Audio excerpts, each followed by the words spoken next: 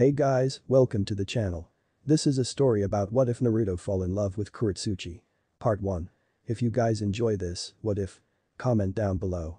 And let me know before I start. Please do support for more awesome content. And leave a like and don't forget to subscribe to my channel. And also share this video with your friends. And check out the description. So let's start the video. Chapter 1. A hope for improvement. Somewhere in the land of lightning. Hey old pervert, wait up. Yelled Naruto as he called out to his sensei. Uzumaki Naruto was a boy of 15 years of age. He had blue eyes with spiky blonde hair and 3 whisker marks on each cheek, wore a black and orange jumpsuit with a Konoha headband protector on his forehead. And right now I was in a poor mood because of his old sensei. Said sensei was Jiraiya of the Sannin. Jiraiya was a tall man with spiky white hair tied in a ponytail that reached to his waist and had red lines that ran down from his eyes.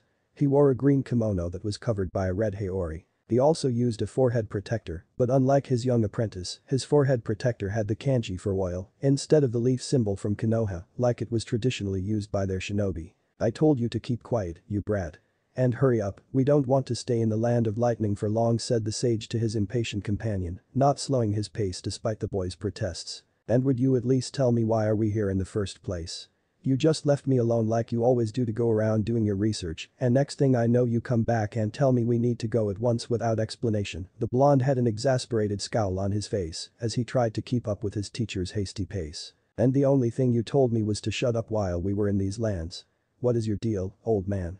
Continued to pester the blonde. Jiraiya, now as equally annoyed as his student, gave a frustrated sigh. I told you to be quiet so we can pass through this region as discreetly as possible. But fine, since you won't do that anyway, I suppose I can tell you now. Seeing as Naruto had at least calmed enough to pay attention, he started explaining. I just got a new piece of information from my spy network that could be useful, and we need to address it as soon as possible, explained the Sannin as patiently as he could, which at the current moment wasn't much. So, you mean when you leave me alone you actually do something else besides preying on poor unsuspecting girls to take notes for your dirty books? Naruto's look of surprised skepticism just served to rile Jiraiya up. Of course I do. I take my job as Konoha's spymaster very seriously. Naruto still looked unconvinced, however.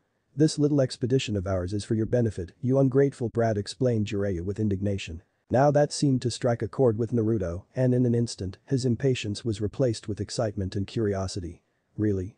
And what would that be, Iro-senin? A new jutsu? A new training method? The boy was almost bouncing on his heels at the prospect of learning a new technique. Something like that. I just got word from a trustworthy source of something that could boost your training. Did you know that the Hachibi Jinchuriki from Kumo has complete control over his Biju? Then the sage glanced at Naruto to see how the boy responded. The information left Naruto speechless and witty for a moment.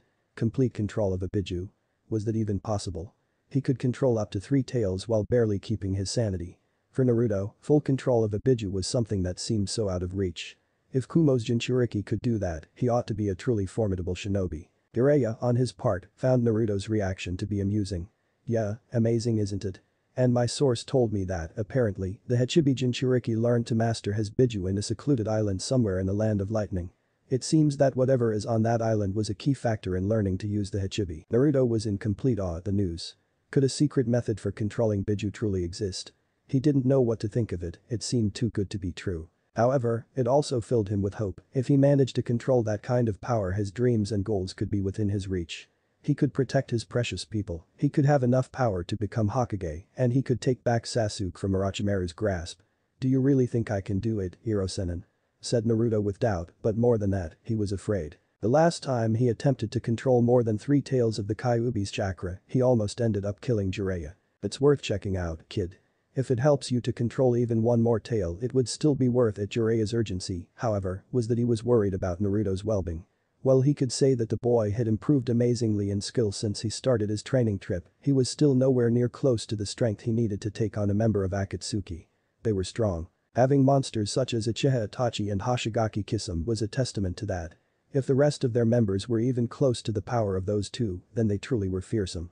But the most worrying thing on his mind was that Kumo's Jinchuriki had complete control over his Biju, and they still were planning on taking him on.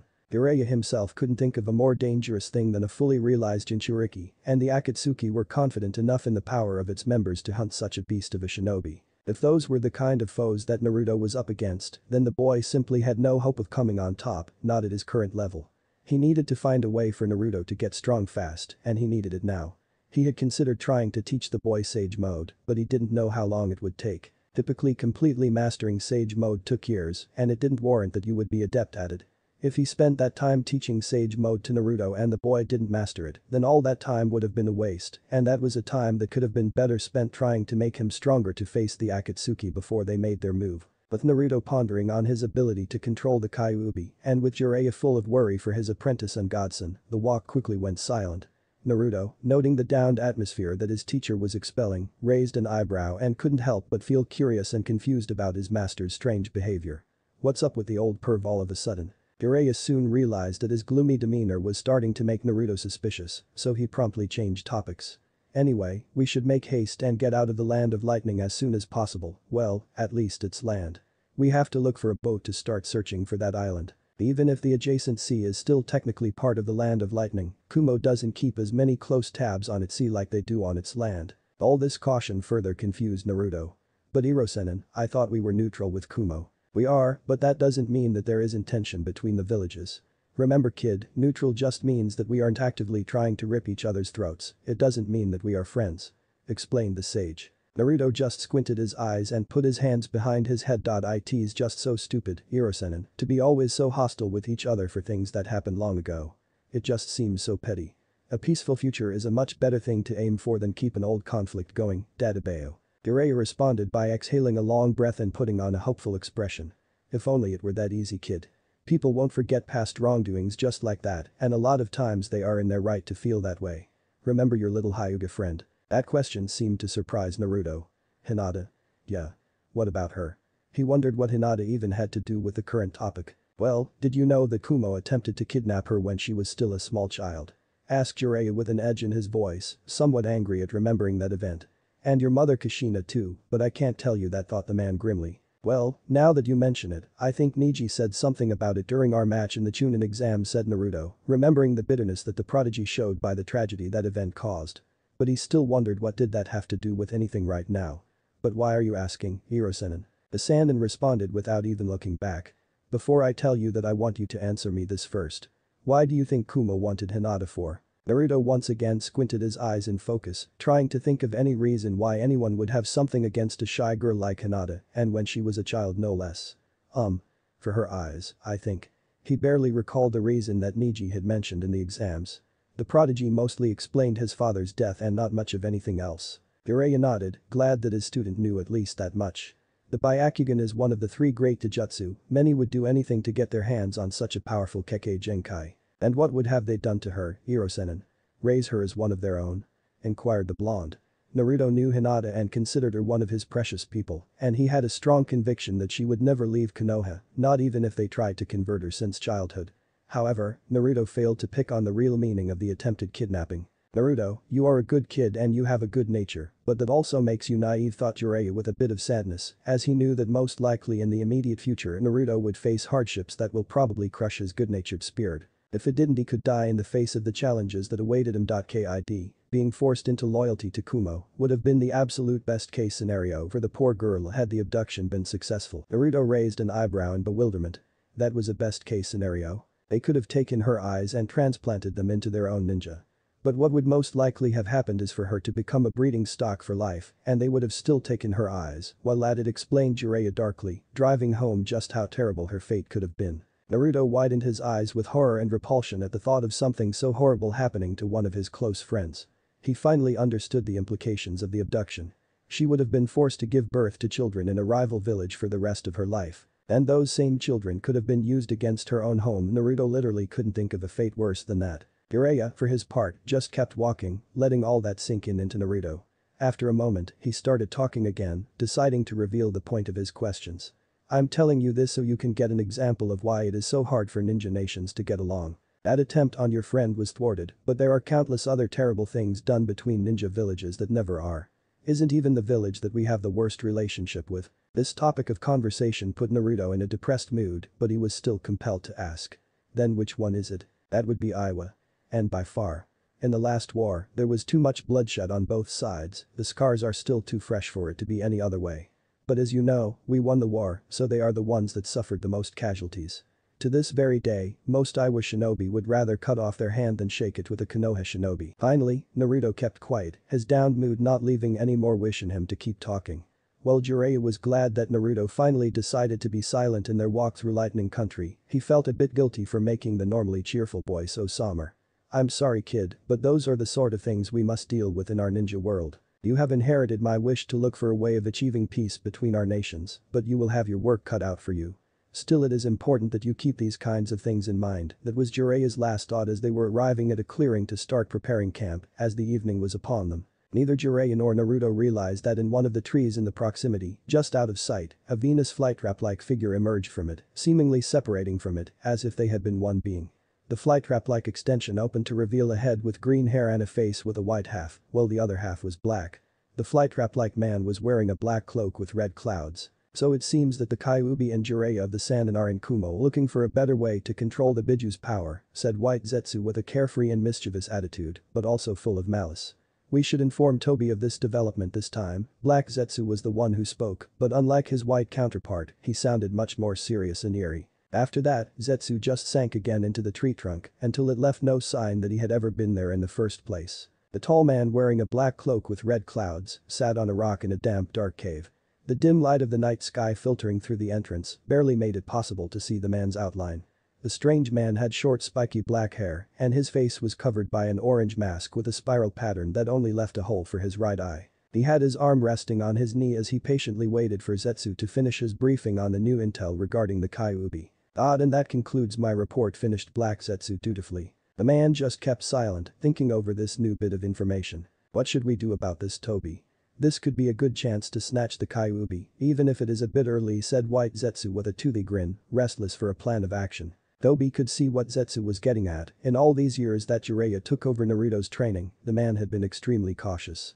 Never stranding too far from his allies in the land of fire should an attempt on the Kyuubi be made. Adding the fact that Jiraiya was one of the strongest shinobi alive, it was a situation that made it very unlikely for the Akatsuki to go after the Kyuubi prematurely for one reason or another. For Jiraiya to suddenly relinquish his until now overly cautious behavior meant that he either strongly believed in this new method of controlling the Kyuubi, or he was getting desperate in that particular endeavor that he would take the chance with anything half decent that he could get to improve his odds.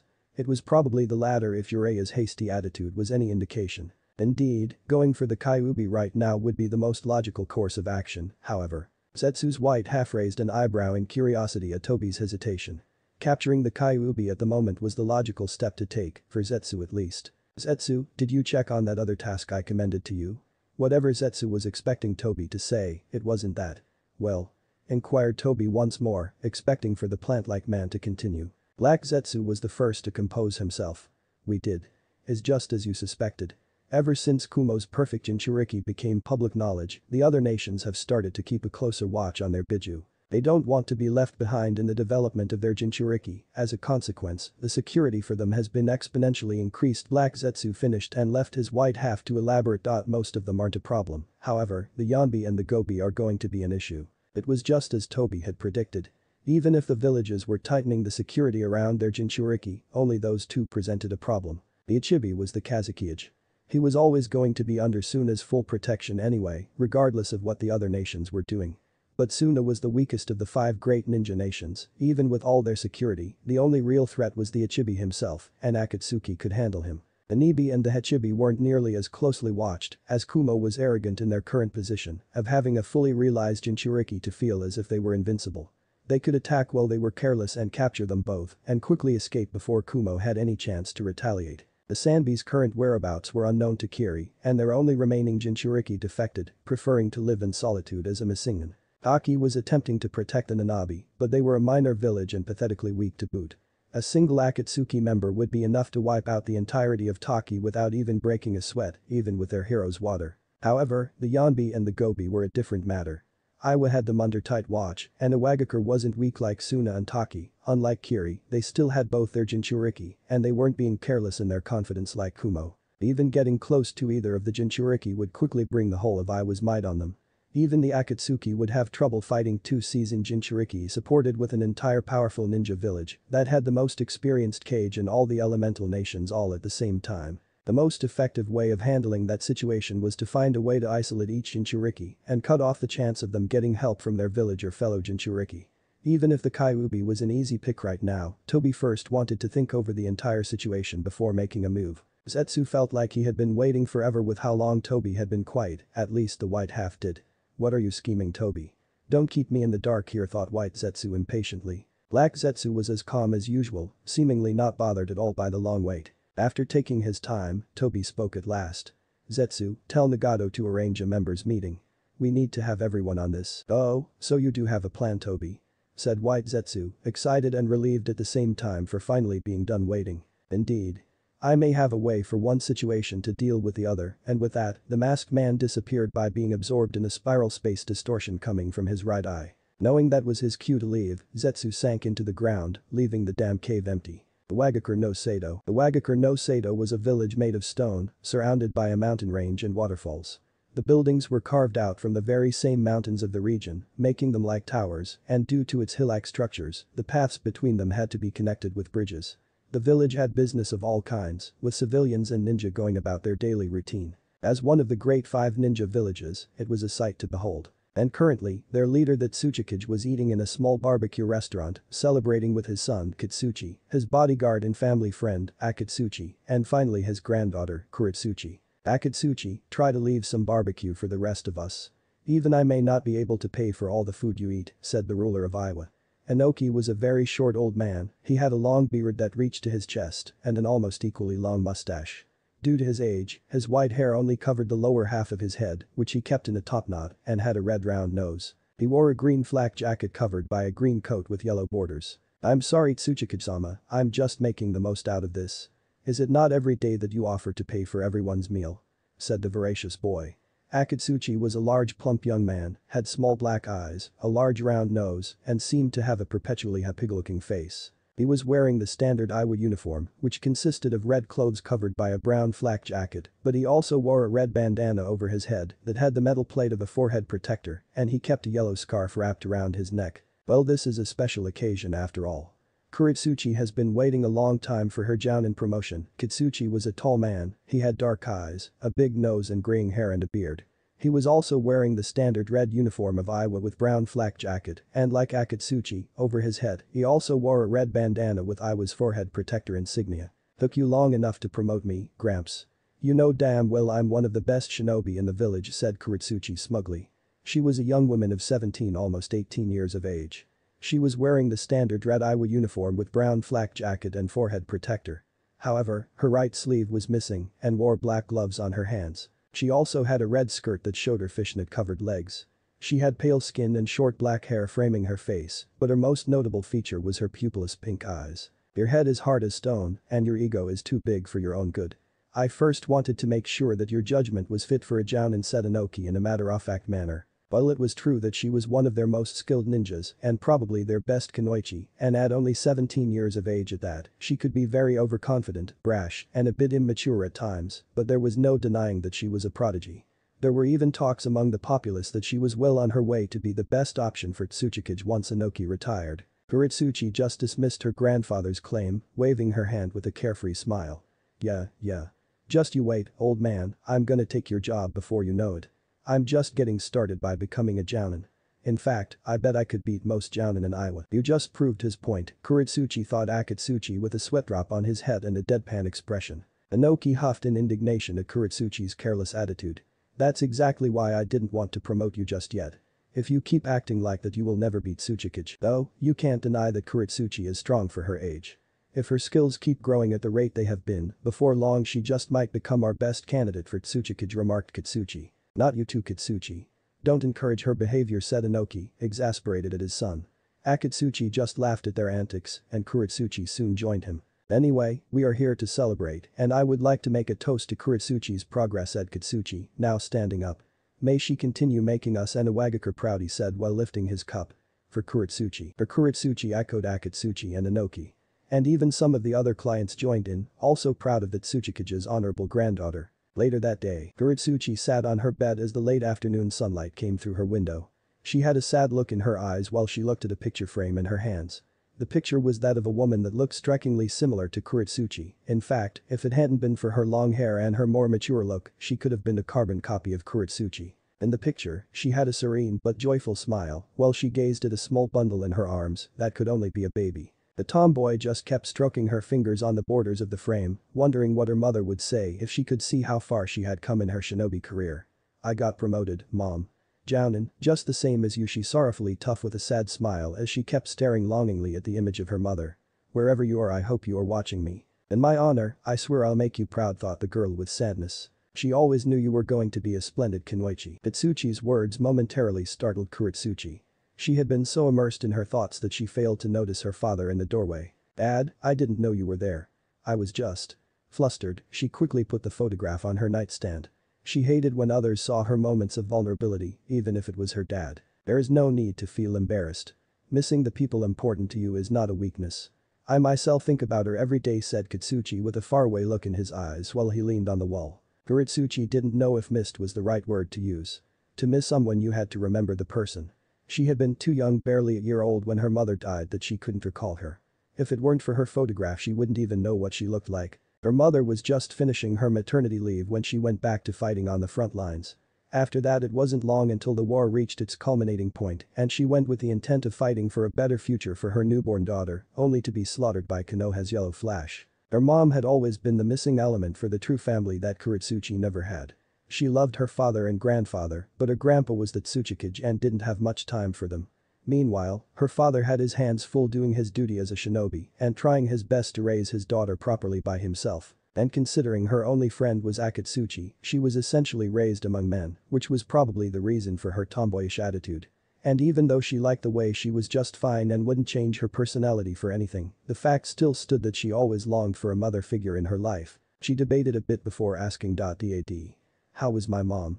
Was she as great as everyone says she was?" said Kurotsuchi with a melancholy that was rare in the normally brash and carefree girl. Hitsuchi adopted a tender look as he looked at the sky through her window, reminiscing of times long past. "No, she was better. She was the most amazing woman I've ever met.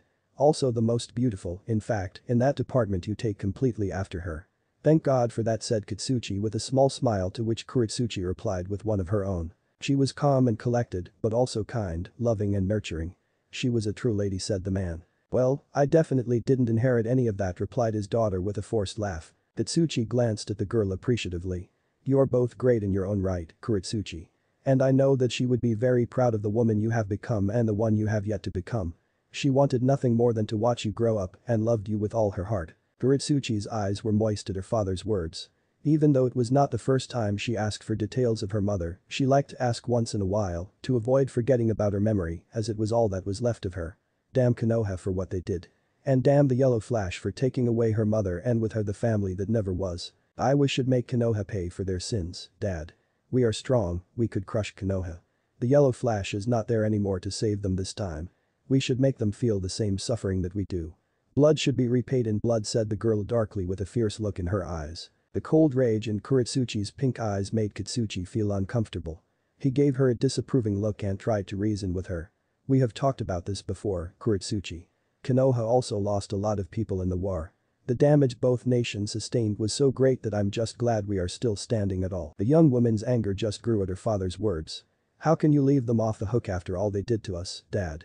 thought the girl in repressed rage. "How can you forgive them so easily? Are you fine just leaving everything like this? Maybe you didn't care about Mom as much as you." The strength of the slap that interrupted Kurotsuchi was enough for it to be heard in the whole house. She lifted a gloved hand to her reddening cheek as she looked at her dad with a shocked expression. "How dare you talk to your own father like that? I miss her like you can't even imagine. She was the love of my life. But it's precisely because I loved her that I know the pain of loss, and I would never wish to put our people through the horrors of war again." Kitsuchi was all but shouting. The rage in Kurotsuchi was so strong now that she finally snapped at him. "You and Gramps are just cowards. If I ever become Tsuchikage I will do what we should have done a long time ago and give Konoha what it deserves." Instead of hitting her again like Kurotsuchi expected, Kitsuchi just stared at her with the biggest look of disappointment he had ever given to her. "Maybe Dad is right. With that attitude, you don't deserve to be Tsuchikage," and with that, Kitsuchi just turned and walked out of her room, leaving Kurotsuchi alone and seething with anger. "Fine. You can keep being Konoha's bitch for all I care. She then took a step forward and smashed the door shut as soon as her father left, before throwing herself at her bed and buried her face in her pillow, staining it with Rithinju's tears. Just you wait, I'll become Tsuchikage one day and I will burn Konoha to the ground. At Tsuchikage's office, Inoki had had a long day, but he was finally wrapping up the last stacks of paperwork. He was finishing later than usual, as his little get-together with his family put him behind in his work. He was about to call it a day when he got a knock on his door. He groaned at his rotten luck. Was a little rest too much to ask? He gave permission to enter and through the door, stepped in one of his anbu, his porcelain mask of an animal signaling him as such. Speak, Hawk. It's been a long day, so out with it, demanded the tired old man. The anbu got on one knee and lowered his head as a sign of respect to his leader. Forgive my late intrusion, Tsuchikage-sama, but I have urgent news for your ears only. Inoki raised an eyebrow in curiosity at that. Is that so? And what would this urgent news be if I might ask? Our spies reported that Jiraiya of the Sannin is heading deep into the land of lightning along with his pupil, reported the anbu in a monotone voice. But Tsuchikage looked unimpressed and at the border of exasperation. I fail to see what is so urgent about it. I don't care what Jiraiya does, and he is in the land of lightning, let Kumo deal with it. It's not our problem. What is important to note is his apprentice. He is training the Kyuubi Jinchuriki, continued the anbu. Now, that got Inoki's attention. The Kyuubi, you say? I see through Inoki, understanding what it meant. It was a biju for the taking.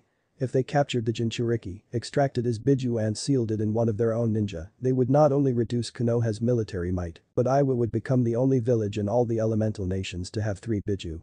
Even Kumo would have to be wary of them, perfect Jinchuriki or not. It was a golden opportunity and the idea was appealing, however. I see where you are coming from.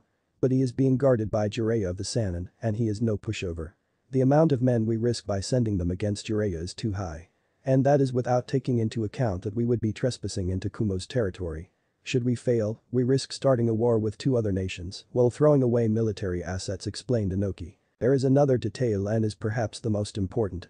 Our spies have managed to find out that the boy is not only the Kyuubi Jinchuriki, but also the only child of Konoha's Yellow Flash himself, continued the anbu in the same voice. Tsuchikage's eyes bulged out of his head at the news and got up on his chair with a single jump. What did you say? The Yellow Flash's son. Are you sure about this? Asked the old man with urgency. The anbu stood up and pulled an envelope out of his flak jacket and handed it to him. That is a picture of the boy, the resemblance is uncanny. But Tsuchikage hastily grabbed the envelope and pulled out the photograph. He stared wide-eyed and agape at what he was seeing. Is like seeing a ghost.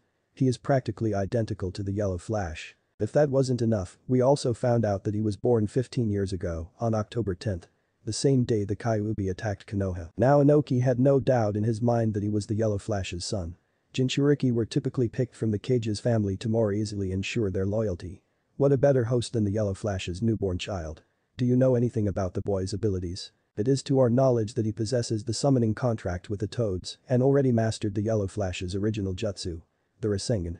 Jiraiya was the one who trained the Yellow Flash, after all, it is to be expected that he would want the man's son to follow in his footsteps. The diminutive Tsuchikage had a scowl on his face and was grinding his teeth at what could be the second coming of Konoha's Yellow Flash, the same man that almost single-handedly turned the last war in Konoha's favor, the very same man that killed 1,000 Iwa shinobi in a single battle. Among those casualties was Katsuchi's late wife.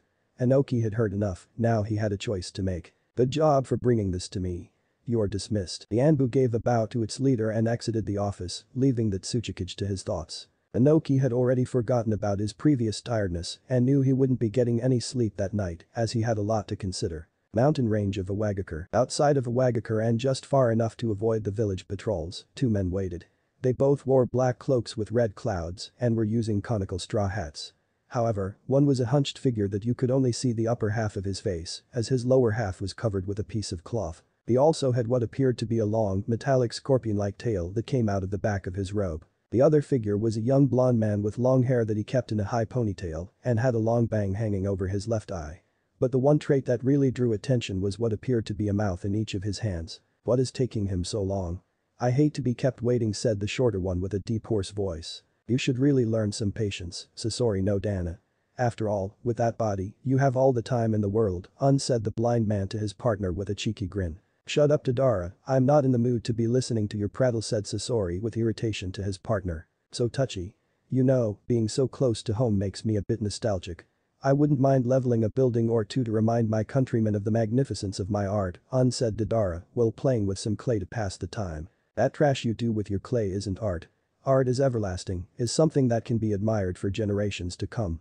And I told you to shut up, repeated Sasori. Your puppets are okay I guess, but nothing compares to the beauty of the power of an explosion. Hearing people's screams of terror as their houses crumble down just brings a tear to my eye, said Deidara, waving off Sasori's previous comment. Sasori was about to lash out at Deidara for once again failing to be silent when suddenly the same Anbu that had been with Tsuchikage just an hour ago arrived in a Shunshin body flicker. Took you long enough. How did it go? Asked a puppeteer at the Iwa Anbu. The sleeper agent turned his head at Sasori and stared straight at him through his porcelain mask and responded with a monotone voice. The Tsuchikage seems to have taken the bait. I expect him to mobilize against the Kyuubi soon. How I would have loved to see old man Inoki flipping his shit when he found out about the boy, said Deidara, giving a small laugh. Then everything went according to plan. Return to your post, we are done here. Sasori dismissed his sleeper agent and the Anbu went away the same way he had come. Now all that is left to do is wait for the perfect moment.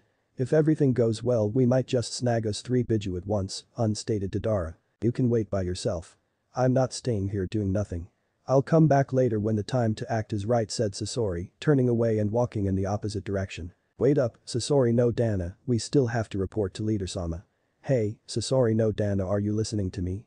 Deidara caught up to Sasori and both walked away, intending on returning when all the pieces of their plan had fallen in their place. Chapter 3. Trouble on the horizon. The Wagakure's streets. Kurotsuchi yawned as she made her way to the Tsuchikage's tower. She and her father had been summoned for a mission briefing at the first hour in the morning and she was definitely feeling the lack of sleep. She would really like to know what could be so important that her grandfather needed them so early. They were 2 of his finest ninja, so she doubted it was for some trivial task, at least she hoped so. Having to get up at such an hour was bad enough, but having to endure walking with her father so soon after their argument the day before was too damn awkward for her. As they were arriving, she noticed more shinobi besides them entering the tower too. She wondered if they had been called for the same thing. Kurotsuchi and her father also entered and went up the stairs, and her suspicions were confirmed when she saw a considerable amount of ninjas gathering outside her grandpa's office. What really caught her attention was that most of them were jounin. There were a few experienced chunin and a bunch of takubetsu jounin, but generally, all of them were highly competent shinobi. What is going on here? Thought the girl, puzzled. While gazing through the large hall she caught sight of a familiar figure, Akatsuchi. Hey Akatsuchi, over here. The tomboy called out to her chubby friend with enthusiasm. Said boy turned around and looked at her with surprise. Kurotsuchi, I didn't know you were here too, responded the young man with his ever-present cheerful face. I just got here, said the girl with a small smile. And speaking about it, do you have any idea of what's this all about? Akatsuchi just shook his head while giving a shrug. No idea really. I got called here so early I didn't even have time to get breakfast. The young prodigy gave a sigh and turned her head to look in contemplation at the rest of the ninja gathered. Same on my end. I wonder what's gotten into the old man, there are too many high-rank shinobi in here. Akatsuchi frowned in worry. I just hope nothing bad has happened. Kurotsuchi could only agree with him. After a considerable amount of ninja arrived, they were called into the room.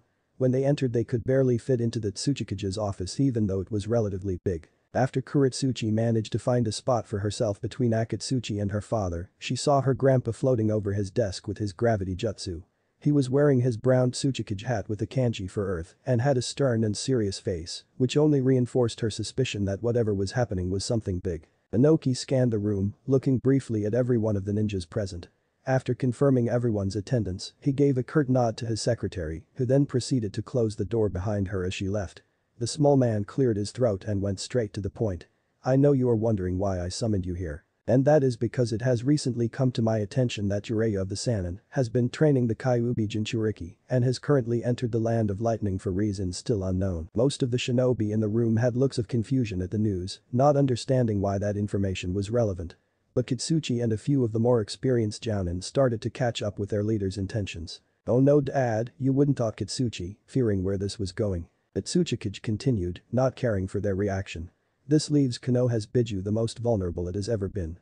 Your mission is to track down Jiraiya and his apprentice and retrieve the Jinchuriki.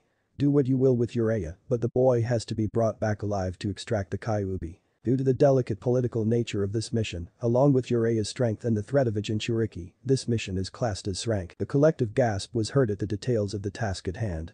Having to face a Sannin and a Jinchuriki, while at the same time risking starting an open war with another nation, was something to be nervous about, even if it was at Konoha's expense. Kurotsuchi on her part couldn't have a wider grin. Her first rank mission. and a chance to take Konoha down a peg or two. She was as ready as she could be. Inoki was just about to wrap up the briefing. You will meet at the village gates in an hour. Aside from all of you, I have recalled some of the Anbu with low priority missions to help you, their skill is more required at the moment. Kurotsuchi will be the commander of this force. If there are no questions, you are all dismissed. Finished the cage and waited for them to either go or voice a concern. Everyone started leaving, except for Kurotsuchi, who stayed behind staring at his dad in silence until it was only father and son in the room. Inoki turned to look at his son with a raised eyebrow. It's something the matter, Kurotsuchi. Kurotsuchi's face turned into a look of incredulity at his father's words. You ask what's the matter? This mission was a mistake, that's the matter. You are risking starting a war when after all these years recovering from the third war, we are finally at our former strength. And you are risking throwing away all that progress just for a single biju. The small man narrowed his eyes at Kurotsuchi's tone. This is a good opportunity for a Wagaker. If we succeed, we could become the strongest village in the elemental nations by the mere fact of possessing 3 biju. His son couldn't accept his reasons. I can see that, but the risk is too great, it is not worth it. I know you, Dad, I know that there has to be more to it than that. What are you not telling us? Demanded Kurotsuchi. Kurotsuchi frowned, deep in thought. Should I tell Kurotsuchi? He's smart, I may be able to trust that he won't do anything stupid, concluded the small man. Close the door, he said plainly. His son got curious about his sudden change in attitude, but he complied nonetheless. When they sensed that no one was around anymore and the door was closed, Kurotsuchi started speaking again. What I'm about to tell you doesn't leave this room. You can tell no one, not even Kurotsuchi, no, especially Kurotsuchi. Do you understand? The old man looked intently to emphasize his point. Kurotsuchi was getting on edge at the odd secrecy, but he nodded in understanding. Inoki closed his eyes and gave a loud sigh. The Kyuubi Jinchuriki is the Yellow Flash's son. Kurotsuchi adopted a bewildered look, showing his reluctance to believe it. That can't be. The Yellow Flash's son, are you totally sure about this? His father nodded and raised his hand, he was holding a picture of a blonde boy. I have received good intel on him, along with this picture. Kurotsuchi looked over the photograph and widened his eyes in surprise. He looks exactly like that man. How are we just learning about this? And that's not all. It seems that Jiraiya has been training him in his father's techniques. If we don't act now, in a few more years Konoha might have the next Yellow Flash that also happens to be the Jinchuriki of the Kyuubi. The Yellow Flash was bad enough, imagine how the war would have been if that man had had the strongest of biju, boosting his already lethal skills, explained the small cage, displeased at remembering their bitter defeat at the hands of that man. Kurotsuchi was silent in shock and suddenly he realized why his father couldn't reveal this in the meeting. We need the boy alive if we are to extract the Kyuubi, and the hate for his father is too great in the hearts of Iwa shinobi. Had they known who the boy was, they wouldn't even concern themselves with keeping the Jinchuriki alive. He knew that if Kurotsuchi found out, she would go at the Jinchuriki with the only intent to gut the boy and watch him die a slow death. Heck, he didn't know if he himself could resist the temptation to get retribution for his dead wife. That boy was the Yellow Flash's flesh and blood, after all. Making him pay for his pain would be the closest thing he could get to justice. But he would never put his men in danger for something as petty as revenge, it wasn't worth it. I understand what you are saying, Dad. And even though going for the boy would bring some justice for our fallen soldiers, for my wife, I still can't accept risking another war. However, you are the Tsuchikage, if this is really your final say, I can't do anything but comply, said Kurotsuchi with finality. Inoki stayed firm nonetheless, not swayed at all by his son's attempt to change his mind. Glad to hear that you at least know your place. Now go, you have a mission to accomplish. Kurotsuchi made his way out of his father's office, a look of resignation and disappointment marrying his features. There was nothing left to do but to execute his orders to the best of his abilities, for he knew that if he failed, the consequences would be severe. Merchant Island in the Land of Lightning. It had been a few days of traveling from small island to small island, looking for information to find yet another island. Naruto was getting tired of going around asking people in all these villages only to find dead ends, and on top of all that, they had to constantly keep a low profile while at it to avoid catching the eye of Kumo Ninja. All in all, it was a pretty tedious experience for the orange-clad blonde. He was sitting on a bed in an inn's room that he and Jiraiya rented for the day when he heard the door open and saw his master walk in. You are finally back, Hirosenin. Did you learn anything useful this time? Asked Naruto, hopeful for any kind of advance. He was so tired of going around in circles. Jiraiya scratched the back of his head nervously, knowing that Naruto wouldn't like what he learned. Well. Apparently the island we are looking for is a dangerous place used as a training ground by Kumo. It is crawling with dangerous wildlife, giant hostile animals and the like. It's practically Kumo's version of our forest of death. As expected, Naruto blew up. Say what, how did your precious contacts forget to get that tiny little detail? Their own forest of death was bad enough, and this one was on an isolated island in the middle of a rival ninja nation. That was where they were so eager to get to. His master raised his hands in a placating manner at the outburst. Easy there, brat. I know it may be a bit dangerous, but if it gives us a real shot at controlling more of the Kyuubi's chakra, then is a risk worth taking. Naruto wasn't having any of that, though. Not if we are dead. The stupid fox is not worth risking our heads over it. And I don't know about you, but I'm sick of searching blindly for a place that we aren't even sure is gonna help us. I'm done, I'm going back to the land of fire, and you can't stop me, finished the young man and started to pack his belongings. Jiraiya finally lost his temper, the pressure from both the imminent danger his student was and for running low on time looking for their last hope was already thinning his patience. Now his student's behavior was the straw that broke the camel's back. The Akatsuki are coming for you, Dumbus. Shouted the sage with a fierceness rarely seen in the old pervert, making Naruto stop his rant as he was too stunned by his master's rarely seen temperament. They are coming and you aren't ready. I'm sorry Naruto, I really tried to put you at a level that would be acceptable to defend yourself against them, but the truth is I failed. You stand no chance against them as you are now. This is our best shot to ensure that you are strong enough when the time comes, and so far I have no better ideas. By the end of his argument, Jiraiya's mood had changed from anger to depression, to finally admitting his failure in preparing Naruto to defend himself. Naruto was speechless at his master's revelation. While he already suspected that he wasn't strong enough to take on an Akatsuki member head-on, he had hoped that at least he could hold his own. But judging by what Jiraiya said, he would be no match at all for any of them. Now he was just as depressed as his old teacher. He felt as if his training had been for nothing. They sulked in silence for a bit until Naruto asked with a sullen voice and his head down. Heard anything else that could help us find it? Jiraiya also waited for a bit before answering. The island is on top of the shell of a giant turtle, that is why it's so hard to find. Let's just go, mumbled Naruto with resignation. And so with their spirits down, they were off to continue their search for the elusive island. Now both of them hoped more than ever that whatever was in there would be able to help them, as it was their last hope for their training trip. Chapter 4. Ambush. Unknown location. Toby once again sat alone in a cavern, going over the current situation in his mind, and so far everything was going according to the plan. The Tsuchikage had sent a large elite force with a lot of his most skilled shinobi in pursuit of the Kyuubi, and among those in the force were most of the Anbu patrols usually guarding the Yanbi and Gobi. Now getting close to the Jinchuriki wouldn't be a problem with the meager defenses left protecting them. All that was left was for Zetsu to confirm when the assault unit went too far past Iwagakure's border that they wouldn't be able to help once the Akatsuki made their move. Speaking of the devil, at that moment the flight trap-like man materialized out of the ground. He turned to Toby, ready to inform his leader of the development of their scheme.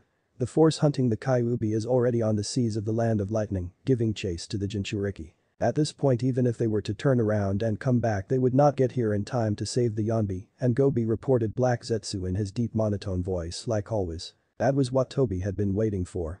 It was the moment to start making their move. Now is the time. Inform the others to be ready to act. But have them wait for our signal. The attack has to be a coordinated effort if we want to capture both Jinchuriki at the same time. Will do, Toby. They are already on standby, some of them are restless to start, said White Zetsu with his usual cheery disposition, before submerging himself and his black half on the ground after just arriving. Toby stood up, ready to leave too. Even if he wasn't part of the operation, he still wanted to see the performance of the Akatsuki members, albeit at a safe distance of course, as it still wasn't the moment to reveal himself to the world. Sea of the Land of Lightning. The cold breeze of the foggy night could be felt on the ship, but Kitsuchi didn't even pay attention to the uncomfortable weather. A lot was at stake on their success to pay any mind to it. The Iwa commander stood motionless on the railing of the wooden ship, showing an air of confidence and authority to help the morale of his troops. For Iwa shinobi like them who were used to always fighting on dry land, the climate conditions were unfavorable. Not only was the environment bothersome, but most of the time they didn't even have land for their earth-based jutsu, and the only times they did was when they passed by the occasional small island. This meant that they were fighting at a slight disadvantage when it came to their jutsu repertoire. Still, even with that handicap, most of them were jounin, and that meant that almost all the shinobi in their unit were proficient in more than one element, and some shinobi like Akatsuchi could expel rocks from their mouth created with chakra. Also, they had members of the Kamizuru clan, and they didn't use a lot of element-based jutsu because their clan techniques were based around manipulating insects, not unlike Konoha's Aburam clan, except that they specialized in the use of bees. And speaking of which, some members of the Kamizuru clan were using their insects to scout the location of the Kyuubi Jinchuriki and the Sannin to ensure that they were still on the right track. With the mist covering their advance, they were safe to get close and get the upper hand with a surprise attack. Their ship should be bigger anyway, they rented a big warship from some mercenaries, and the Jinchuriki was traveling in a small fishing ship, they would have the advantage once they started raiding their target. A member of the Kamizuru clan was just receiving some of the bees he had sent out to scout, and after gathering the intel his small summon had brought him he went straight to Kitsuchi. Captain Kitsuchi, we are only half an hour away from our target, if it wasn't for the mist we could have a visual already. Kitsuchi gave out a deep sigh, knowing that a battle would soon break out. He quickly compassed himself and called out to his men in authority. All of you, prepare for battle. We will soon reach the Jinchuriki and Jiraiya of the Sannin. If you have anything you need to do to properly equip yourselves, now is the time. Everyone started digging through their ninja tools and grabbed any weapons they thought they may need. Kurotsuchi and Akatsuchi were on the lower deck finishing their preparations. Akatsuchi was nervous about the mission, he had never been against a foe such as Jiraiya, and the prospect of fighting the Sannin wasn't too appealing for the plump boy, so he tried to relieve some tension with small chat. What do you think of this, Kurotsuchi? Aren't you a bit tense, or scared for that matter? The tomboy turned to look at her friend with an excited grin. Scared? Not a chance. This is the biggest mission I have ever gotten, and if we succeed we will deliver a fatal blow to Konoha. Besides, we have a large force of strong shinobi with us. Even just you, me, and Dad would be a force to be reckoned. With these many people here there is no way we can fail. And on top of that our targets are an old man and an inexperienced Jinchuriki, how hard can it be to beat them with our forces? Said the girl with the confidence she was known for. Even with his friend's reassurance, Akatsuchi didn't feel any less nervous. I hope you are right, Kurotsuchi. The Sannin are supposed to be some of the strongest shinobi in the world. And we are always told to be wary of Jinchuriki regardless of their experience. The girl gave an unconcerned huff. We'll be fine, you worry too much, Akatsuchi said the girl as she finished strapping her sword to her waist. Akatsuchi decided to drop the subject, knowing that he obviously wasn't convincing his friend about the dangers of the mission. He instead focused on something else that caught his attention. By the way Kurotsuchi, that's not your usual sword is it? I have never seen it before he said pointing at the sword on her hip. It looked like it had seen some use as the handle was worn out, even if it still seemed solid. Kurotsuchi put a gloved hand on the handle and took the weapon out of the scabbard. Oh this. Yeah, this was my mother's. I had it stored away. I didn't want to use it until I became jounin and was skilled enough to honor her memory she explained while examining the blade with a tender look as the blade showed the reflection of her pink eyes. Akatsuchi looked at her with a kind look, imagining how much the blade had to mean to the girl. Don't worry about anything, you are a great kunoichi. I'm sure you will have no problem honoring her memory. Kurotsuchi put away the weapon and coughed in her hand, knowing that she probably showed more vulnerability than she intended. Well, that's enough of that. This is not the time to be getting mushy. Come on, we are just about to engage the Konoha bastards. We can't be down here when that happens she said as she started going up the stairs to the upper deck. Akatsuchi went after her and soon joined everyone, with his worry returning at remembering the upcoming fight. Naruto shivered in the cold air. He was getting tired of this weather. He hadn't seen so much mist since his fight with Zabuza, and he couldn't say that he had missed it. Hirosenin, are you sure that the giant turtle was around here? It's cold as hell out here, and I can't see a damn thing said Naruto before sneezing loudly. Jiraiya was leaning on the railing, trying in vain to spot anything around them using the small telescope that he usually used to peep at girls with. You heard the old man that lent us this ship. He said that he saw an immense island around these parts that seems to come and go as it pleases.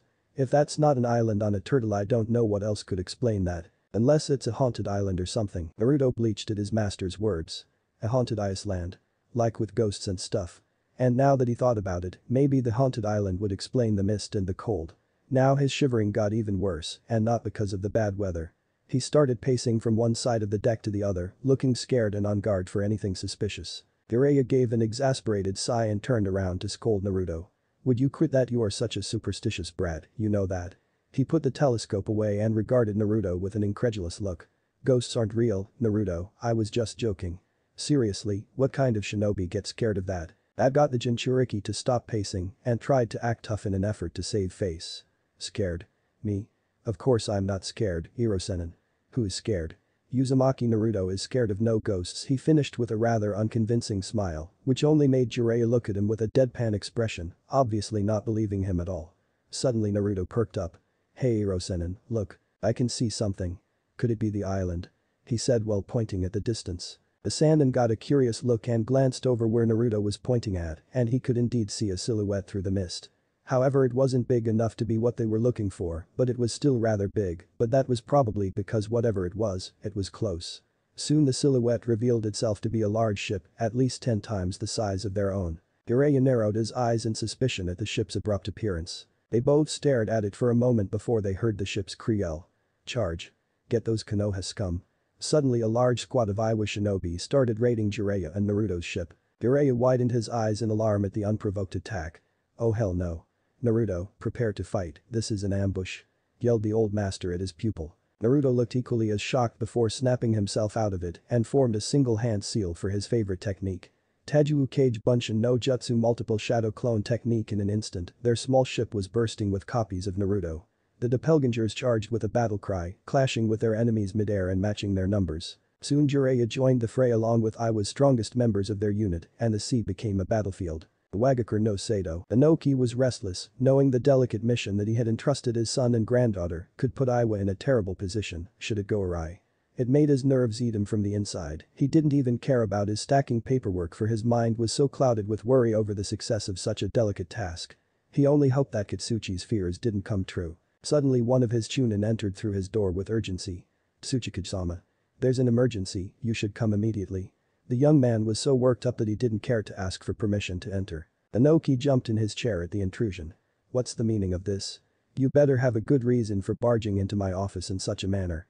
Said Inoki, angry at the disrespect of his subordinate. Even his leader's foul mood didn't deter the young man from his haste. It's Han and Rashi, sir. Something is wrong with the Jinchuriki. But Tsuchikage got upset upon hearing that. What do you mean about that? Demanded the diminutive man. Inoki followed the chunin to the roof and he could, in fact, see a great amount of smoke coming from 2 different locations in the distance. Rashi and Han's cabins. They are battling, they wouldn't be using that much strength otherwise. Said that Tsuchikage in worry. For them to be fighting just when he had recalled their Anbu patrols had to mean that someone was waiting for the perfect moment to go for both of them at once. It couldn't be a coincidence, someone planned this. Call all the available shinobi we have, we need to protect the Yonbi and Gobi. I'll be personally going to help Rashi, you and the rest help Han. Said that Tsuchikage in a hurry to the young man. Before the man could reply, Inoki noticed 2 small white clay spiders crawling on both sides of the shinobi and widened his eyes, recognizing that particular jutsu. The small man floated away with his gravity jutsu just as the small arachnids detonated on the chunin he had just been talking to. The resulting explosion was big enough to blow a good part of the roof they were standing on and the only sign that the young man had been there was a shower of blood and gore. Inoki looked with shock at what just a second ago had been one of his shinobi. Long time no see, old man. Did you miss your old student, called a cloaked figure in the sky, riding what appeared to be a giant white dragon made of clay. If Inoki hadn't been angry before, now it was a certainty. Deidara. I knew it was you, I could recognize your jutsu anywhere. The small man glared at his former pupil. The blond man grinned mockingly at the old cage. And here I thought that you would be happier to see me. I was in the neighborhood and decided to take a moment of my time to visit my old home. Everything's looking good over here, you have done a great job of keeping things in check, Inoki. However, this place is missing my touch. But no matter, that's nothing a couple C1 won't fix, Inoki leveled himself with his attacker using his gravity jutsu and took a glance at the attire of his former student. That cloak. So you are a member of Akatsuki now? A little slow on the update, old man. I have been a member for a while now, said Deidara, careful to keep his distance. He knew better than anyone that you shouldn't underestimate Inoki. That Tsuchikage knew about the Akatsuki, they were a mercenary group that always performed splendidly and practically never failed an assignment and they were incredibly cheap to boot. Inoki himself had used their services several times in the past as he couldn't argue with the results they delivered. But being under attack by them made him feel like a fool forever associating with the bastards. The undersized man crossed his arms over his chest and demanded answers from his former soldier. Stop fooling around. What do you and your accomplices hope to gain from this? Why are you targeting our Jinchuriki? Deidara gave a dry laugh at Inoki's questions. Ha, like if I could tell you something like that. But enough chatter, weren't you going to help your precious Bidja right now? Come on, don't mind me, you go ahead. Well, that is if you don't care to leave me here while I give Iowa a new makeover. Said the blind man while he started molding more explosive clay with the mouths in his hands. The small Tsuchikage's eyes narrowed in barely contained rage at the actions of the man. I always hated your cowardly way of fighting, Deidara. But I never expected you to fall this low. See how much I care. Try to keep up, old-timer, And so Deidara gave a sharp flip on his dragon and quickly started circling a Wagakure, all while dropping his bombs on civilians and ninja alike, their screams of terror and agony filling the air. I'll have your head for this, Deidara. yelled a now vivid Inoki and started giving chase to the mad bomber, maneuvering through mountains and buildings as the self-proclaimed artist continued to bomb the city. Take this, you Hakanjing traitor. Jinten. Genkai Hikuri no Jutsu dust release. Detachment of the primitive world technique. A small conical light started forming between the old cage's hands before expanding in a straight and large beam of light going directly for the terrorist. Idara halted brusquely the advance of his giant clay dragon, barely dodging the beam. Relief washed over him at avoiding such a deadly jutsu. As the Tsuchikage's former student, he knew that technique was destroyed at a molecular level. If he was hit by that, there was no chance of surviving. Damn, that was a close call. Way too close for comfort. I think I really pissed off the old man this time, He didn't plan to stick around for long anyway. He just needed to buy some time for Sasori, Kakuzu and Haiden so they could finish capturing the Yanbi and Gobi. Thanks to the missing patrols usually guarding the Baijas, they were discovered only after they were halfway done with their fights, but they still needed just a small distraction to avoid any risk of anyone getting there in time to save the Jinchuriki or give chase once they got them. And that task had fallen onto Deidara, as he had the best mobility out of all of them and was also the most slippery. He just needed to keep Inoki and the rest of Iwa busy for a short while. But at least as long as he stayed in the skies, the rest of the Iwa ninja couldn't do anything but defend themselves from his explosives. Inoki knew that Deidara was stalling for his comrades, but he couldn't leave Iwagakure unprotected to the assault of the crazy blonde. If he had to choose to save his village or his Jinchuriki, he would choose his village 1,000 times over. You'll regret ever showing your face here again. The next one won't miss. Deidara clicked his tongue in worry. If he kept running away, he would eventually be caught, so it was time to start defending himself. Don't think you can't take me on so easily, you old bat. Let's see how you like a taste of the greatness of my art, The large dragon turned around and went straight for the old cage. The clay creature started spitting small birds made of clay that started homing on the small man. Deidara also started making exploding birds made of clay, and soon a large flock of the small creatures started swarming Inoki until he couldn't keep dodging for long, and few of them managed to reach him. Deidara made a single hand seal and yelled Katsu, causing a large explosion. However, instead of the charred remains of Iwa's beloved leader, what fell was a rain of small pebbles. A rock clone. Where did he go? While looking around for any sign of the Tsuchikage, he caught sight of a bright light coming from down below. He widened his eyes and quickly did a barrel roll, but was just a bit too slow, and the next Jinten beam obliterated the left side of his dragon, along with his arm. The mad bomber started a free fall while yelling bloody murder due to his missing limb, but he quickly got his bearings and made a large bird of clay, with his remaining arm holding on to it. He couldn't afford to get to the ground or he would get ganged up on by all the Iwa forces. Screw this. This is long enough, I'm getting out of here. Deidara started gaining altitude for his next and final jutsu, pulling out a small clay statue that had an open mouth and wing-like arms wrapped around it. I'll make you pay for taking my arm, old man. Or rather, your precious village will. I have a special gift just for you.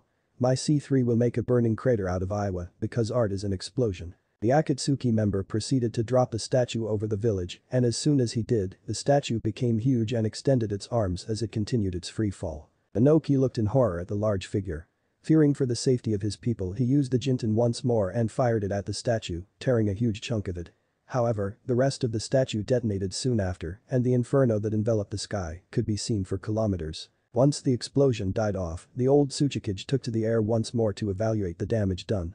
He managed to trigger the explosion high enough that the radius of it damaged only the taller buildings, but still the shockwave was so strong that most of the surrounding structures got big parts of them blown off, and adding the rest of the C1 bombs Deidara had been using, there was virtually no building in Iwa that hadn't received some sort of damage. And speaking of the mad bomber, there were no signs of him anywhere. Obviously, he used the last jutsu as a distraction to cover his retreat. Inoki's ire was palpable. He had been unable to protect his Jinchuriki, his village, and his people. He continued to watch the damage done when one of his Anbu reached the roof of the building he was floating over. Tsuchikage-sama, we suffered heavy casualties in the center and west side of the village, and we still don't know the status of the Jinchuriki. Your orders, sir? Asked the masked shinobi, anxious for the answer of his leader. Gather all the able shinobi you can find and look for the wounded. Forget the Jinchuriki, we must have lost them by now. Attending the injuries of our people is more important at the moment, said the diminutive man in resigned anger, knowing that they lost and the enemy had gotten what they wanted. The hatred in the man's eyes could have chilled to the bone anyone that met his gaze. Akatsuki, I'll paint the streets red with the blood of your members, that I promise you. Sea of the land of lightning. The ocean was littered with the remains of what used to be a fishing boat, and there was the occasional Iwa corpse here and there. Even the warship that Iwa had used was in a poor condition because of the ferocity of the skirmish. The only thing keeping the battle even was Jiraiya's prowess and the sheer number of Kyuubi-enhanced clones that Naruto could make, and even then, the two Konoha shinobi were starting to be overwhelmed, having had more than a few close shaves. The situation was so critical that Naruto had been forced into his chakra cloak, which made him sport a bubbling red aura of chakra in the shape of a fox, had his canines and claws elongated, made his hair wilder, his whiskers thicker, and his eyes red and slitted. Kurotsuchi was impressed. He knew of Jiraiya's strength, but he never had the chance of fighting the man until now, not even during the war did the occasion present itself, but he had never expected the Sannin to be this strong. The man had managed to repel almost everything they threw at them, and the sheer amount of shadow clones that the boy could make was insane, but he could notice that both of them wouldn't be able to keep this up for much longer. Even if the Kyuubi Jinchuriki seemed to have almost unlimited chakra, Jiraiya did not, it was only a matter of time until he dried himself out. All of you, keep them on the defensive. They can barely hold on, victory is almost ours. All his troops reorganized themselves and started preparing another round of attacks. Jiraiya noticed their attack pattern and knew what to expect, but he also knew that he and his pupil were in trouble if things kept going at this rate. There was no choice, he would have to use Sage Mode. Not only did Sage Mode improve all his abilities tremendously, but it also let him save his own chakra by using natural energy from the environment. Besides, having Shima and Fukasaku helping him would be a great asset. Naruto, I need you to cover me for a moment, use more of the Kyuubi's chakra if you can, but I need them off my back. Yelled the Sannin to the feral boy. You got it, Hero Sannin. Naruto focused for a moment before a second tail of chakra materialized behind him. With the increase of the amount of chakra, Naruto could also feel the increase in the Kyuubi's influence over him. His demeanor became more savage, and after creating a dozen shadow clones, they all gave a mighty roar. Due to the Kyuubi's chakra powering them, the clones' battle cries were so powerful that they caused small tidal waves that disoriented the Iwa shinobi. Taking advantage of the chaos they made, the chakra-cloaked copies jumped towards their enemies, with red spheres of compressed circulating chakra in their hands. A Sengen spiraling sphere most of the Iwa shinobi managed to dodge the assault, but the few that didn't met their end in a giant explosion of water that the attack leveled in the collision. The massive attack made the Iwa ninja lose sight of their targets in the mist when they were forced to retreat a great distance to avoid it. They stopped for a moment trying to relocate the two Konoha ninja when out of nowhere a small stream of high-pressure water dismembered some of their ninjas, forcing the Iwa shinobi once again to dodge to avoid being skewered. From the mist emerged Jiraiya, but his appearance had quite a few changes. He was now sporting a goatee, a big warty nose, and webbed hands and feet. And aside from his change of appearance, he had two small old toads on his shoulders, one seemed to be a male and the other a female, and both were wearing small capes fitting for their size. The male toad was green and had a white mop of hair, large eyebrows, and a goatee. And the female toad was a lighter shade of green and had short wavy purple hair. The blonde boy was nowhere to be seen, most likely he fell back to avoid getting in his master's way. I think I got a few of them, Jiraiya-chan. Said the male toad, now confirmed to have been the cause of the stream of water. Seriously boy, why are you always summoning us in such annoying places? Salt water is bad for our skin, you know. Said the female toad, annoyed at the sage. I'm sorry Fukasaku-aja-san, Shima-abe-san. I'm in a bit of a pickle here, I can't find these guys off and protect Naruto at the same time all by myself.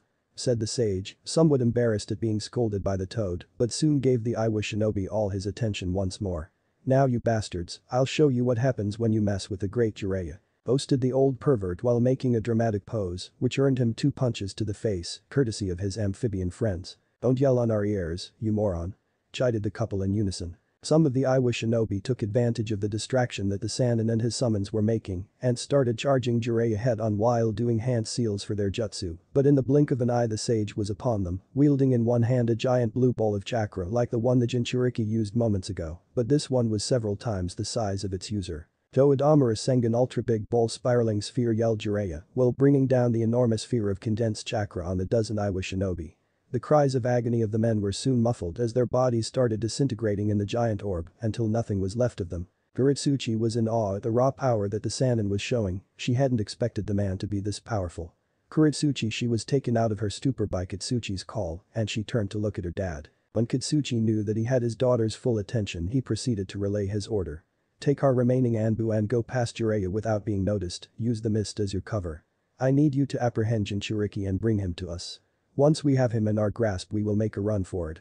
Jiraiya has revealed his true power, to stay and fight him Hiden would be suicide. Our only chance of success is to escape with our target. But be careful, a Bijuu's chakra is not to be underestimated, even if its user is not that skilled by himself, that chakra is so strong that it makes the boy a threat. he told the girl with authority. Kurotsuchi looked at her father with determination and nodded. I won't let you down, Dad.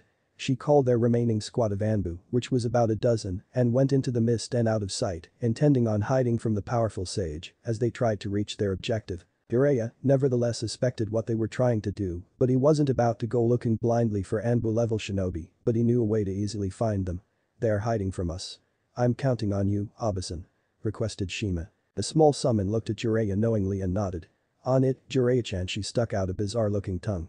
It was long and thick, with warts all over it, and seemed to have a face with small squinted eyes and a wide grin with sharp teeth. The weird creature-like tongue started sniffing the air, and after a moment, Shima detected a couple signatures, but she widened her eyes in surprise at what she was feeling. With haste, she started elongating her tongue in what appeared to be a random direction.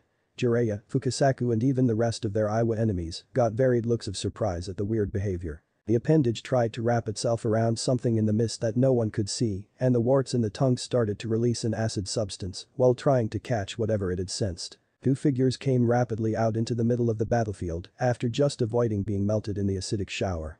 The figures revealed themselves to be two men. They were wearing black cloaks with red clouds, which gave them away as members of Akatsuki. Jiraiya widened his eyes in worry at the identity of the newcomers, remembering the last time he met them. These two again, so this is why Shima-san looked so worried. The situation just took a turn for the worse. One was a very tall man, with grey-blue skin, spiky blue hair, and had what appeared to be gills under his round black eyes. Aside from the standard Akatsuki cloak, he also had a big two-handed sword wrapped in bandages that at the moment he was resting it against his shoulder while he wielded it one-handed. It seems that we have been found out, Itachi-san. Such a shame really, we were planning on killing whichever side was left standing and take the Jinchuriki for ourselves.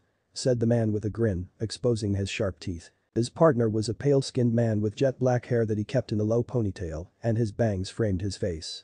He was devoid of all expression, and he had an air of cold serenity about him. But what really stood out were his blood-red eyes with 3 tomo surrounding each pupil. Careful, kiss him. Now that we have lost the element of surprise, our mission won't be so simple anymore, said the stoic man to his comrade. Silent killing was more Zabuza's style anyway. I'm more of steamroll through the opposition kind of guy, said the blue-skinned man, seemingly excited at the prospect of a battle. Meanwhile, Kitsuchi was filled with dread at the turn of events. Not only did they have their hands full with Jiraiya, but now 2 other monsters decided to appear with the apparent intent of killing everyone there save for the Jinchuriki. Jiraiya was the first one to react. He puffed his chest and exhaled a huge quantity of ignited oil. Kaiten. Die and fire release. Big flame bullet. The already big flame was made even bigger, with both toads using wind jutsu to enhance the flames. The amount of fire starting to quickly cover the area made the Akatsuki members and the Iwa shinobi jump to save themselves from burning alive. Thisam had a wide grin at the intense start to his battle and focused his sights on the Sannin. I guess I'll go for the biggest prey first. He lunged at the sage, but before he could reach his intended target, a large fireball forced both him and Jiraiya to split. Recognizing his partner's jutsu, he turned to Itachi with a puzzled look. What's gotten into you, Itachi-san? That could have hit me, you know. Don't fight Jiraiya in his current state, kiss him. He is filled with natural energy at the moment. If you try to absorb it with Samahata you could end up dying. Only a sage can withstand the effects of natural energy, explained Itachi impassively. Leave Jiraiya to me, you go after Kyuubi, he is our #1 priority, said Sannin cursed under his breath in annoyance. Had Itachi not intervened, Kisame could have taken himself out. The shark-like man put on a face of disappointment at having to sit out the main brawl. No fair, I always get the boring jobs. But I guess it can't be helped. He sighed before resigning himself to his task. Fine, I'll leave these guys to you then. I hope that the Kyuubi puts a bit of a fight at least. He left so fast that only a blur could be seen when he took off. Both Kitsuchi and Jiraiya looked worriedly in the direction the man had left, knowing that their daughter and godson respectively were over there. But as they were about to give chase to the swordsman, a large curtain of black flames blocked their path. They looked at the remaining Akatsuki member, knowing that he must have been the cause of such a technique. That's the same jutsu he used 3 years ago to escape my Gamaguchi Shibari toad mouthbind, remembered the old sage. At the time, he had been forced to seal those flames away as they didn't seem like they could be put out. What is that? I have never seen a fire like that before. It's even burning on water, thought Kitsuchi in bewilderment. All the remaining Iwa shinobi, Itachi and Jiraiya looked tensely at each other, and in an instant, all 3 factions started to skirmish once again in an effort to make an opening to go help their respective allies. When Kisame reached Naruto, the boy and his clones were already engaged in a fight with a squad of Anbu and a short-haired Kunoichi. As soon as he arrived, everyone stopped fighting and turned to look at him in surprise. "Hello there. I'll be taking the Kyuubi now, but you are free to try to stop me, make it worth my while." The blue-skinned man told them with a predatory gaze. The Anbu looked extremely wary of the former Kiri ninja, while Kurotsuchi didn't know yet what to make of the odd-looking man. In contrast, Naruto seemed ready to tear apart the swordsman. While influenced by the Kyuubi, seeing someone that was part of the organization that made him live in worry of being hunted down was more than enough to make his blood boil. He remembered how easily the swordsman had subdued him 3 years ago, but he sure as hell wasn't going down without a fight. Naruto created even more shadow clones. And along with the ones that were fighting the Anbu a moment ago, they rushed at the monster of Kiri, claws and Rasengan at the ready to tear him to shreds. Isam's grin got even wider at the boy's aggression. He avoided their swipes with ease and dispelled them with a slash of his own soon after, and all while he parried the Rasengans with his sword, dissipating them as he absorbed the chakra powering them. Kurotsuchi took advantage of the blonde distracting the Akatsuki member and signaled her Anbu to capture the boy. "Now's our chance. Go for the Jinchuriki." The shinobi compiled and made their way to the chakra-cloaked boy. They split up into 2 groups, one group jumped into the air, preparing a water-based collaboration jutsu, while the one on the ground posed to strike with their blades to incapacitate their target. Naruto first focused his attention on the Anbu, preparing to lunge at him with their swords. He gave a sharp turn of his body, smacking his attackers with his chakra tails, knocking them back as blood flew from their wounds. He then looked up as he heard the remaining Anbu finishing their jutsu. "Suiton. Mizurappa water release." Water trumpet yelled the Iwa shinobi as they launched a large jet of water from their mouths as they descended upon Naruto. The Jinchuriki took a deep breath and gave a loud roar, producing a large shockwave that neutralized the water technique and sent the users flying. He didn't get any respite, however, for as soon as he got rid of the Anbu, Kurotsuchi flanked him and started using her Kekkei Genkai abilities. Yoden. Shinkeijo no Jutsu lava release. Quicklime congealing technique. The girl spat a large ball of quicklime from her mouth at the orange-clad Genin. Naruto attempted to sidestep the slimy substance, but he wasn't quick enough and one foot got encased in it. He momentarily tried to shake it off, but the quicklime started to harden like concrete at the contact with the water he was standing on, effectively trapping his leg and hindering his movement and having to carry the mask glued to him. Kurotsuchi saw that her Anbu were starting to come back, having finally recovered from the previous attacks. Feeling confident in having a backup, she pulled out her mother's sword and charged Naruto, intending to cut his tendons to subdue him. But in an instant, Kisame appeared between her and the boy after finally finishing off the clones. He gave a powerful slash with Samahata that she just barely managed to block with her own sword, but still the force of the blow sent her flying and she crashed into the water and sank into the ocean at the brutal throw. The Anbu looked worried at the quick dispatch of the Tsuchikage's granddaughter, Lady Kurotsuchi. They proceeded to surround the monster of Kiri, ready to get revenge for the girl. Kisame glanced around him in boredom at the Iwa shinobi. "You are annoying. This isn't fun anymore, you're all a bunch of weaklings."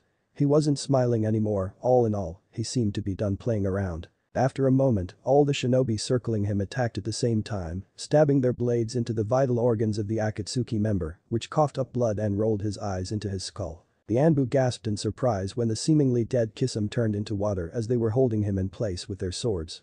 Suiton. Daikiden no Jutsu water release. Great shark bullet technique. When they heard the technique they turned around too late to see a giant shark made out of water approaching them at high speed. They didn't have time to dodge as the giant water creature crushed them all in his jaws with a large chomp. All the Anbu were swallowed by the shark as it dived into the water taking them along and leaving a stunned Naruto face to face with the Akatsuki member. He took them out as if it was nothing. Thought Naruto in horror at the strength of the shark-like man. "Now that I finally got rid of these pests, come with me like a good little Jinchuriki. If you resist you'll just make it harder on yourself.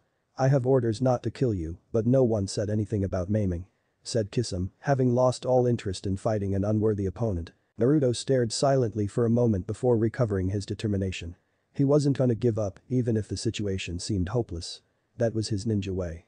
He jumped at the swordsman with a battle cry in an effort to claw his face off. The tall man easily sidestepped every single swing that Naruto threw at him, and faster than the boy could follow, he brought his bandaged sword down on the Jinchuriki's torso.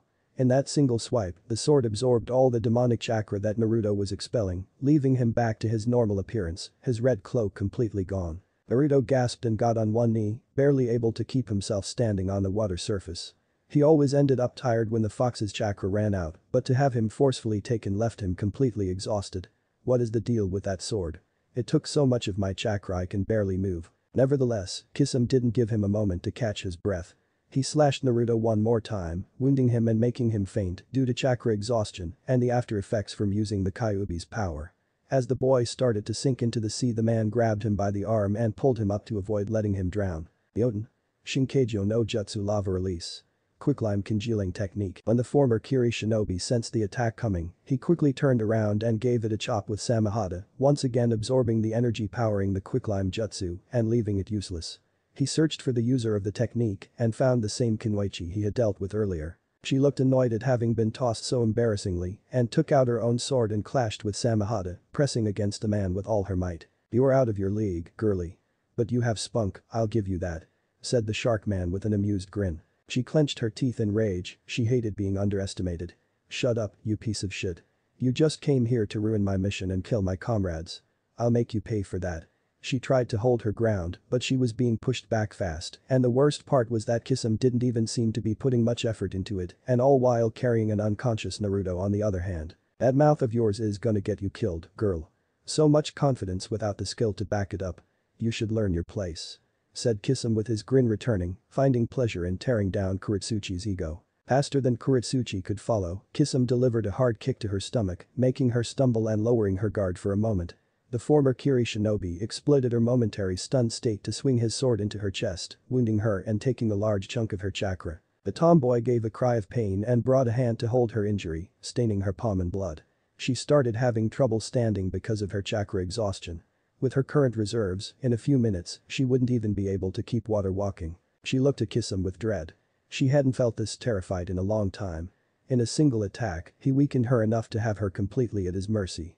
Whatever he threw at her next, she knew she wouldn't be able to avoid it. The man gave another swing of his massive sword with the intent of finishing her off. She lifted her mother's sword to block it, but she knew it was useless. With her current strength, the attack would go through her defense without a problem. However, before the blade reached her, Kurotsuchi rapidly came out of the mist to parry Samehada with a kunai, just barely halting the attack. Soon after, a large golem made of rock pushed Kisame to the side, making him drop Naruto. Akatsuchi appeared from the mist too, dissipating the golem he just used to hit the shark-like man. The plump boy turned to his friend in concern. "Are you okay, Kurotsuchi?" She looked in surprise and relief at her friend and father, not expecting their intervention. She nodded to Akatsuchi, confirming her well-being. The wound wasn't life-threatening at the moment, but it would have to be patched up soon to avoid becoming so. Her father had her eyes peeled in watch for the missing Akatsuki member and quickly grabbed Naruto to keep him from sinking. He took a side glance to her daughter to relay her a new order. "Kurotsuchi, take the boy and go, quickly. The Uchiha and Jiraiya will be here soon, the rest of our forces are keeping them occupied, but they won't last. Akatsuchi and I will try to hold this one for as long as we can," he said while handing her the unconscious Jinchuriki. She took the boy and carried him with uncertainty, not liking the idea of leaving her father and best friend to face such a dangerous opponent by themselves. Suddenly, Kisame came rushing at them, sword ready to cleave them off. Akatsuchi created another rock golem and intercepted the blade, while Kitsuchi encased his first in stone with a jutsu, preparing himself to join the fight. "Go now, Kurotsuchi," yelled her father in urgency. She didn't waste another moment and took off, not even looking back. She ran through the mist with Naruto on her back. She could barely keep a decent pace with her low chakra and the open wound on her chest, but she continued nonetheless. She kept on looking for any place she could hide and rest. After she had recovered enough, she would go looking for her father and what was left of their unit, but first, she needed time to heal properly. After a while of sprinting, she started to make out a figure in the mist, and after getting closer she noticed that it was huge. Soon she came to see a large island, larger than any island she had seen until now. It seemed to have a large forest with giant spiky trees that was more than big enough to lose any pursuers. She wondered how she hadn't seen it before. With its sheer size, it should be hard to miss, even with the mist. But right now she didn't care about that, she was glad to have found a place to rest. Itachi was busy looking for his partner as he expertly dodged the jutsu his attackers were sending his way. After his battle with Jiraiya of the Sannin and the Iwa ninja went on for a while, his enemies reached the conclusion that Akatsuki was the main threat to take care of. Fighting Jiraiya was difficult all on its own, but fighting the sage and the Iwa shinobi at the same time was a dangerous business, so he had been forced to flee and attempt to regroup with his partner. When he found Kisame, he was fighting two other jounin from Iwa, and by the looks of it, he was winning. Kisame looked as fresh as ever. Meanwhile, Kitsuchi had a couple gaping wounds on his leg and torso, while Akatsuchi was on all fours, barely clinging to the water surface due to a deep bloody injury on his back. When the blue-skinned man noticed Itachi, he flashed his normal toothy grin, glad to be reunited with his comrade. "There you are, Itachi-san. I was wondering what was taking you so long to catch up. I feared that Jiraiya had gotten the drop on you. We have to hurry, Jiraiya and the rest of the Iwa squad are trying to get us first before they kill each other." "Where is the Kyuubi?" asked Itachi impassively. Even though he seemed to be in a hurry, he still acted calm and collected. Thisum put on a sheepish look at the question. "Oh well, you see, he kinda managed to get away. Some Kunoichi took him and made a run for it. I couldn't follow her while I dealt with these guys." "I see." If Itachi was annoyed, he didn't show it. "We fell back then. Jiraiya and the rest will be here shortly. If the Jinchuriki isn't here, there is no point to keep fighting. Like I'm letting you bastards get away again." Jiraiya and the two toads finally arrived, closely followed by the rest of the Iwa ninja. Shima and Fukasaku were already preparing their next jutsu, Senpo. Gomen Sage Art. Gomen, after taking a deep breath, Jiraiya and his two summons spat a combined solution of oil, fire and wind, creating a sea of burning toad oil that threatened to boil the two men alive. Thisum quickly made some hand seals and spat a great amount of water from his mouth in an effort to counter Jiraiya's technique. Suiton. Bakusui Shoha water release. Exploding water colliding wave. The large amount of water coming from the former Kiri ninja became a gigantic wave as it added the water from the ocean to its already massive volume. The two jutsu clashed with great force, making the sea shift violently as a large quantity of steam rose from the crash. Jiraiya and the Iwa shinobi waited a moment for the steam to clear. The conflict had lasted so long that the sun was already up and the mist had started to dissipate too. When the view was clear again, they managed to see both Akatsuki members riding two sharks made of water. The creatures were incredibly fast in the ocean water, and in moments the two men vanished into the horizon, leaving Jiraiya and the Iwa platoon in the middle of the sea. The Sannin and the remaining Iwa ninja stared warily at each other, waiting for their battle to resume. But before such a thing could happen, Kurotsuchi stepped forward with a limp and started talking to the Toad Sage. "Jinchuriki was lost in the chaos, we don't know where he is. We could keep fighting until we are all dead, but right now it is pointless to continue. We are willing to back off if you are." Kurotsuchi knew that it wasn't completely true. While they didn't know exactly where the boy was, he knew that he was still in Kurotsuchi's care. But their first priority was finding his daughter and the Jinchuriki. Fighting Jiraiya was too dangerous and would be an unnecessary waste of time. He didn't think they could win against the Sannin either. So all in all, avoiding further confrontation was in their best interests. Jiraiya was enraged at the audacity of asking for a truce when they were the cause of this mess in the first place. "You are the ones that attacked us. You are responsible for separating me from my student and gave the Akatsuki the perfect opportunity to attack. So no, you aren't getting off the hook that easily." The livid Sannin looked ready to slaughter them all. "Jiraiya-chan, I agree with them, we should focus on finding your pupil instead," intervened Fukasaku before his summoner started to fight anew. "Ah, is the right boy, we have no more reason to keep fighting. And besides, finding young Naruto is more important right now." Shima tried to reason, thinking the same thing as her husband. Kurotsuchi and his men were tensely waiting for an answer from the Sannin, ready to defend themselves should he not desist. Jiraiya meanwhile was grinding his teeth in fire. He wanted to get payback for all the trouble the Iwa bastards had caused, but he knew that logically the small toads were right. Finding Naruto was of utmost importance, it had way more priority than getting revenge on his attackers. After a bit of internal conflict, he decided to withdraw. "Fine. But don't think this is over. The Hokage will be hearing from this and she will bring dire consequences to you all." Spat Jiraiya with venom in his voice before vanishing in a body flicker. Kurotsuchi and the rest of the remaining shinobi let out a sigh they didn't know they had been holding, relieved at being alive. However, Kurotsuchi soon called out with authority once more. "No time to rest just yet. We have to find Kurotsuchi and the Jinchuriki before Jiraiya does, so move it." At their commander's order, all the men scrambled to look for the missing girl. But despite looking for hours they couldn't find a thing, they didn't even know where she could have possibly gotten herself into. There was sea as far as the eye could see, so hiding places weren't even nearby. It was as if she noticed when he woke up was the foliage of the tall trees towering above him with the sunlight coming through them. The second thing he noted was a splitting headache he had and was only made worse with the glare of the sun coming through the leaves. But the third and most important thing he noticed was that he was gagged and bound. He widened his eyes in panic as the events of the day before rushed into his mind. He remembered being attacked by Iwa and then the Akatsuki showed up and then he lost consciousness fighting one of them. How he ended up in this place was a mystery to him. He attempted to stand and yell for help from his sensei, but to no avail. He squirmed some more while his groans were muffled by the rag in his mouth when he noticed a girl coming into the clearing. He recognized her, she was one of the Iwa bastards that got him into this mess. The pink-eyed girl grimaced when she saw that Naruto had woken up. She had left him alone after she woke up still feeling sore from her wound and left for a moment to patch herself up with some bandages she had sealed on a scroll and to look for food and water. She had discarded a ruined flak jacket and one could see the bandages through the blood-stained hole on her red uniform. "So, you are finally awake, Konoha scum." She continued to approach him until she was right beside him and crouched to get a better look at him. She wanted to torment the boy for the trouble they went to capture him since a lot of her comrades died for the mission. "You really were a handful to catch, you can thank your master for that. But now that we got you we can take you back to Iwa and give the Kyuubi to someone worthy of that power." She could see the rage in his eyes as he started shouting at her, or at least trying to. She put a hand close to her ear in mockery at the attempt of her captive. "What was that?" "Sorry, I couldn't hear you." Naruto got even angrier at being ridiculed, but even using all his strength he couldn't break free from his binds. Suddenly, his stomach growled which caught both of their attention, and he got embarrassed at showing any further vulnerability to his enemy. She put on a condescending grin at his predicament. "Oh. You hungry Konoha dog. Well, you are in luck, I found a river a little while ago and left some traps to catch a fish or two, also I brought some water," she said while pulling a canteen from her pouch and started gulping the contents down. Naruto stared at her with a craving look, he was pretty thirsty too. He hadn't had anything to drink or eat in almost a day. Kurotsuchi noticed the look that the young Jinchuriki was giving her and after giving a satisfied sigh at her quenched thirst, she regarded him once more. "Sorry, how inconsiderate of me. Here are some." She then proceeded to spill the liquid on the blonde's face, making him close his eyes and groan in protest.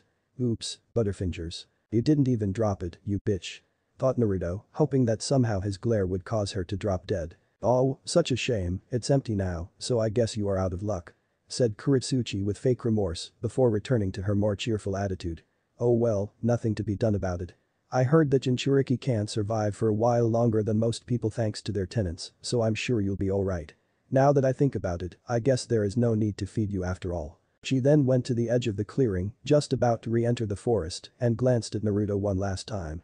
"I'm gonna see if I caught anything to eat. Don't go anywhere while I'm gone." She mocked him one last time and departed, leaving Naruto fuming and alone for a few hours. Naruto was laying on the ground beside his crazy captor and a bonfire. Night had already fallen, and most of the fish were already eaten by the Iwa Kunoichi. She didn't even let him have any.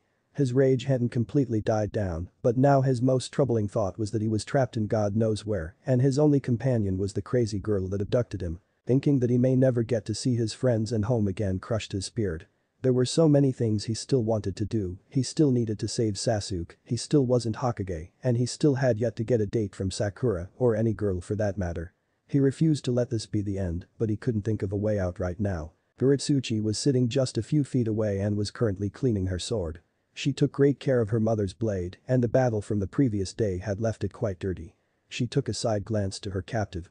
He had stopped squirming a while ago, and she wanted to confirm that he was still behaving and not trying anything sneaky. When she confirmed that he wasn't up to anything she went back to her weapon. Her usual confidence was gone, and she had a look of worry instead. She wondered if her father and Akatsuchi were alright. Last she saw them they were fighting one of the strongest shinobi she had ever seen, and they had two more monsters of his level on their tails. She couldn't bear to think about losing them, but she had to have faith that they managed to get out of that situation. They must have, they were strong. She also wished with all her being that was the case. And even if they were fine she didn't have a way to know where they were, or where she was for that matter. She had scouted the island earlier in the day, and she was surprised by what she found. She managed to see what appeared to be a tail and legs attached to the island, so it had to mean that it wasn't just an island, it was a living creature, big enough to have a large-sized forest on its back. It even had its own ecosystem and everything. She massaged her temple, wondering how she even got into such a complicated situation. The burning embers of the bonfire were the only things that could be heard as both of them pondered on their respective problems. Neither of them could sleep that night with such troubling thoughts plaguing their minds. Land of Lightning, Itsuchi, Akatsuchi, and most of the survivors of the Iwa force were resting in a small camp that they had set on the seashore. After their failed assault they looked for any signs of Kurotsuchi and the Jinchuriki until they decided that with their wounds, they weren't in any condition to be looking around, and begrudgingly they decided to go back to shore to rest and tend to their injuries before they could continue. It had almost been a day now since they got separated from the girl. Right now the few shinobi that hadn't been severely hurt were continuing the search, which left Kitsuchi and the rest to wait for any update on their progress. Kitsuchi currently was sitting on a small log that he was using as a makeshift chair. He was heavily bandaged and in a bad mood. He turned to see the rest of his men, and most of them looked just as somber as he was. Losing so many comrades in such a short time left them feeling depressed. He saw Akatsuki, and the boy had a gloomy look rarely seen on the happy-go-looking young man. He was obviously sad about their losses and worried over his missing friend. And along with his entire torso bandaged, he looked pretty miserable overall. Kitsuchi couldn't blame the boy, he was worried sick about Kurotsuchi too. She was injured, alone in foreign lands, and was responsible for taking care of the objective of an S-ranked mission that also happened to be the Jinchuriki of the strongest Biju in existence. He put his head in his hands, wondering how they ended up in such a mess. This mission is a disaster, thought Kitsuchi with a heavy sigh. When they started the mission they had close to 100 ninja, give or take, and now they were down to 30 or so, and that was without taking into account his missing daughter. Could this get any worse? Captain Kitsuchi. He heard one of the men he sent to continue the search call out to him. He was approaching fast and seemed to be in a panic. Kitsuchi stood up fast, dreading to hear any bad news about his daughter. What is it? Did you find my daughter? He hoped that she was alright, he couldn't bear to lose her too like her mother. The young Takebetsu Jounin halted before his leading commander and shook his head with urgency. We haven't found her yet, sir, but we just got a messenger bird from the village and it's an emergency, said the shinobi holding up a letter. Kitsuchi snatched the letter rapidly and started reading its contents. As he continued his face got paler and paler until he finally clenched his fist around the piece of paper in anger. We got played, yelled Kitsuchi with fury. He turned swiftly to his subordinates who seemed disturbed at his sudden outburst. We have to go back to the village at once, we were attacked by the Akatsuki. The news got looks of shock and anger on the faces of the remaining Iowa shinobi, but then quickly got to pack their tools and tents as fast as they could. While the camp was hastily being packed, Kitsuchi was trembling with rage. He now understood that the Akatsuki were waiting for them to leave to attack the village. The timing was just too perfect, which it also had to mean that the bastards somehow managed to set up this whole thing. I knew this mission was a bad idea. He turned to the Takebetsu Jounin once more to give him a new order. You and the rest of the search team stay here to continue looking for Kurotsuchi, the rest will come back with me to Iowa. The lower rank shinobi nodded in understanding and left in a hurry to get to the rest of the search party. Kitsuchi felt terrible for leaving without finding Kurotsuchi first, but they were shinobi and they had to do what was best for the village, and right now returning to Iowa and helping with whatever they could was the right thing to do, even if as a father it killed him inside. He just hoped that his village and daughter would be fine. Merchant Island in the Land of Lightning. Jiraiya was resting in the same inn he and Naruto had previously stayed at, and he was tired as hell. He had been looking for any signs of Naruto for a whole day, and for the life of him, he just couldn't find even a trace. He was already exhausted to begin with because of his long battle with Iwa and the Akatsuki, and spending several more hours searching fruitlessly just added to his fatigue. And on top of that, he had to pay the wrecked ship that he had borrowed, and he still got an earful for that. He heard a knock on his window and turned to look at a small red toad banging the glass from outside. He got up in a hurry and let the little amphibian enter the room. The small animal found himself a nice comfortable spot on the bed and looked at Jiraiya. The toad was red with blue markings around his eyes and had the kanji for gold on his back. He was also wearing green goggles. I have been keeping an eye on the Iowa squad just as you asked me to, old man. They didn't even notice me hiding nearby. What did you find, Kasuke? Did they know anything at all about Naruto? Asked Jiraiya anxiously. He was not in the most patient of moods, not with the current issues. The toad gave his report. They really seemed to not know anything about the boy. However, it appears that they have lost one of their own too, and not only that, but it seems that both Naruto and the Kunoichi were lost together. Jiraiya was troubled by that information. He didn't like the blonde to be stranded along with one of their enemies. And while he knew Naruto could handle himself against a single enemy, even a skilled one, he didn't know the situation he was in. The boy could be injured, or captured, or worse. The point was that he could be in an unfavorable position, and he had no way to know or help him at the moment, and that made him feel impotent. However, the toad wasn't done talking. There was something else. They got a message from Iwa, and apparently their village was attacked by the Akatsuki, so they went back to Iwagakure, leaving only a small search party here. Jiraiya widened his eyes in surprise at hearing about the attack on Iwagakure. Now a realization hit him, so that was how Iwa found out about Naruto. The Akatsuki probably found a way to put the boy on Iwa's radar to make them commit some of their elite forces and leave the village undefended, which in turn gave them a window of opportunity to invade them. If he had to guess, they used that chance to get Iwa's Jinchuriki and planned to get Naruto too, once the Sannin and the Iwa platoon were too weak from their fight to put up much resistance. Jiraiya felt like a fool, he had miscalculated. He didn't expect the Akatsuki to make such a daring move so soon, they still had a couple more months to train, but he should have known better than to drop his guard. Now not only was Naruto officially out of time and earlier than expected to boot, but the boy was out there, lost in Kumo's ocean with an enemy Kunoichi and a search party out for his head. If only he could make Shimura Fukasaku reverse summon the boy, but his wasn't as simple as a regular summon. For a reverse summon the user had to know the chakra signature of the person they are trying to summon, and a couple of elder toads had never met the boy personally, they couldn't know someone's chakra signature if they had never seen the person before. Yes, they had been in the battle helping against Iwa just as Naruto had been, but Naruto had been using the Kyuubi's chakra at the time, so even if they picked up a feeling for the blonde's chakra, it would do them no good if it was the Kyuubi's. So that only left to find a toad that knew Naruto and also knew how to use the jutsu, but as far as he knew only Fukasaku and Shima knew how to do it. With all things considered he was running out of options, and he needed to make a choice now, there was no time to rest. I'm going back to Konoha to get a proper tracker team to help. Kasuke, you continue keeping watch on the Iwa team searching for Naruto, if they find him first, tell me immediately. Said the sage going for the door with the intent of leaving as soon as he could. The red toad gave a salute in obedience. Leave those guys to me, and I wish you good luck. But you better hurry, we don't know how much time we can spare. You don't need to tell me that, I know. I'll be back soon, good luck to you too. Jiraiya finally left the inn, he would get to Konoha in a couple of days if he traveled at full speed, he just wished that Naruto could hold on until then. Jiraiya would never forgive himself if something were to happen to his godson. Island on the land of lightning. Kurotsuchi was coming back to her improvised camp where she left the blonde idiot. She had come to the conclusion that they needed to change locations as fast as they could. After having been up all night she decided to look for food once more, and in her little expedition, she encountered gigantic insects and larger than normal tigers, enormous bears, and a lot of other kinds of abnormal predators.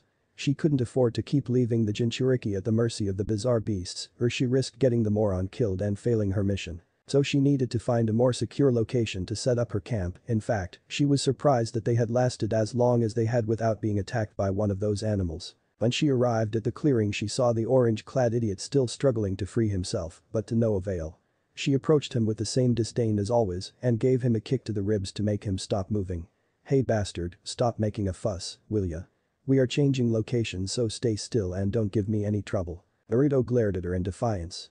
He didn't care for his vulnerable position, he just wanted to free himself from his bindings, and if he couldn't, then he at least hoped to give the Kunoichi as much trouble as possible, just to show her that he wasn't just gonna give up without a fight. Along with his death glare, he started spewing insults at her, but of course, since his mouth was covered, only angry groans could be heard. Kurotsuchi put on the same condescending look that she gave earlier and stared down at the boy with eyes that promised nothing but pain. What did you say? I think I heard please Kurotsuchi-sama, beat my ass senseless until I can no longer move because I'm so retarded that I can't follow simple instructions.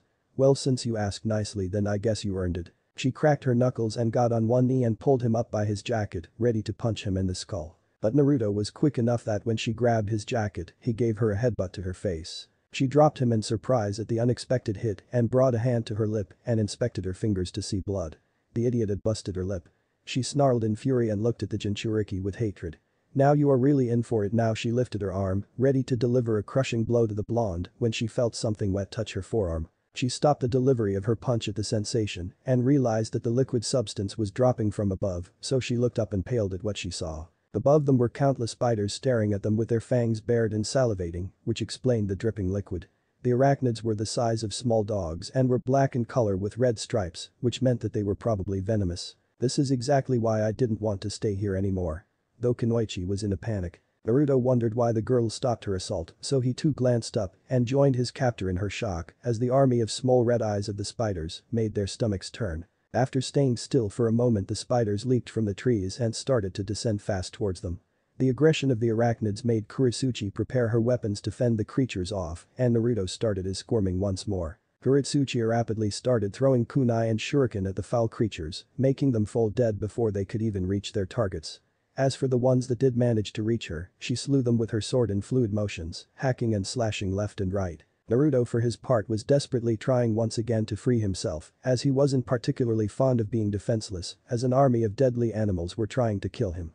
His blood froze when he felt one of the spiders start crawling over him until he was face to face with the damn thing. He attempted to scream when the creature bared its fangs, ready to inject its venom into his body, when a kunai planted itself in the arachnid's head, courtesy of the crazy Kunoichi, and the animal fell lifeless to the side.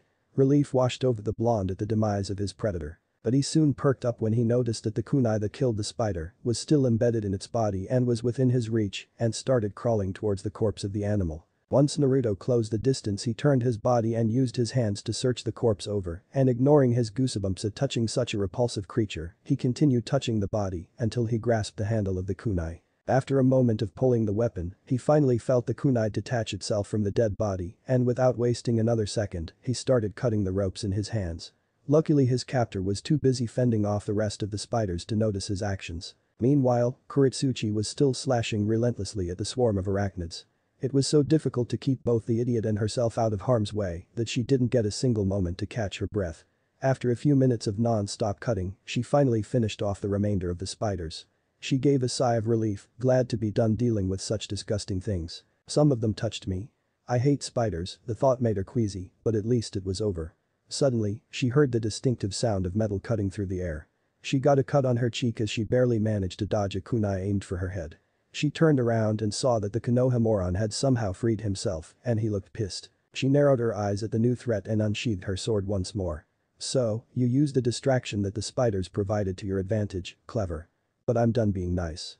Next time I'm gonna cut off your limbs and cauterize the wounds, maybe that will keep you still. Naruto's face showed nothing but ire for Kunoichi. He knew he wasn't in the best state to be fighting. He hadn't eaten in 2 days, neither did he have anything to drink, and on top of that he didn't even get any sleep last night. All thanks to the Iowa bitch. But right now he didn't care about that, he was resolute to get her back for all that she put him through, tenfold. He joined his hands and made a hand seal. Kage Bunshin no Jutsu Shadow Clone Technique. Then copies of the blonde appeared around Kurotsuchi. She clicked her tongue in annoyance at seeing the technique once more. Is that the only thing you can do? You really are a one-trick pony, aren't you? She readied herself as the shadow clones rushed at her with an enraged yell. Her dexterity allowed her to evade the attacks and countered with slashes of her sword, dispelling them one by one. The young Jinchuriki responded by making double the previous amount of clones, and once again the small army of clones rushed at the Kunoichi, ready to beat her to a pulp. Give me a break, I hate the jutsu. Thought Kurotsuchi with exasperation at the repeated use of the annoying technique. She quickly made some hand seals of her own and put her palms on the ground. Doten. Doryasu. Earth release. Earth flow spears in an instant, countless spikes made of stone start extending from the ground, impaling and dispelling the rampaging clones. However, she noted that all the blondes had disappeared, which meant that the original wasn't among them. Where did that idiot go? She thought while looking around attentively for any kind of sign that gave the boy's location away. Rasengan. Spiraling sphere. She looked up in surprise and saw the Konoha shinobi with a ball of blue chakra in his hand coming directly at her. As the attack closed in, she barely managed to erect a small dome made of rock around her. But the earth structure couldn't stop the attack completely and she was sent sailing through it, but she righted herself and managed to land while standing. She had at least weakened the sphere of condensed chakra enough that it didn't hurt her too much. As soon as Naruto saw the Kunoichi smash through the stone shelter, he quickly grabbed one of the kunai still laying around and rushed at the pink-eyed girl. Said girl saw him coming and pulled out her sword to parry the kunai stabs. The sound of steel meeting steel resonated in the clearing as both fighters attempted to get the upper hand. Finally, their weapons stopped as they clashed against each other and both users glared daggers at the other.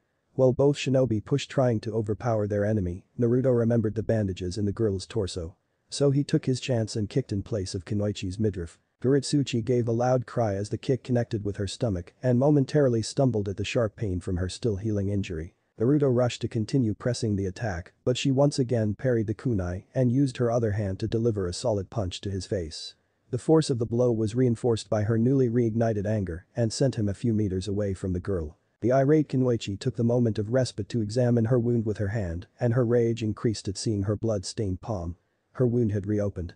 To hell with the mission, I'm gonna fucking kill him. She glanced at the blonde that had started to stand again and yelled at the top of her lungs. I'm gonna kill you, moron. You hear me, you are fucking dead. She gripped her sword tightly and charged at Naruto before he could fully pick himself up and poised her sword to pierce his heart. But before she could close the distance, a bolt of lightning struck the earth between her and the blonde and stopped her dead in her tracks. Both of you, drop your weapons and stand down. Both Naruto and Kurotsuchi looked around them to find at least a couple dozen of Kumo shinobi surrounding them. You could tell they were from Kumo by their dark gray uniforms with white flak jackets and forehead protectors. One of the Kumo ninjas took a step forward. He had spiky brown hair and had a green line on the length of his nose. Aside from the standard Kumo uniform, he also wore a gray scarf. Drop your weapons and stand down, I won't repeat myself again.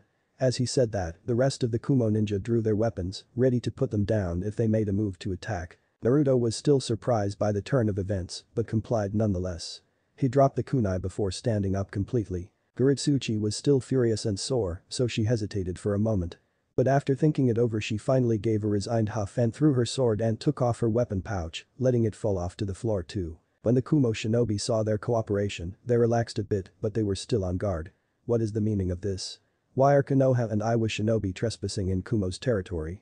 You better answer truthfully if you know what's good for you. Continued to ask the same shinobi with the green stripe on his nose. Naruto was the first to speak. This crazy bitch is trying to kill me, that's what happens. She and her Iwa friends attacked me and my sensei. And somehow I ended up here after that. He said pointing at the girl accusingly. Shut up, Konoha scum. Said Kurotsuchi, snarling at Naruto with hatred before addressing the Kumo shinobi. This guy is a target of my village. And Iwa are on good terms, aren't we?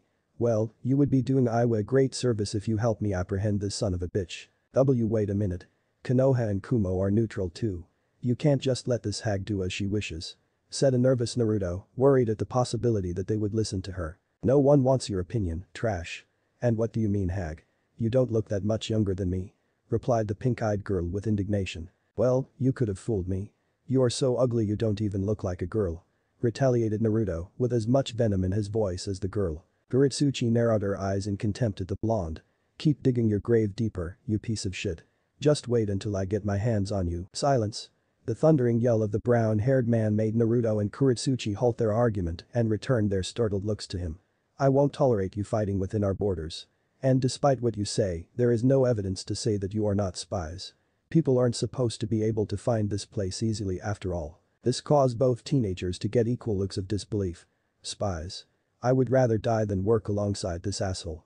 No way we would be spying together. Said Kurotsuchi trying to rid herself of any suspicion. That's right, you got it all wrong. There is no way I would work with this crazy bitch. Agreed Naruto with the girl. However, the Kumo ninja remained firm in his conviction. It's true that it would be extremely unlikely for Iwa and Konoha to work together. But be as it may, we can't just trust your word. So I'm afraid that we will have to put you both into custody until we think what to do with you.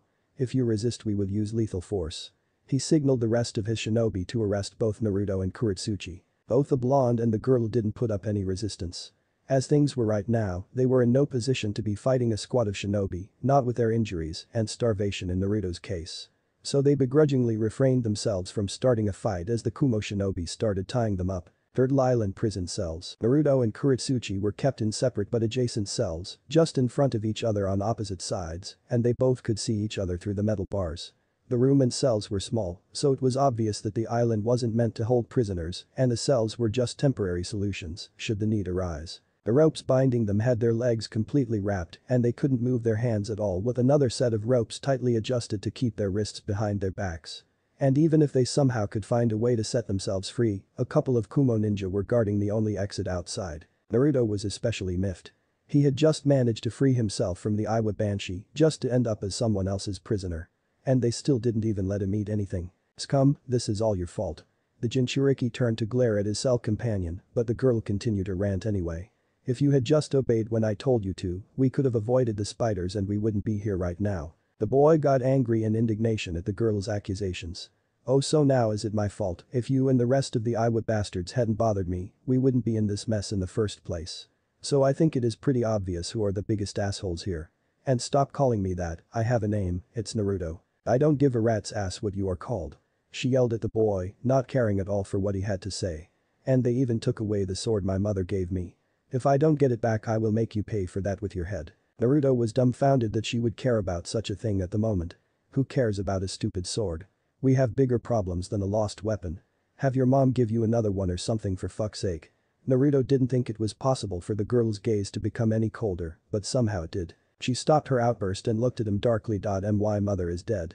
She was killed by Konoha trash like you.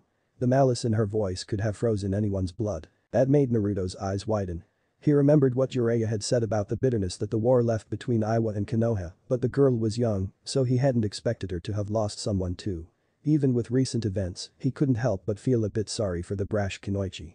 As someone who grew without a family, he could sympathize. The empty feeling of longing for the love of a parent was something that Naruto knew all too well. She noticed the blonde's surprised face, so she continued her tirade. Such a shame that we weren't allowed to kill you. It goes against my principles to spare any of you, murderers. If it was up to me, I would see you and your kind dead at my feet. Naruto's pity vanished as fast as it had come. He couldn't tolerate his home and comrades being labeled murderers by the ignorant girl. Not all of us are like that. You don't even know me or my friends. Tell that to the families of all the people that Konoha assholes like you have killed. Threw the Kunoichi back at him. That was a long time ago. It's precisely because you idiots can't pull your heads out of your ass to live in the present instead of the past that this enmity still exists. If you guys were reasonable we could have peace. Said Naruto, grinding his teeth in frustration. She gave a laugh filled with ridicule. Ha, you really are a moron if you think such a thing is possible. You can't know that. In fact, when I become Hokage I will try to fix the relations between our villages. Living with bitterness is not the answer. Said Naruto with determination. Kurotsuchi looked baffled at the Jinchuriki. Wow, your stupidity never ceases to amaze me. You Hokage. Peace. You are just a brat living in your own little pink-colored world filled with unicorns and rainbows. Wake up, this the real world. If anyone is gonna become a Kage it is me. And let me tell you, once I become Tsuchikage the first thing I'll do is crush your pathetic village. Naruto had already lost all his patience at her close-mindedness. You are such a detestable girl, you know that your sight is so clouded with hatred that you can't see anything else. And you are a delusional moron that thinks he can change the world if he wishes hard enough. You are ridiculous. Said the girl just as pissed off as her fellow prisoner. They stared hotly at each other, breathing heavily with anger, until they both gave a huff and turned their heads away, not daring to look at the other right now. They stayed silent after that. Having spent all their remaining energy yelling at each other left them a bit more mellow. After a considerable amount of time had passed, Naruto realized something concerning his cell partner. Hey. He called to the girl on the other side of the room. She was resting her head against the wall. When she heard the idiot talk she turned her pink eyes to him, not bothering to move her head. What do you want, dipshit? I didn't catch your name. Asked Naruto with a serious face. She gave him a look of utter disbelief. Is this guy for real? They had tried to kill each other just a couple hours ago and now he wanted to make small talk. My name is not your business. And why the fuck do you care anyway? Naruto gave a shrug and squinted his eyes. Well, we don't know how long we will be here having to put up with each other and calling you by your name seems a better option than I would bitch. Besides, I already told you mine. She just continued to stare at him with incredulity. Don't call me anything. Don't even talk to me at all. Period. She then proceeded to continue staring at the wall, ignoring the look of annoyance of the blonde at her dismissal. After a moment, she closed her eyes and sighed. If she had to tolerate the moron for who knew how long, she supposed that it was preferable to have him call her by her name than with undesirable nicknames. And he didn't seem like the type to keep quiet, so she might as well make the best of the situation, as hard as it may be. Kurotsuchi. Naruto looked at her, puzzled. He hadn't expected her to say anything anymore. Huh. My name is Kurotsuchi. There, you happy there? Now stop bothering me. Said the young prodigy in exasperation at the boy's lack of attentiveness. She then turned her head to the side to avoid looking at the idiot anymore. Naruto was starting to get peeved again at her insufferable attitude. Fine. It's not like talking to you is enjoyable anyway. He finally decided to stop concerning himself with the troublesome girl. She was acting so obnoxious that it wasn't even worth it to try to have a civilized conversation. And he had bigger things to worry about anyway. For instance, he didn't know what happened to the Ero-Sennin, but he had faith that the old pervert was alright. He knew the sage was strong, even if his quirks didn't reflect that. He guessed that Jiraiya had to be looking for him at the moment. He could only hope that he managed to find him soon. Kurotsuchi's anger had mostly died down by now and was replaced instead with fear. She worried about what would happen to her. She didn't want to die so far away from home and it wouldn't even be a glorious death on top of it. She didn't even care for her mission right now, she just wanted to return home with her friends and family. And so both teenagers found themselves lost in their thoughts. Knowing that the only thing they could do now was to wait for the Kumo ninja to decide their fate. They just hoped that they could get out in one piece. Hanahagakure was one of the great 5 shinobi villages and its size and population certainly showed it. The village was huge and was surrounded by a thick green forest that gave the place an air of calmness. The village was at the base of a mountain that had the faces of all the previous Hokage sculpted to honor the beloved leaders. The buildings ranged from small to big, but by far the tallest was the Hokage Tower. Right now Tsunade, the goddamn Hokage, was going through several stacks of paperwork and was none too happy about it. She was a blonde woman with long straight hair that framed her face that she kept in 2 loose ponytails. She was light-skinned with brown eyes and had a small violet mark in a diamond-like shape on her forehead. Her attire consisted of a gray kimono that showed her rather generous cleavage, dark blue pants and a green haori with the kanji for gamble in the back. Does this ever end? I have been doing this all day and I swear that the stacks aren't getting any smaller. Complained the blonde-haired beauty and gave a frustrated sigh. At that moment, her apprentice, Shizune, entered the office carrying an extra stack of papers. Which made Tsunade drop her head against the desk in frustration at having yet even more work. Come on Tsunade-sama, it's not so bad. Only a few hours left and you are done for the day. Said Shizune. The Hokage's apprentice was a young woman with straight shoulder-length black hair and dark eyes. She was wearing a black kimono and like her master, she used high-heeled sandals. If it's no big deal why don't you do the paperwork, Shizune? Said the busty blonde, still face down on the desk. Well, you see, I'm more useful tending to other tasks around here. I have my fair share of work too, you know. Yes, that's it. Responded the raven-haired girl with a nervous grin and a hand behind her head, which gave away her excuse. That's what I thought. Said Tsunade, eyeing the young girl with a deadpan look. Tsunade. Both women gave a jump of surprise at the noise, and not a moment later Jiraiya appeared in the office, entering through the window. The sage was almost out of breath, his clothes were ragged, and one could see spots of blood here and there. His unusual appearance put the women on edge. Jiraiya. God, what happened to you? And where is Naruto? You guys were supposed to arrive a month from now. Asked a worried Tsunade. Something bad had to have happened to the pervert and Naruto for Jiraiya to be in this state. There is no time to lose, Haim. We were attacked by a squad from Iwa and members of Akatsuki. I lost Naruto in the chaos and I haven't managed to find him. I need a tracker team to help find him and I need it now. Said Jiraiya with urgency, he was in such a hurry that he didn't even have the time to catch up with his old teammate. After hearing that her surrogate godson was in trouble, Tsunade didn't waste another second and turned to her apprentice. Shizune. Fetch me teammate at once, along with Kakashi and Sakura. Move it. Shouted the healer with authority to the raven-haired woman. Yes, Tsunade-sama. Responded Shizune, sprinting for the exit. She was just as worried as her master and Jiraiya, as Naruto was like a little brother to her. As soon as Shizune left, Tsunade looked once more at her former teammate with a stern face, showing she was serious now. Jiraiya, while we wait for them to get here, you are gonna tell me exactly what happened and you better not leave any details out. Jiraiya gulped. He knew that whenever Tsunade got like this, it usually meant extreme bodily harm for him, but he started detailing everything to the full extent anyway, knowing that whatever punishment the Hokage gave him would be worth taking if it meant saving Naruto. Unknown location. Itachi and Kisame were in a cave, standing in a circle along with 7 other figures that seemed to be some type of holograms. Well done. Our efforts in capturing the Yanbi and Gobi have been successful. We will soon begin the transfer to the Jito Meizo, said the silhouette of a tall man with spiky hair, but his eyes were the feature that really stood out as they were completely purple with a circular ripple-like pattern. I hope I was worth it, Pain-sama. I lost my arm for that, said another figure with the voice of Deidara. Good thing we didn't lose anything important then. Replied another of the shadowy silhouettes, laughing at his own joke. Shut up, Haiden. I'll make you regret being immortal when I blow you up in a million pieces with my art. Yelled Deidara, enraged at his comrade. I'd like to see you try with only one arm. Mocked the figure now known as Haiden. Enough, both of you. Said the purple-eyed man, and as soon as he reprimanded them they both stopped their dispute. When everything went silent again, the man resumed speaking. Speaking of which, we need to do something about that missing arm. We are going to go after Ichibi soon. Suna's desert is vast. When we capture the Ichibi there will be no place to hide from Suna's reinforcements. Deidara can grab the Jinchuriki and get him out fast, so we will need him in top form. That's why I need Kakuzu to find a suitable body and attach its arm to Deidara.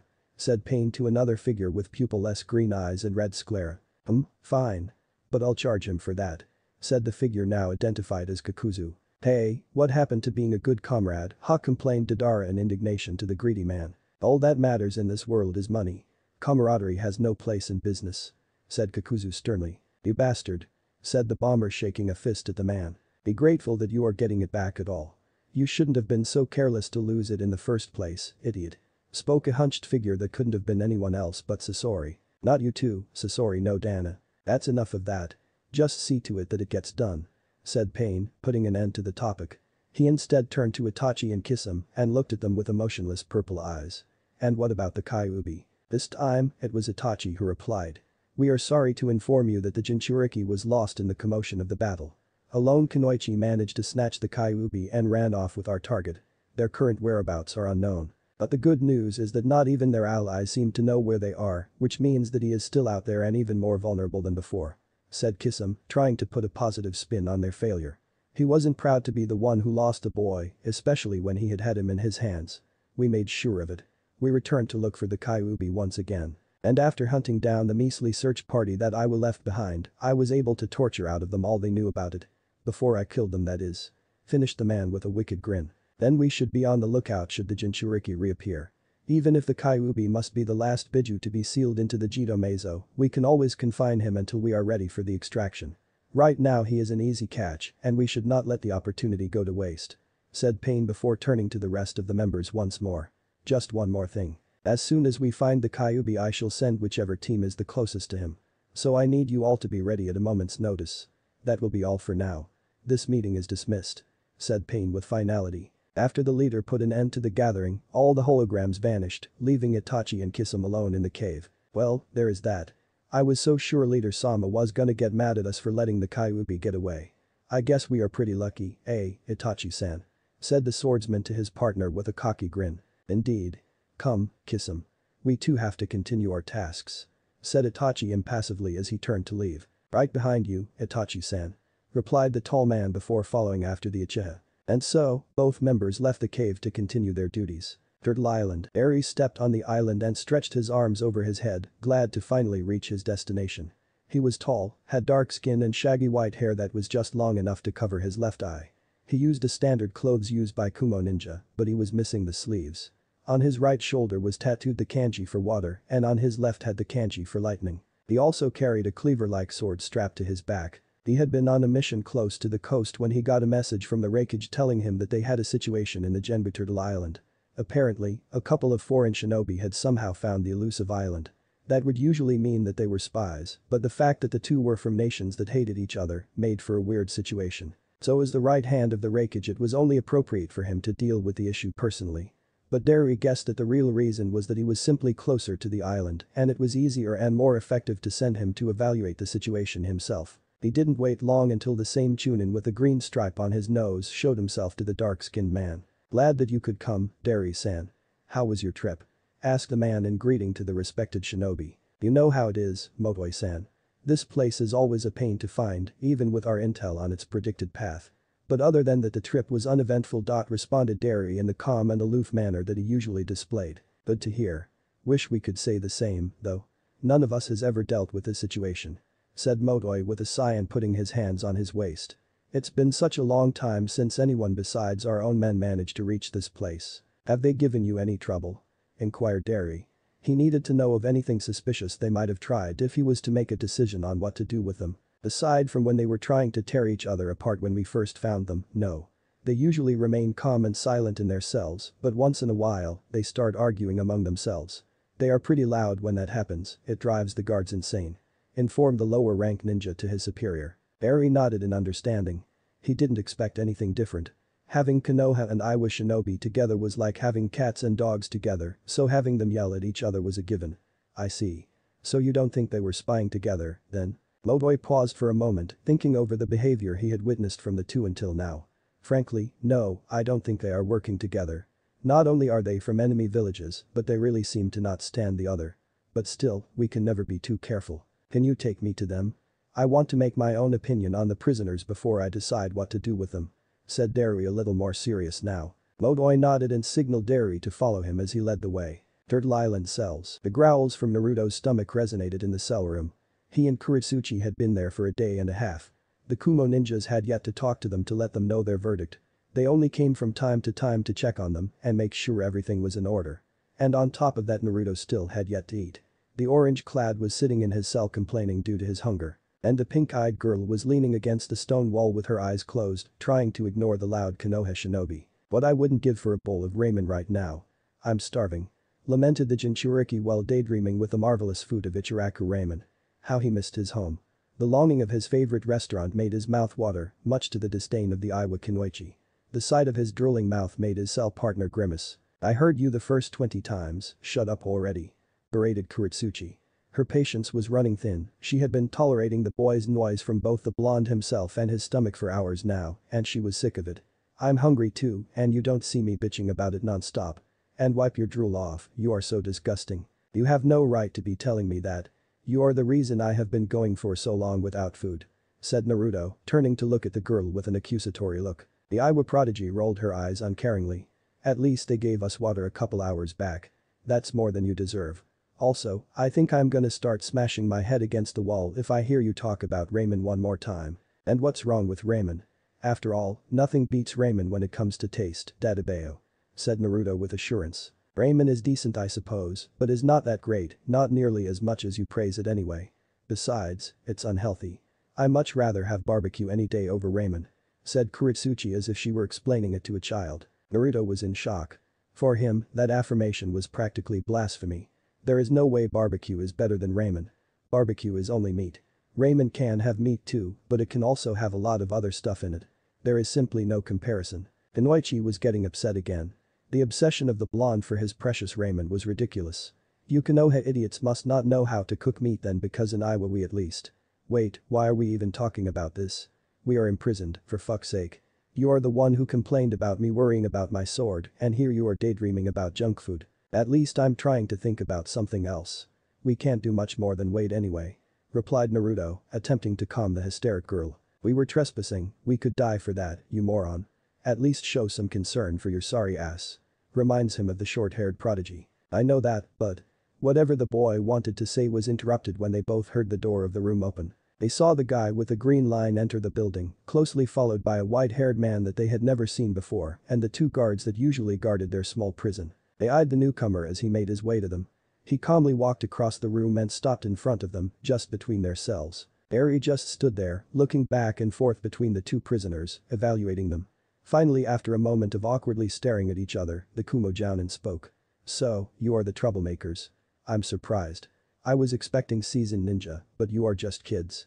How dull." They both seemed to take offense and frowned at Eri's comment on their age, thinking that it was a jab to their skills.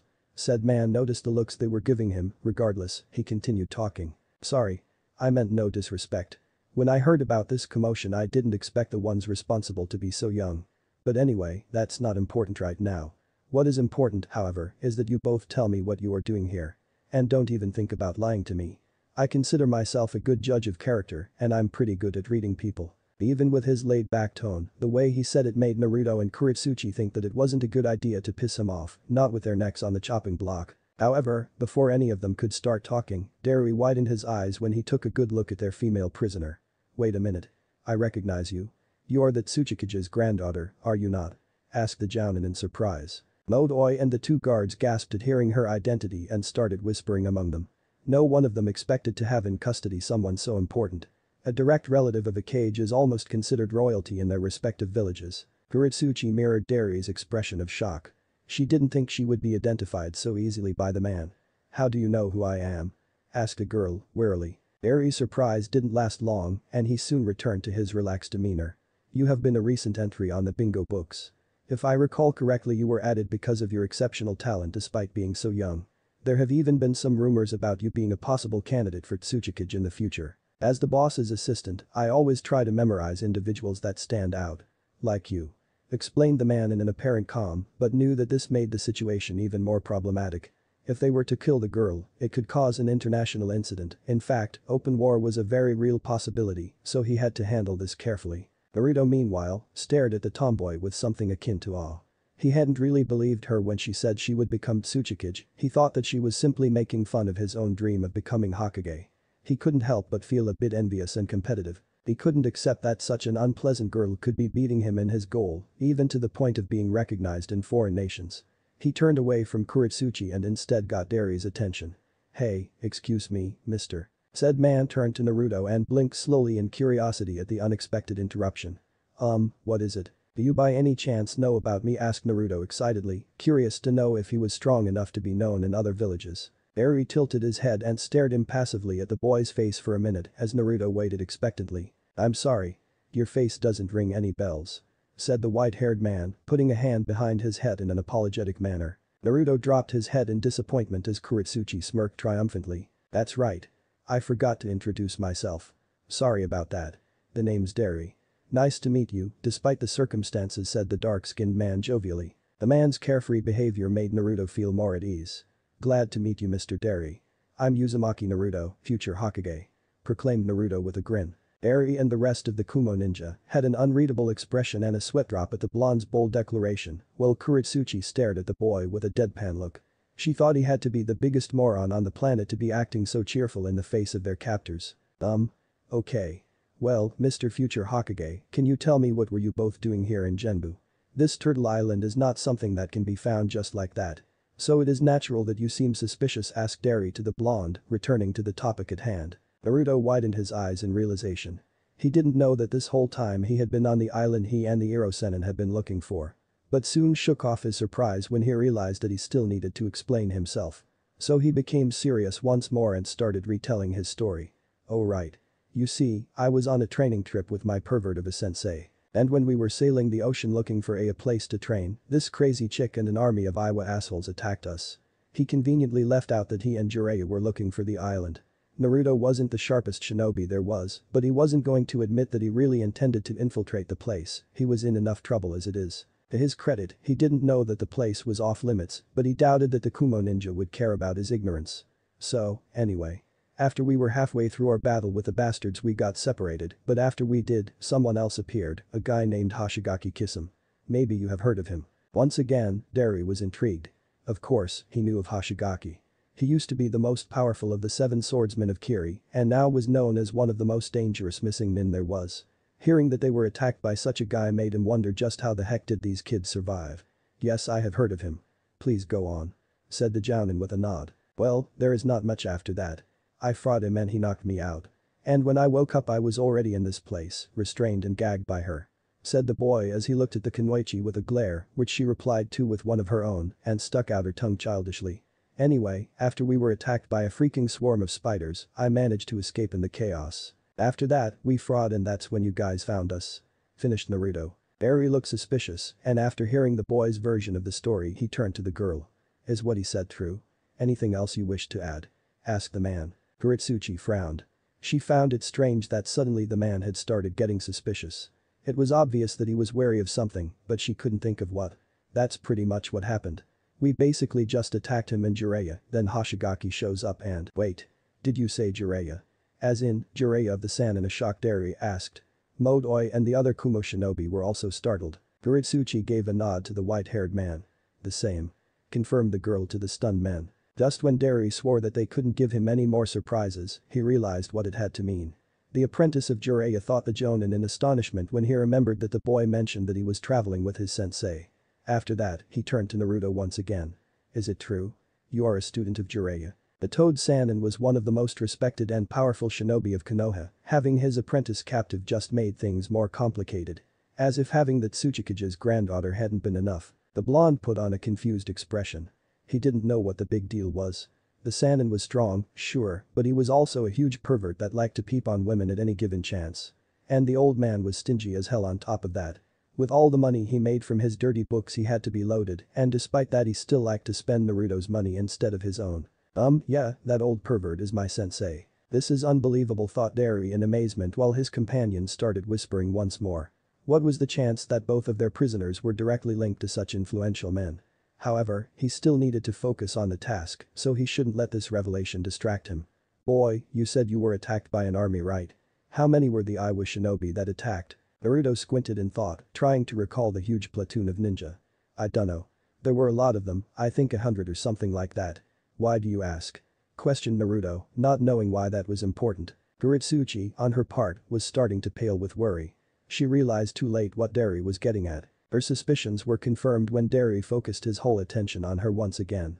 I find it strange that you just happened to have such a big force when you engaged them, so that means that you came with the sole intention to assault them. But that raises another question. Why did you need to attack them? Asked the white-haired man with a stern face. Kurotsuchi was sweating bullets. The last thing she wanted right now besides being executed of course was for Kumo to realize that the idiot was a Jinchuriki. If they took the Biju for themselves then all her struggles would have been in vain. Isn't it obvious? We wanted to destroy potential threats to Iowa and we knew that Jiraiya wouldn't be easy to take out and if we eliminated his student while at it all the better. She knew that she was screwed. That excuse was weak and she knew it, but with her nerves, she couldn't come up with a better one on the spot. Both teenagers, and even Modoi and the guards, gave a small jerk in panic when Derry unsheathed his sword and the sound of metal meeting stone echoed when the tip of the blade touched the floor as Derry wielded it. The Jounin glared coldly at the now bleached face of the girl. I warned you to not lie to me. If what you said truly was the case, then you wouldn't have bothered to keep the boy alive.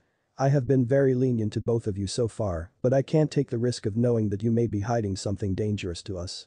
Tsuchikage's granddaughter or not, I'm not just gonna let you make a fool of us. Naruto had a concerned look as he watched the girl tremble in fear at Dari's threat. He knew that he probably should feel glad that the girl was getting tormented for once, considering that she tried to make his life miserable, but he just didn't enjoy watching another person in need, especially when they were helpless. That was just the kind of person he was. The startled Modoi tried to reason with the Jounin. Wait a moment, Dari-san. We should think this through first.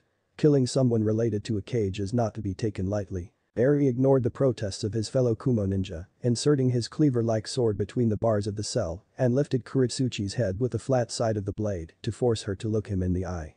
Now, tell me what your true reasons were. By your reaction, I can guess it's something big, and I need to know every detail for you being here, especially if it's important. Last chance to tell me, or else. He left the threat hanging in the air to let it sink in into the girl. Kurotsuchi had lost all her bravado by now. Her face was frozen in terror as she trembled in fear. She didn't want everything to end, not like this. She didn't want to dishonor her village, but she didn't want to lose her life over the mission either. She decided that it was better to lose her pride than her head. She started to open her mouth to give a reply, but was interrupted before she could. I'm the Jinchuriki of Kyuubi, said Naruto, intervening in their conversation. That confession made everyone go silent and turn to look at the boy in shock, unsure if they heard him right. Modoi and the guards were agape, Dari was staring wide-eyed at the blonde, and Kurotsuchi was surprised and confused that the idiot had revealed something so delicate to save her neck. That can't be. Mumbled Modoi, still speechless. A Jinchuriki was the ultimate weapon of their respective villages, having one of them captive was a serious matter. That fact alone was enough reason to cause an international incident. You can check if you want. The seal is in my belly, said Naruto with a serious face to the dumbfounded Kumo ninja. Dari withdrew his blade from Kurotsuchi, to which the girl gave a sigh of relief at having the focus diverted from her and signaled the Chunin to inspect the boy's claims. Modoi and the two guards hastily entered Naruto's cell. The brown-haired Chunin knelt down to lift the boy's jacket, exposing his stomach. After Naruto channeled some chakra, a collective intake of breath was heard in the room as the spiral pattern of the 8 trigram seal manifested itself in the blonde skin. It's true. He is a Jinchuriki. What do we do, Dari-san? Asked Modoi at a loss of what to do about this development. Dari had almost dropped his blade when he saw the seal, and he couldn't take his eyes away from the ink pattern. He had seen enough. Now he knew that the situation was a lot more complicated than he could have ever thought it would be when he was first called here. He was now just starting to understand the magnitude of the issue. Aiwa had sent an entire battalion, among them the Tsuchikage's granddaughter, to try to kill Jiraiya of the Sannin and capture Konoha's Jinchuriki, which was the student of said Sannin on top of that. And now both nations probably thought that both the Jinchuriki and the girl were dead or captured by the enemy. This was the kind of stuff that could start wars, and Dari didn't want Kumo to be anywhere close if the shit hit the fan. Oh, he knew that the Raikage wouldn't concern himself with the possibility of pissing off the other nations.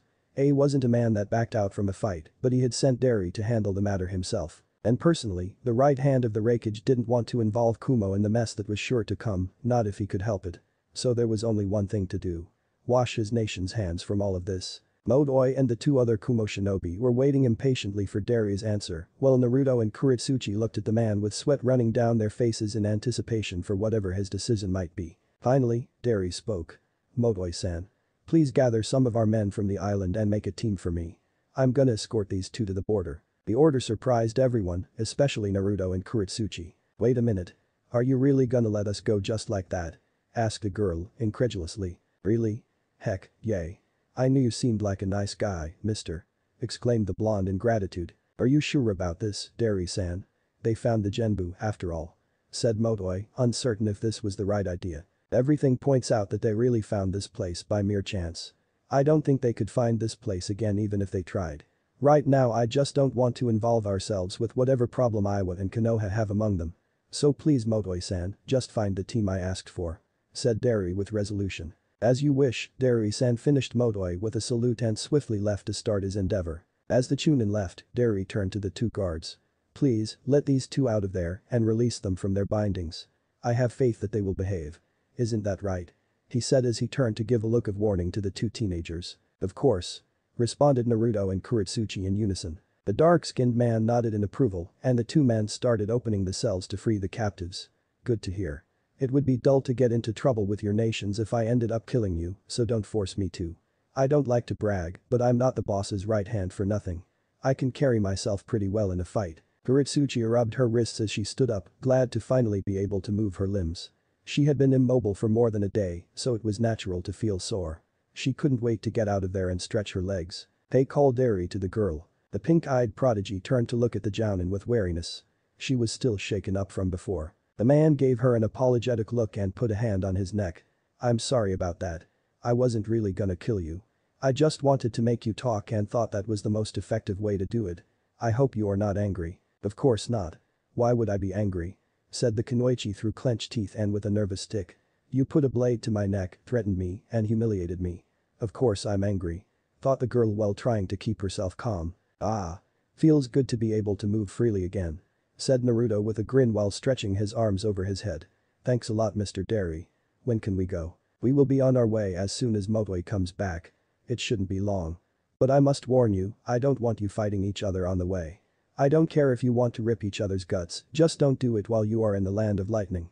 Explained Derry calmly to the teenagers. Kurotsuchi looked at Naruto with disdain and narrowed her eyes. Fine by me. Just don't let him get close to me. I can't stand the idiot. Same here. Like I would want to be anywhere close to someone like you. Replied to Naruto hotly. Eri was already dreading the trip. Not even seconds after telling them to behave they were throwing insults at each other. Mr. Derry. Called Naruto cheerfully to the man. What is it? Asked a jounin, turning to look at the blonde. Can I make a request before we go? Begged the boy with his hands clapped together. Go ahead replied Derry with curiosity. Can we eat something first? I'm starving. Said Naruto with a hand in his stomach for emphasis. Kurotsuchi groaned in exasperation at once again hearing the blonde complain about his hunger. Sure I guess. Said the white-haired man, taken back by the blonde's carefree and cheerful disposition. Alright. Yelled Naruto and gave a jump in victory. Why can't you stay quiet for even a minute, Dumbus? Reprimanded the kunoichi, ready to restart their argument. Eri gave a sigh at the turn of events. This isn't exactly how I expected my day to go. Naruto, Derry, Kurotsuchi, and 5 Kumo Chunin had been traveling for a whole day to the border of the Land of Lightning and the Land of Frost. So far the journey had been uneventful, which Derry was grateful for, and with the current speed of their sprint, they shouldn't take longer than a few hours to reach their destination. Surprisingly both the Konoha Jinchuriki and the Tsuchikage's granddaughter had kept their end of the deal and managed to keep things civilized, if only because they made a point to not even address each other at all. But the white-haired jounin couldn't complain. As long as things were calm while they were in the Land of Lightning, he didn't care if they were waiting for the first chance to kill each other when they arrived at their destination. In fact, things had been rather tranquil. The girl had barely said a word since they left and the Jinchuriki only spoke from time to time to ask questions and make small talk. It won't be long before we reach the Land of Frost. Once we get there just get on your way to your respective nations. Said Derry to his travel companions. Just so we are clear on this. We get there, you leave, and then the idiot and I stay there to our own devices. Asked the kunoichi, surprising Derry as she was breaking her silence for the first time since they started their journey. Yay. That's about right. Confirmed the dark-skinned man. Naruto frowned at that. He wasn't sure that he could trust Kurotsuchi to not try anything once their Kumo escort left them by themselves. He at least hoped that the girl had some sense of honor and remembered that he helped her back to the island by revealing his status as a Jinchuriki. It wasn't like he was afraid of fighting her or anything, but he much preferred not to waste time in a pointless fight and reunite with his perverted sensei as soon as he had the chance. Kurotsuchi for her part was just itching to finally be rid of the Kumo shinobi to get the chance to tear the blonde idiot a new one. These complications aside, she was still on a mission and she intended to finish it. So she still had to subdue and capture the Jinchuriki once again. She smirked at the thought that she may be able to pull off an S-ranked mission without further help, it would certainly look good on her record. Eri glanced at the Konoha and Iowa teenagers and based on their looks, he could get a pretty good idea of what their concerns were, they didn't make an effort to mask it in the first place. He sighed in resignation at that, as he knew it wasn't his place to be mediating their issues. His task was to get them out of the Land of Lightning, and that was it. It was a shame that they would most likely end up killing each other, he kinda liked the brash kids. And so, with different levels of anticipation, their travel continued like that for the next few hours. The Wagakure no Sato, Hitsuchi, Akatsuchi, and the remaining Iowa platoon stared in horror at the ruined gates of the Wagakure.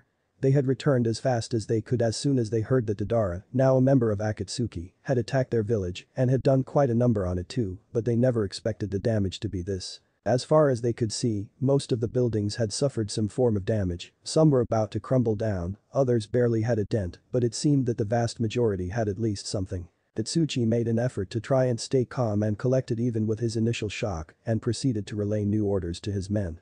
I'll go looking for the Tsuchikage to give my report of our mission.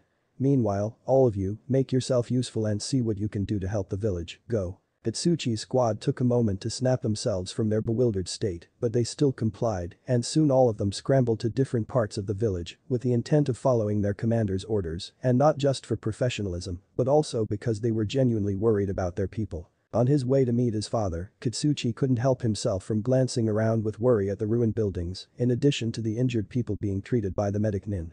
It was a horrible sight. He could see some corpses laying around along with the rubble, a few dead pets here and there, paths that were inaccessible to the common person with the kind of damage sustained, and on top of that, he had to see all of that while listening to the occasional cry of agony caused by injuries or by mourning loved ones.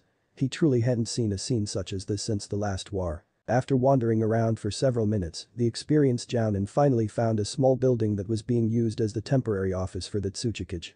He started to make his way through the crowded place to the small man's desk.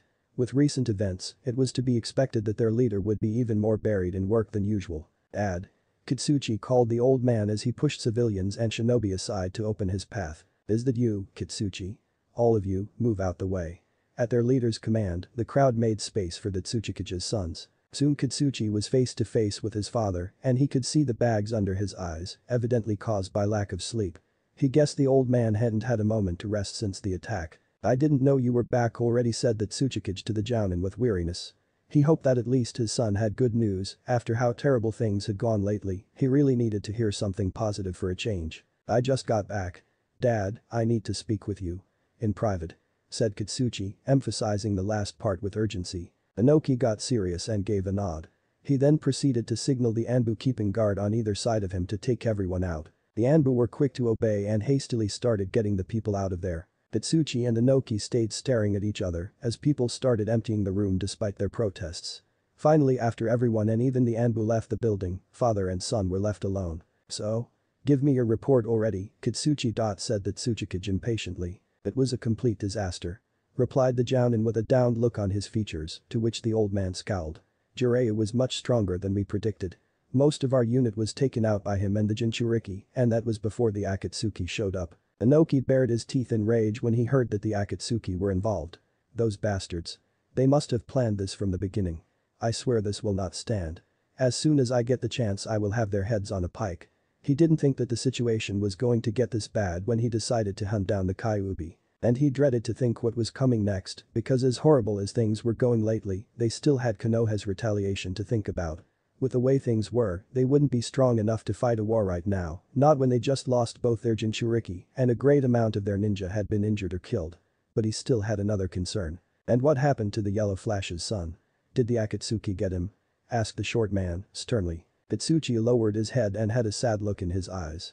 He gave a sigh before retelling the events of their failed task. Kurotsuchi managed to snag the Jinchuriki in the chaos. But we lost her along with the boy. We don't know where she is.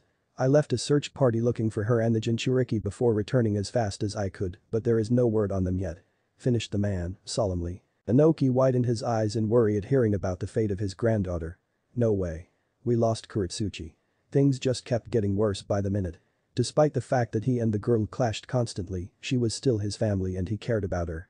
And she was their best kunoichi currently. Even if he would never admit it out loud, he knew that she did have a decent shot at becoming a candidate for Tsuchikage.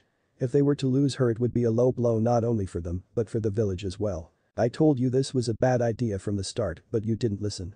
Kurotsuchi was starting to lose his cool. He had managed to somewhat keep calm until now, but bringing up his daughter, and along with the state the Iwa was in, was finally starting to wear him down. And all of that in just a few days. Just for trying to kill a single boy we lost our Jinchuriki, the village is in ruins, our people are wounded, a lot of my comrades were taken out, and Kurotsuchi is out there alone, probably dead too. Said Kurotsuchi while progressively raising his tone until he was almost shouting. Don't test me right now, Kurotsuchi. I'm not in the mood to tolerate your disrespect to your Tsuchikage. Said Inoki in warning and narrowed his eyes. Besides, we don't know where Kurotsuchi is right now.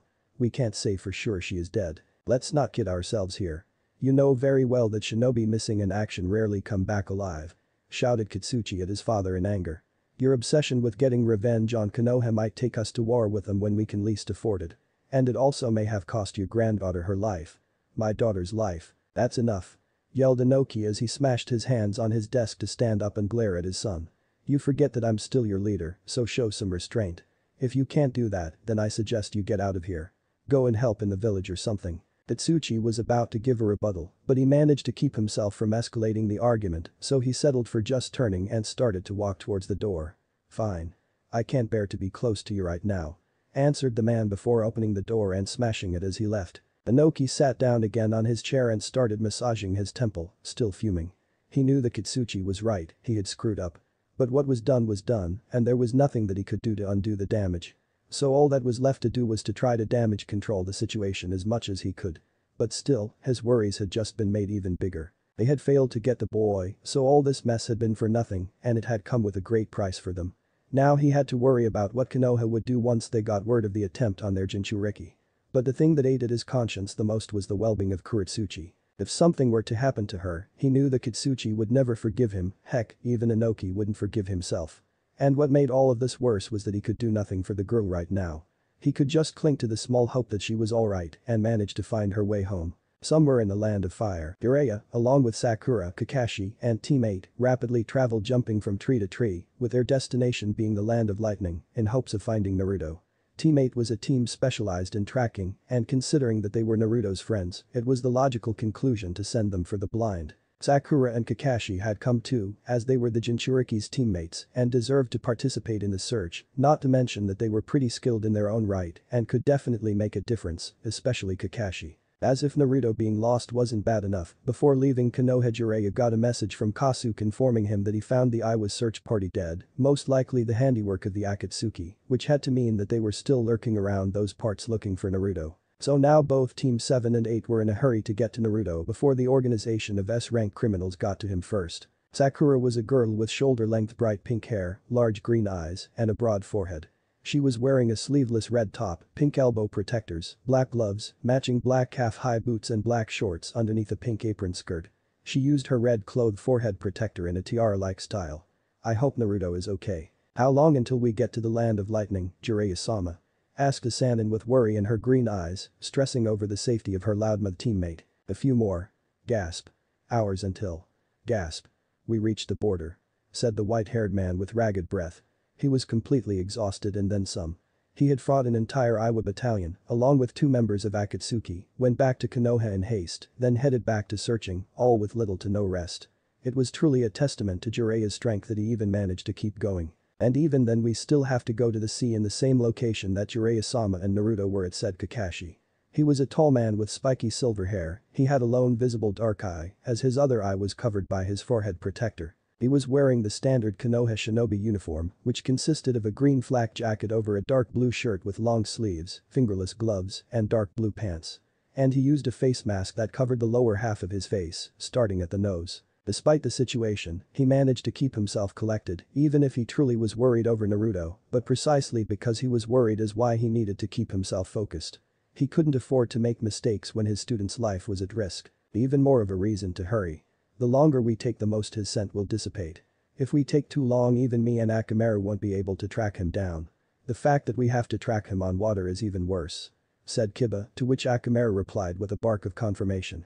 Kiba was a member of Team 8 and being a member of the Inuzuka clan, he had a wild appearance. He had messy brown hair, black eyes with slitted pupils, and elongated canines. He also had the distinctive red fang markings on his cheek that was customary of the Inuzuka. He wore a black leather jacket and black pants, and the cloth of his forehead protector was also black. Akamaru was Kiba's dog partner and was big for a dog, so much that one could ride on him. He had squinted eyes, and his fur was almost completely white, save for his ears which were a brown color. Luckily my insects can cover a wide area, even in water. But I do agree that we should hurry. Replied Shino.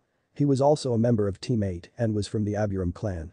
And as was common with the Aburam, he was a mysterious individual. He had a black high-collared shirt that covered the lower half of his face, and over the shirt, he wore a green jacket with a hood that covered his head, which only left his eyes as the only visible part of his body, and even then his eyes were also covered with round dark glasses.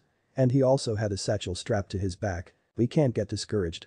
We absolutely have to help Naruto-kun. said Hinata with resolution, which was uncommon for the normally shy and meek girl, but when it came to Naruto she always gave it her all. She was the last member of Team 8. She was a girl with dark blue hair, pale skin, and white pupil-less eyes that gave her away as a member of the Hyuga clan. She wore a cream and violet-colored jacket, blue pants and used her forehead protector around her neck.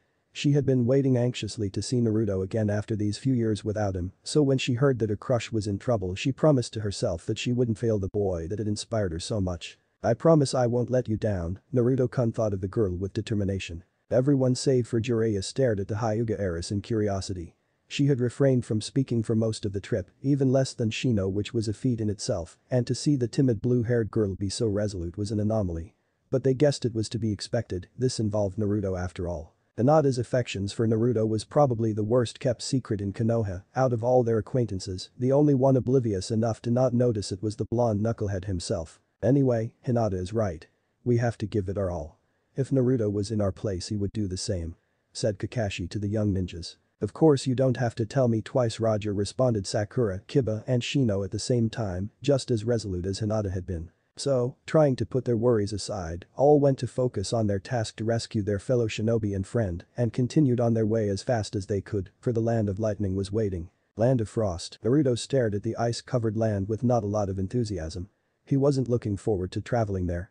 Having lived all his life in the warm weather of Konoha, he wasn't used to the harsh cold tundra.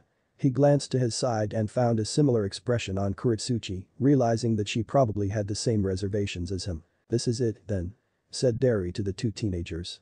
"This is where we part ways. We are finally out of the Land of Lightning, and I recommend that you not come back for a while. Nothing personal, but if you were to show up back so soon it would look suspicious for you. And hopefully, save me another headache," thought the dark-skinned man. "Wait a minute. You aren't planning on leaving us in this place without proper equipment for the cold, are you?" replied Kurotsuchi incredulously. She had thought that they would at least put them in a boat to the land of hot water or something, not just leaving them to freeze to death in this icebox. "The crazy girl is right, what the hell, Mr. Derry?" said Naruto with the same concerns as the tomboy. Said man just stared at them impassively, however. "I'm sorry, but you are still technically our prisoners. I have already done more than I needed to when I decided to bring you both here." Despite saying that, he couldn't help but feel sorry for them when he saw their worried faces, so he quickly added something more. "Come on, don't look so down. The Land of Frost is pretty small, you shouldn't take more than a day to cross it. So as long as a storm doesn't start you'll be fine. Besides, I have something for you that should help you." As he said it, he signaled one of the Chunin accompanying them and stepped forward. Both teenagers looked with curiosity to the Chunin when the man pulled out two scrolls and threw the contents to both of them as he unsealed them. "My weapons pouch?" asked Naruto in surprise. He had thought it had been lost. "Yay, we found it sealed in a scroll inside the girl's own pouch. She must have taken it when she captured you," explained Derry to the blonde. "My sword. I didn't expect to see it again," yelled Kurotsuchi in joy at seeing her mother's blade again along with her weapons pouch. She was almost hugging the thing. She barely even glanced at her pouch now that she had her favorite weapon back. "Wow, thanks again, Mr. Derry," said Naruto to the man with a grateful grin. "By the way, how did you know this one was mine?" "I found some change of clothes sealed in a scroll there." "You really like oranges," replied the Jounin with a deadpan look, and Naruto scratched his head sheepishly. But that out of the way, the Kumo shinobi were ready to leave. "Well, I can't say it has been fun, but I do hope to meet you guys again. You seem like nice kids. I just hope we do so in different circumstances," said Derry to the teenagers with a side glance as he turned to return to the Land of Lightning, along with the 5 Chunin. "I hope so too. Thanks for everything, Mr. Derry, I'll definitely never forget it," said Naruto cheerfully in farewell to the man. Kurotsuchi just stared expressionlessly at the Kumo ninja. Unlike Naruto, she didn't feel any gratitude to the man, as she knew that he didn't do this for their sake, he just did what he felt was best for him and his nation. She couldn't blame him, she would have done the same, but that didn't mean she didn't resent almost dying at the hands of the Kumo shinobi. And with a lazy wave, Derry and the rest of the Kumo ninja disappeared in a body flicker technique, leaving Naruto and the pink-eyed girl alone. Naruto stared for a moment at the spot that the Kumo ninja had been, before turning to the girl. "So, what do you propose we do?" He was interrupted when he was forced to jump to the side to avoid a slash from the girl's sword. "What the fuck, you bitch. Now that they are gone I can finally get back to my mission again. Such a drag since I had already caught you, but that can't be helped," said the girl as she readied her mother's blade again, ready to retry her attack. "You're still going on about that I helped you back there on the island. I had to disclose that I'm a Jinchuriki just so you could keep your stupid head," shouted the blonde to the girl, shaking a fist in anger. Even if Derry admitted that he wasn't really going to kill the girl, they hadn't known that at the time. It's not my fault that you are such a moron to help your enemy. So as far as I'm concerned I don't owe you shit," said the Iowa girl coldly to the orange-clad dot. "And what's the big idea now then, eh? You wanna fight right here and now in this cold? Even if you win, then what? You are just gonna travel through the entire land of frost carrying me, all while you are wounded and low on chakra after battling, you are just gonna get us both killed," yelled Naruto to the tomboy as he stepped back to put more distance between them in case the girl decided to not listen to reason. Kurotsuchi frowned in thought. That was the most sense the moron had made since she met him. It was true that it would be deadly to try and travel the land of frost if she was wounded and not properly equipped for the cold, and carrying the heavy blonde wouldn't do her any favors. She got a bit angry that for once the moron had had more hindsight than her. Shut up. And what do you propose, a truce? Maybe," answered Naruto dumbly and squinting his eyes. As if. "Keep dreaming," said the girl in a mocking manner. Like hell she would let the idiot get away. "I don't know about you, but I just want to go home. I'm just proposing we just stop fighting and go our separate ways," tried to reason with Naruto.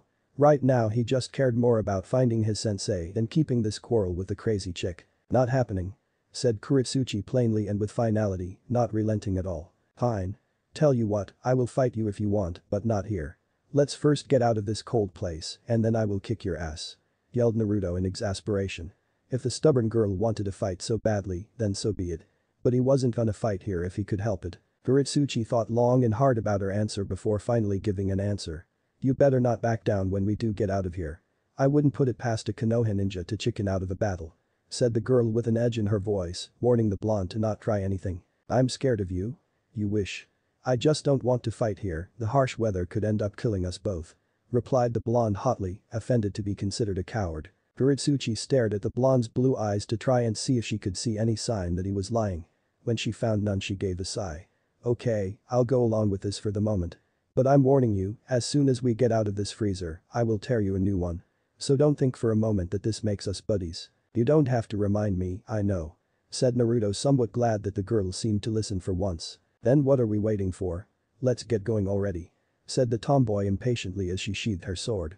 The sooner they got out of the land of frost the sooner they would settle their dispute once and for all, and getting away from the unbearable cold would be nice too. And so the Iwa Kinwaichi and the Konoha Jinchuriki turned around and continued their trip, careful to keep their distance in case any of them tried to take the other out with a cheap shot. Even if their journey through this frosty wasteland wasn't supposed to be long, they knew that having to worry about the other attacking was gonna make it. Kurotsuchi were still trying to find their way out of the snowy nation, and currently, they were bracing themselves and shivering in the cold as a raging blizzard descended on them. Kurotsuchi cursed their rotten luck. Of course, the exact thing that they didn't want to happen just had to happen. "ODD don't W worry, as long as a SST storm doesn't ST start UW will be fine. FF fucking asshole," complained the girl with chattering teeth as she repeated what Derry told them earlier. Naruto turned his head slowly to the girl, shivering just as bad as she was. "It's not a like me Mr. Derry Knut this W was gonna happen," said the boy in an effort to calm the girl down. The tomboy rolled her eyes uncaringly at the blonde's comment. "I instead of kissing why your boyfriend's ass, help me look for sh shelter," responded the prodigy, squinting her eyes while glancing around to the distance in an effort to catch sight of anything that could be used to protect themselves from the blizzard. Naruto did just that, even if he didn't appreciate being insulted, the cold didn't leave any energy to be looking for a fight right now. After glancing around for a few minutes, he perked up when he finally saw something in the nearest mountain that could be of use. "Look. There is a cave there," he shouted while pointing at said cave. His joy was such that he didn't even stutter from the cold. The pink-eyed girl looked to where the blonde was pointing at, and she could, in fact, see a cave.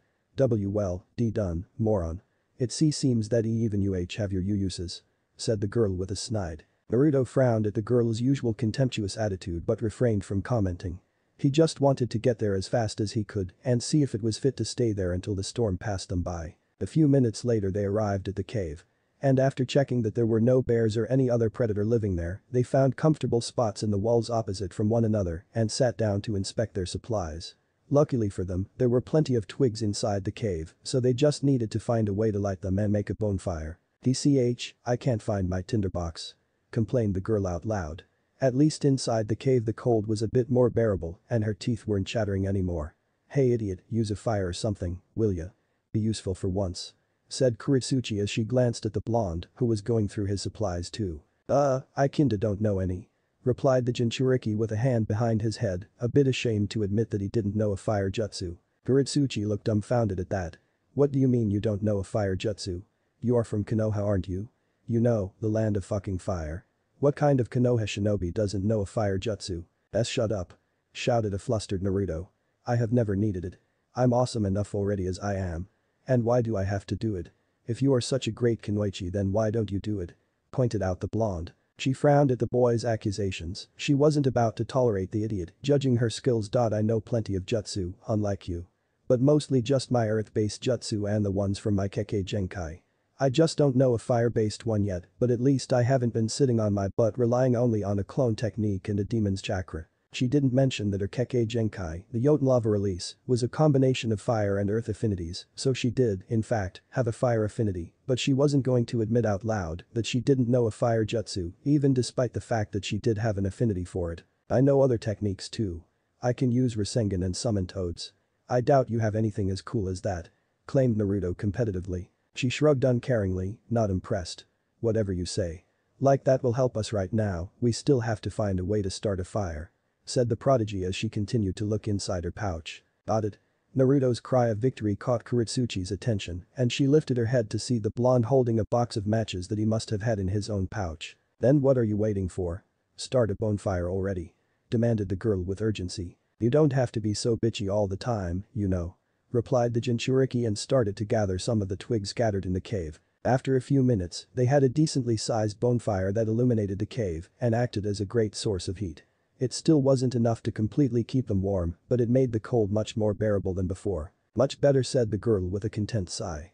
She was still trembling, but the cold wasn't so bad now, but it was still pretty chilly, though. She heard the clatter of steel against a rock and turned in curiosity to see what the moron was up to. And she saw the boy unsealing a pot and a kettle from a scroll. "What are you doing now?"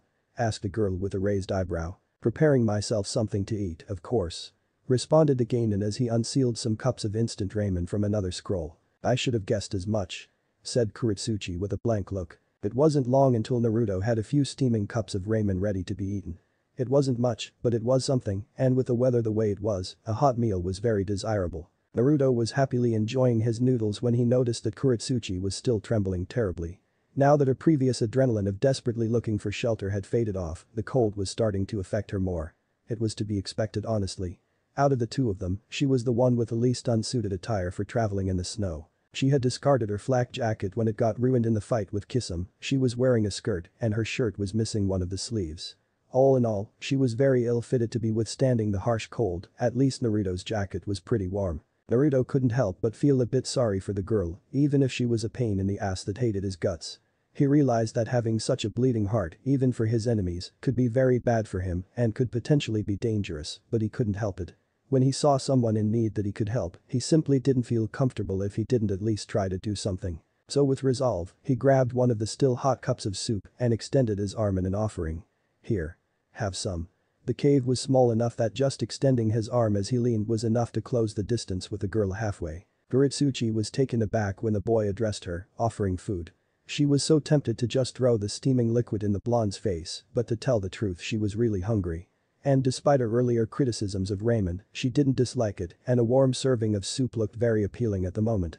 She gave a suspicious look before addressing the Jinchuriki once more. "How do I know you didn't poison it or something?" Naruto looked offended that she even suggested that he would use such a cheap tactic like poison.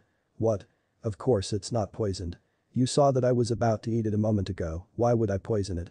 He continued to look with indignation at the girl, expecting to hear her answer. After staring at the blonde for any sign of untruthfulness, she closed her eyes and gave a resigned sigh. "I guess I'm giving you way too much credit. You can't possibly be clever enough to think about it." Naruto's eye was twitching trying to barely keep his cool. He was trying to help her and she was still finding ways to mock him. "You are gonna take it or not?" He was seriously starting to regret offering her any food. Such a good ramen wasted on an ungrateful banshee. She better take it soon before he changes his mind. She pretended to think it over, all the while with a cocky smile plastered on her face. Tell you what. I'm going to humor you this once, so I guess I will accept it." She finally reached for the cup and took it in her gloved hand. "Don't expect thanks for this, though. I still hate you." She then proceeded to bring the cup to her lips and took a small sip, being careful to not burn herself. "You're welcome," said Naruto with sarcasm and with a face that left clear that he wasn't amused by the girl's thankless behavior. However, he just brushed it off and went back to eating his own. "This is not as good as Ichiraku's ramen, but it will have to do. Yay, it can't replace a good serving of barbecue, but beggars can't be choosers I guess," replied the girl and took another sip of her cup shortly afterward. "I remember you mentioning something like that before. Is Iwa's barbecue really that good?" asked Naruto, truly curious to know. "Oh, you haven't lived until you taste it. But why do you ask, Dumbus?" said Kurotsuchi, raising her eyebrow once again. "Is that just that, even though I have gone to a lot of different small villages, I have never traveled to any of the big ones, you know. Like Suna or Kumo or Kiri, none of those, including Iwa. So I'm curious to know more about them. To see how different they are from my home," said Naruto, placing the ramen cup beside him to put both hands behind his head. "You think I'm stupid? I'm not about to be disclosing information of my village to an enemy," said the pink-eyed girl with an accusatory stare. "Are you always like this? I just want to talk, that's all. Nothing much we can do right now besides trying to not freeze to death," said the blonde with exasperation. This girl was truly grating on his nerves. Kurotsuchi tilted her head in thought. She guessed talking wasn't that bad if only to distract herself from the terrible cold. But was it alright to be having a conversation with the idiot? And about her village no less. But she supposed that just a tiny bit of non-compromising information couldn't hurt, right? She gave a huff of resignation. "Okay, if you are just dying to know I guess I can tell you a little bit." Naruto perked up at finally having the closest to a civilized conversation with the girl since he met her. Seeing that she got the blonde's attention, Kurotsuchi continued. "We have all our buildings on top of small mountains and we have to use bridges to go from place to place. And not only that, but the village itself is surrounded by mountains much taller than the ones we used to live in. One thing I love is seeing the setting sun when it can just barely be seen above the hills," explained the girl with a longing face. Naruto had his face in wonder, he guessed it had to be a sight to behold. "Sounds amazing. Do you have anything like our Hokage mountain? In Konoha we have all the faces of our Hokage carved into a mountain, for Iwa it should be easy to do with how many mountains you have." The girl widened her eyes at the information. The Kage's faces carved in a mountain. That sounded so cool. But she would rather eat her own foot before giving Konoha credit for anything. "Bah. Who needs a Kage monument? That's way too pretentious if you ask me," said Kurotsuchi with a wave of her hand in an effort to play it down. "You know what's awesome? Waterfalls. We have tons of waterfalls and they look amazing. There are times in the day when they shine like diamonds when the daylight is just right. Iwa sounds like a cool place. I wish I could see it someday," said Naruto with a thoughtful look. "Well, you could always let me capture you and you'll be able to see it," responded the tomboy with a mischievous smile. Naruto was alarmed at that. "Like hell. I didn't mean it like that. I meant like visit the place or something," explained the boy, exalted. "You can try if you want. But my people would kill you the instant they landed their eyes on you," said the girl in all seriousness. Naruto put on a sad expression and dropped his head at the reminder of their village's enmity. "It's such a shame really. I wish there was a way for our villages to be friends." He heard Kurotsuchi snort at his comment, but he continued nonetheless. "We don't have to keep fighting each other. Come on, you can't honestly say that you prefer to be in a never-ending conflict, can you?" He asked the girl with the most serious face he had used until now. She stared back at him just as intensely and after a minute she responded, "I don't care about peace, I just want you assholes to get what's coming to you for all you have done to us." She saw the blonde's face morph into one of incredulity. "You can't possibly mean it. Who in their right mind wouldn't want peace over conflict?" shouted Naruto in a rhetorical manner. Kurotsuchi groaned in irritation. "Please don't start with your peace bullshit again. If you want to believe in fairy tales, go ahead, but shut up about it. I'm tired of hearing you say stupid shit. I, for one, don't give a damn." Naruto frowned, getting frustrated once again with the girl. "Well, I rather believe in fairy tales than being a bitter person like you. Honestly, since I met you I think I haven't heard you say anything positive at all," declared the Jinchuriki. She turned angrily at the blonde and met his blue eyes with her angry pink ones. "What's there to be positive about? I'm stuck with the biggest moron on the planet as I'm slowly turning into a popsicle. Not to mention I was captured by Kumo Ninja and I'm alive just by mere chance. Yeah, I have so many reasons to be a ray of sunshine," said Kurotsuchi sarcastically. Naruto felt like pulling at his hair. "This girl is so freaking difficult," thought the genin with a grimace. "Sometimes I can't stand you. Why do all our conversations end up like this? You are probably the hardest person to have a simple conversation with that I have met. If talking to me is so bad, then stop doing it. Do us both a favor and stop bothering me," shouted back the girl with ire. Maybe I'll do that. Replied Naruto equally as angry. Fine by me. Fine. And with that, both teenagers ended their discussion and turned away from the other. Now with the mood much more tense, they started trying to ignore each other as much as they could. So with their tempers still blazing they sat in silence for the rest of the day, waiting for the storm to pass. They ended up waiting all night as the storm just died out the next morning. That would usually mean that they had time to have a good night's rest, but given the fact that they had to worry about the other slitting each other's throats in their sleep, it made it impossible to relax, much less sleep. They were now once again on their way through the snowy terrain.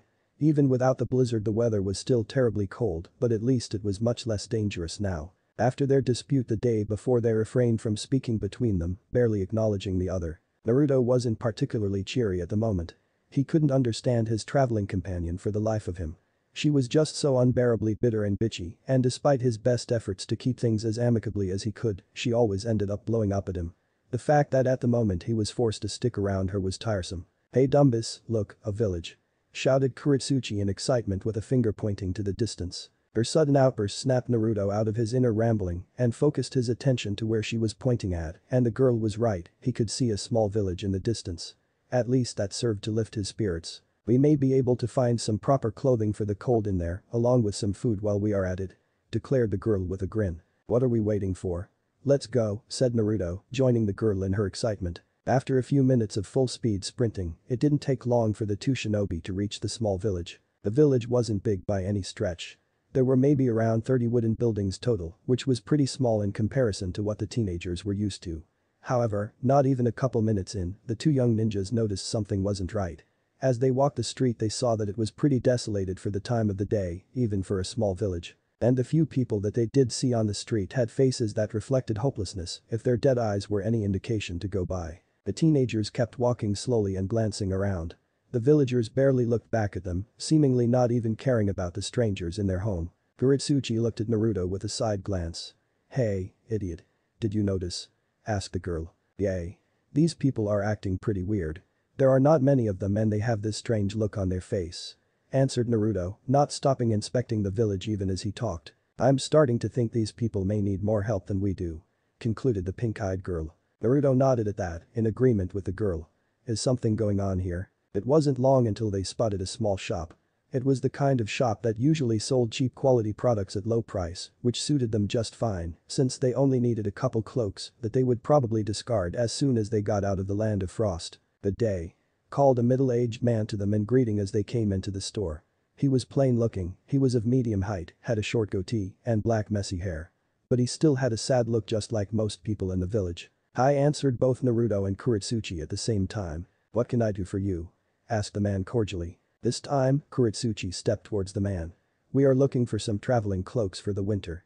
We aren't from around here and we need to pass through the land of frost," told the tomboy to the man. The man nodded and pointed to the side of the store. "Of course, young lady. I have some winter cloaks over there, it's not much, but I think they do the job well enough," said the man gently. The pair of ninja walked to where the cloaks were and they found them to be just what they were looking for, they were large white fur cloaks. As expected, they weren't of the finest work, but they would do. They promptly paid for their new pieces of clothing and rapidly put them on to try them. They were rather comfy and warm, which was just perfect. "Ah, these feel nice," purred Naruto in delight, glad to finally have something decent to cover the cold with. "Yay, the cloaks are good, despite being cheap," agreed Kurotsuchi. The man had a small grin on his face at the praise for his merchandise. "Glad you youngsters like them.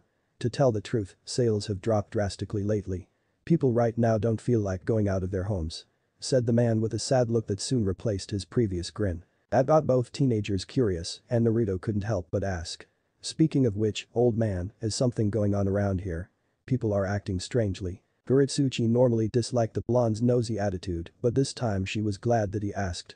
She too was curious to know what the deal with the village was. The man's expression got even sadder, but he started speaking anyway.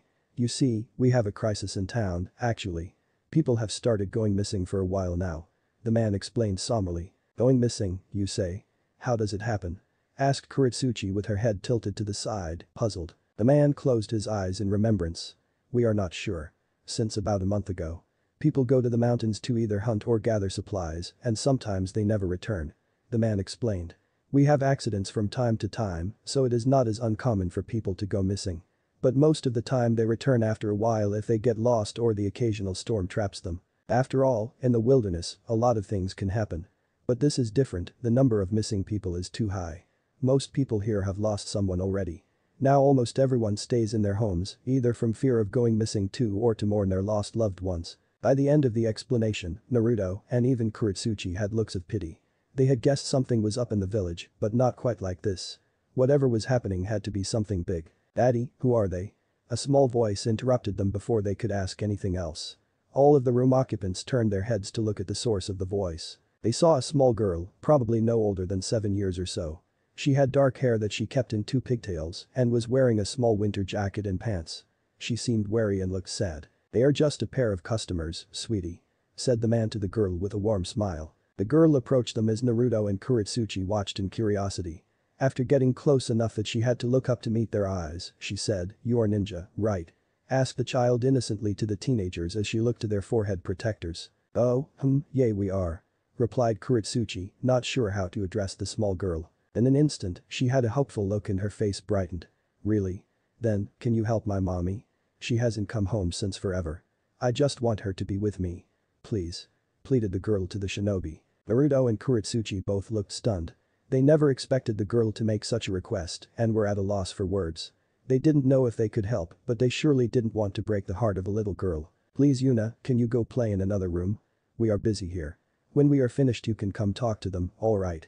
said the man to the child. The little girl pouted but still obeyed. "Okay daddy," said the girl before leaving through a door behind the man as Naruto and Kurotsuchi looked on silently. Said man just gave a sigh before turning to the Iwa ad Konoha shinobi. "That was my daughter Yuna. She is usually very reserved and doesn't talk to strangers, but she has been getting restless lately." He brought his palm to his forehead before continuing. "I didn't mention this before, but my wife is also one of the missing people." Naruto widened his eyes upon hearing that, while Kurotsuchi just narrowed her eyes, already having guessed as much by the way the man and the girl were acting. "What? How did it happen?" asked a worried Naruto. It was just like him to worry for the well-being of others. The man once again gave a sigh, much more melancholic this time. "It was soon after the first disappearances happened. At the time, we didn't think it had been more than a terrible tragedy, an accident or something, and we ignored that this was going to become a trend." Naruto and Kurotsuchi listened intently to the man's story, curious to know more. "Anyway, one night my wife and I went to the woods to gather some firewood. We knew that at this time of the year storms are very common and they can last for days, so we needed to stockpile as many resources as we could. But when we split up to gather on our own, she never came back. I waited for her for hours that day until I finally decided that something terrible had to have happened. For days, I would go back into the woods to keep looking, but I found nothing. I haven't seen my wife since," finished the man at the verge of tearing up. Naruto clenched his hands, feeling the need to do something.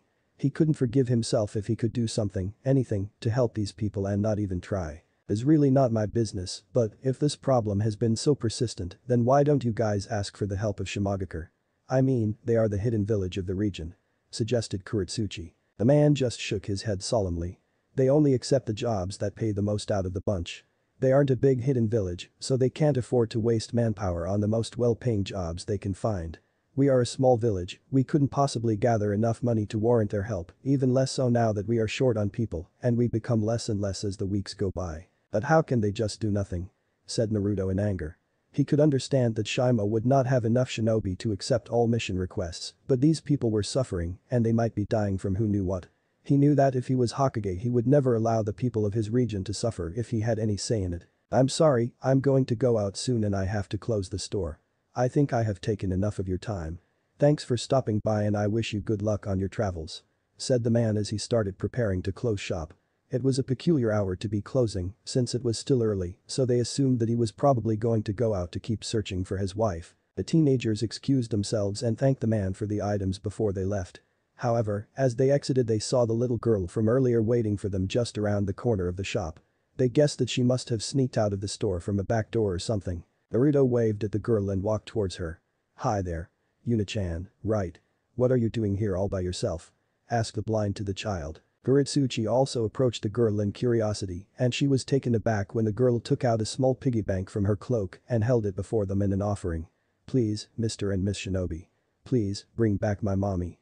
This is all the money I have, so please, bring her back to me," pleaded the girl with tears streaming down her face and shaking with her sobs. Kurotsuchi widened her eyes at the unexpected request from the girl.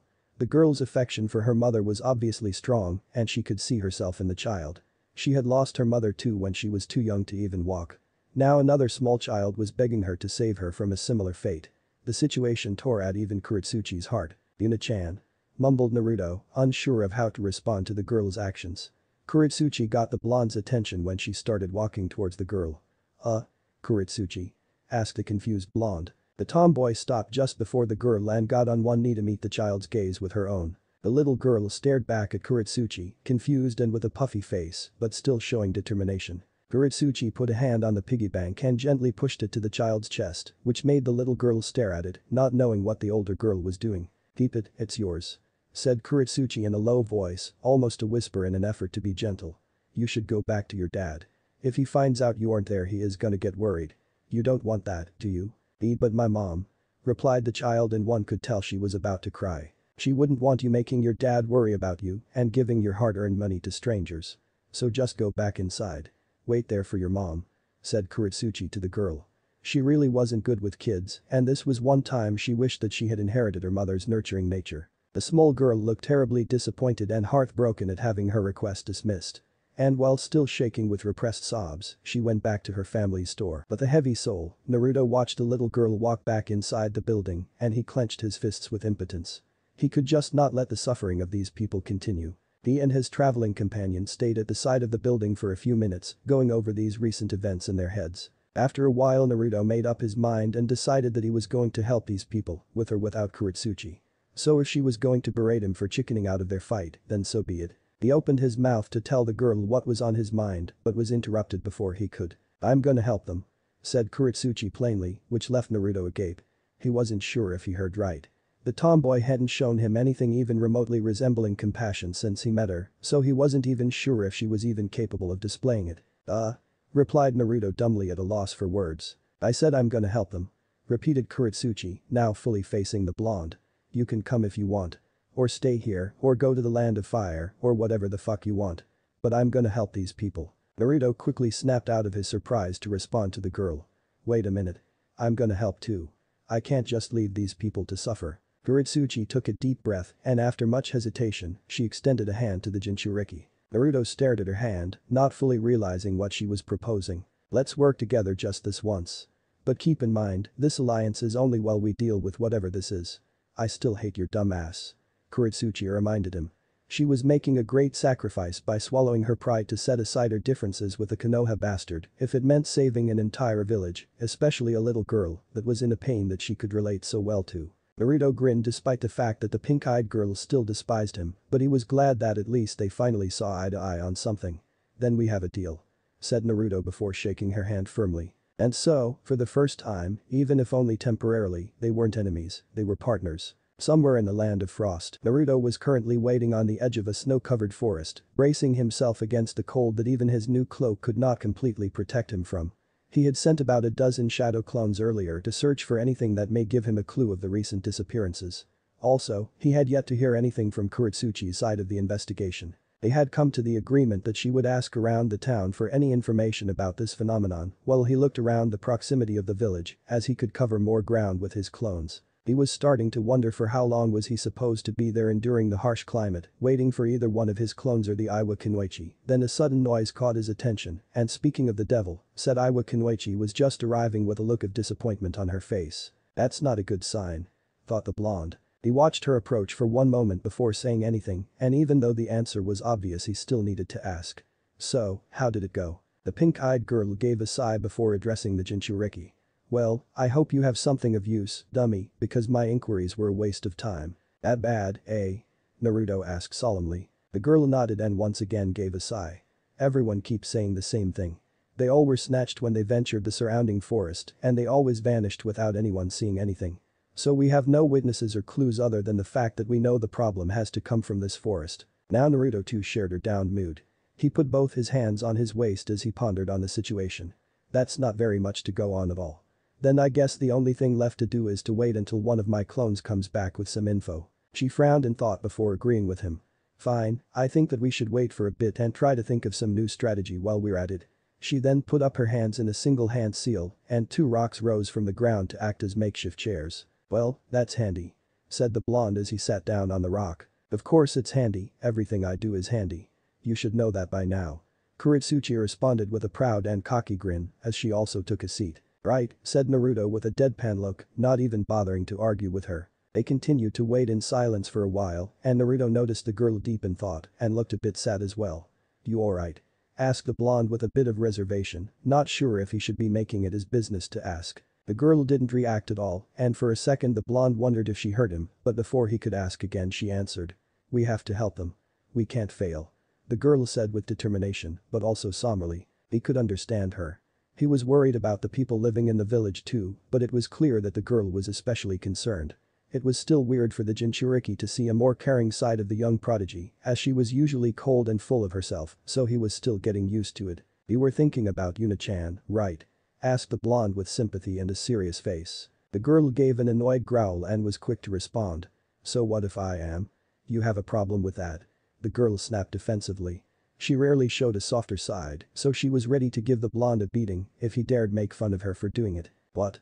No, not at all." Naruto got worried too, had inadvertently pissed her off and he started waving his hands in appeasement. "I'm worried about her too, you know. And I agree with you. We can't let whatever this is get away with it." "Humph, you better," said the girl, eyeing him with skepticism. After an hour of waiting for any sign of the clones, they were starting to lose their patience, but in an instant Naruto abruptly bolted in surprise from his seat. His sudden movement startled the kunoichi and hastily got into a combat stance. After quickly scanning her surroundings she couldn't see any threat in the immediate area. The blonde's apparently random action just served to get her annoyed. "What are you doing, moron? You scared me." However, Naruto just kept looking around in surprise. "One of my clones just got destroyed by something," said the Jinchuriki. The pink-eyed girl looked puzzled at that. "How can you even tell?" That actually seemed to make the blonde stop and think about it. He shrugged, now just as confused as the girl. I don't know. I was just sitting and suddenly I just knew what my clone was doing after he got dispelled." Kurotsuchi stared silently at the blonde, thinking about this new piece of information. "Wait, so you know everything your clones did when they were dispelled? And you're just learning about this?" asked the girl in disbelief. Naruto put a hand behind his head sheepishly. Even if he was still surprised about this new discovery, he was still ashamed that he hadn't noticed until now. Kurotsuchi couldn't for the life of her know how someone so dumb had lasted so long as a ninja. She could understand someone not knowing how the clones worked if they only used them sparingly, as most people did, because not everyone could afford to waste so much chakra on shadow clones, but the guy used them for practically everything, and he did a ton of them. One would think that he would have known all the ins and outs of the technique by now. Naruto stammered for a bit, trying to say a convincing excuse for his oversight of the jutsu, but was quickly brushed off by the kunoichi. "You know what? Just forget it. I should really be used to your stupidity by now. Instead, just lead the way to where your clone was destroyed." "Can you do that?" said Kurotsuchi eagerly. Naruto was a bit offended by the girl's usual downplay of his intelligence, but just nodded instead of continuing the pointless argument. "I guess I can. This way." Then he turned around and started sprinting and jumping from tree to tree with the girl hot on his heels. After a few minutes of non-stop jumping from snowy tree to snowy tree, Naruto noticed that they were close. "It was about here, I think. At last, it shouldn't be long before us." He couldn't finish his sentence as Kurotsuchi rushed just barely past him and held him in place with an arm blocking his path, but his sudden run-in with her appendage made him lose his breath. "What the hell? What are you doing all of a sudden?" complained the blonde to Iwa Kunoichi. She just gave him a berating look as she kept her position and continued to stop him from going further. "You should be more careful and not rush in, you dumbass. There could be traps around here. Your clone didn't pop himself, did he? So that means that whatever it was must be around here. So it could have been hostile or the place is all booby-trapped." "Oh, right. Thanks, Kurotsuchi. I didn't think about that," said Naruto with wide eyes at the realization and started looking around warily, suspecting anything in the environment that looked even slightly out of place. "Don't mention it, idiot," answered Kurotsuchi. "We just have to be careful and look around to see if we can find any traps," said the girl while glancing everywhere and joining the blonde in his search for said traps. "On it. Kage Bunshin no Jutsu." Shadow clone technique. Naruto was quick to get to work and rapidly summoned a dozen clones before scattering them around the area. And sure enough, not long after that, they could see some of the copies get dispelled as they triggered several traps. Some fell into deadly pits, others tripped over some wire that caused them to get skewered by a rain of kunai, and others were squashed under some tree trunks that came crashing down on them when they stepped on some sort of mechanism. Naruto, Kurotsuchi, and the few remaining clones looked on attentively at their confirmed suspicions. "Wow, you were right about the traps, Kurotsuchi. Thanks again for the heads up," said Naruto with gratitude to the Iwa shinobi. She rolled her eyes while waving him off. "I told you not to mention it. Besides, this is no time to be fooling around. The fact that there are booby traps around here is a good sign for us. It means that there is something around here that someone wants to keep hidden." Naruto nodded in understanding, having already figured as much. Quickly the blonde Jinchuriki once again made a dozen clones and sent them to look for or trigger more traps and to see if they could find anything that could be hidden around the area. After a long while of clones being constantly destroyed by traps left and right, one of the clones' memories tipped Naruto to something that was worthy of note. "One of my clones found something that we should check out. This way." He then proceeded to lead the way and Kurotsuchi followed close behind. They didn't take long to find what had caught Naruto's attention in the first place. In front of them, they could see a stone stairway that went to what appeared to be an underground facility. The entrance looked like a small shrine that was below ground level. The stone was a plain gray color and the dark entrance was just barely illuminated by a couple of candles. All in all, the place gave off an eerie vibe that made the teenagers get goosebumps. "Is it just me, or this place looks extremely spooky?" asked Naruto with a side glance at the girl. "It's not just you. Something about the place gives me the creeps," said the girl with unease. "Nevertheless, we have to check it out. It being creepy is just more of a reason to be suspicious about it. We have to see if this is what we are looking for." Then she started walking down the steps, carefully making sure to not step into any traps that may possibly still be around. As reluctant as Naruto was to enter the place, he knew that he could not go without first seeing if the missing people were there, so he also went down the steps. Inside the building things weren't much better. The place was underground, so that meant that even if it was daytime, the corridors were very dark and were just barely illuminated in thin light by rows of candles that were hung on the walls. The place was devoid of any furniture or ornaments, the only things that one could see in the maze-like hallways were countless doors that one couldn't even tell what the difference between them was. "How can anyone find their way in this place? There are only doors and I can barely see in this light," said Kurotsuchi in a whisper. "Could be another form of defense, so you know, only people familiar enough with the place don't get lost," suggested the blonde, also in a whisper. "Yeah, it could be. Wouldn't surprise me really. Whoever built this place already had the surrounding area littered with traps, so a tactic to confuse enemies would be right up their alley," agreed the Kunoichi. Then they suddenly came to a stop when they heard footsteps down the hall. They couldn't see the person since the candlelight didn't reach far enough. But still they went to hide themselves around a corner and waited for the stranger to pass them by. They didn't have to wait long when a man emerged from the shadows walking slowly. His head was covered by a hoodie and only his eyes could be seen. He was probably someone either patrolling or on his way to do some task or another. It didn't matter, as soon as he got close enough, Kurotsuchi dashed towards the person and despite alerting her target, she was too quick for the stranger to do anything before she had him in a chokehold. Naruto was momentarily startled by the girl's sudden move, but he was still quick to act and unsheathed a kunai and got himself in front of the man, ready to attack if he was hostile. Even if he didn't feel good about attacking someone that they didn't even know was an enemy, they just couldn't take the chance to lower their guard. "Ugh. Let go of me," said the man, struggling to even utter words as the pink-eyed girl kept choking him to keep him from moving. She just barely left him able to speak to interrogate him. "If you cooperate with me I just might let you live.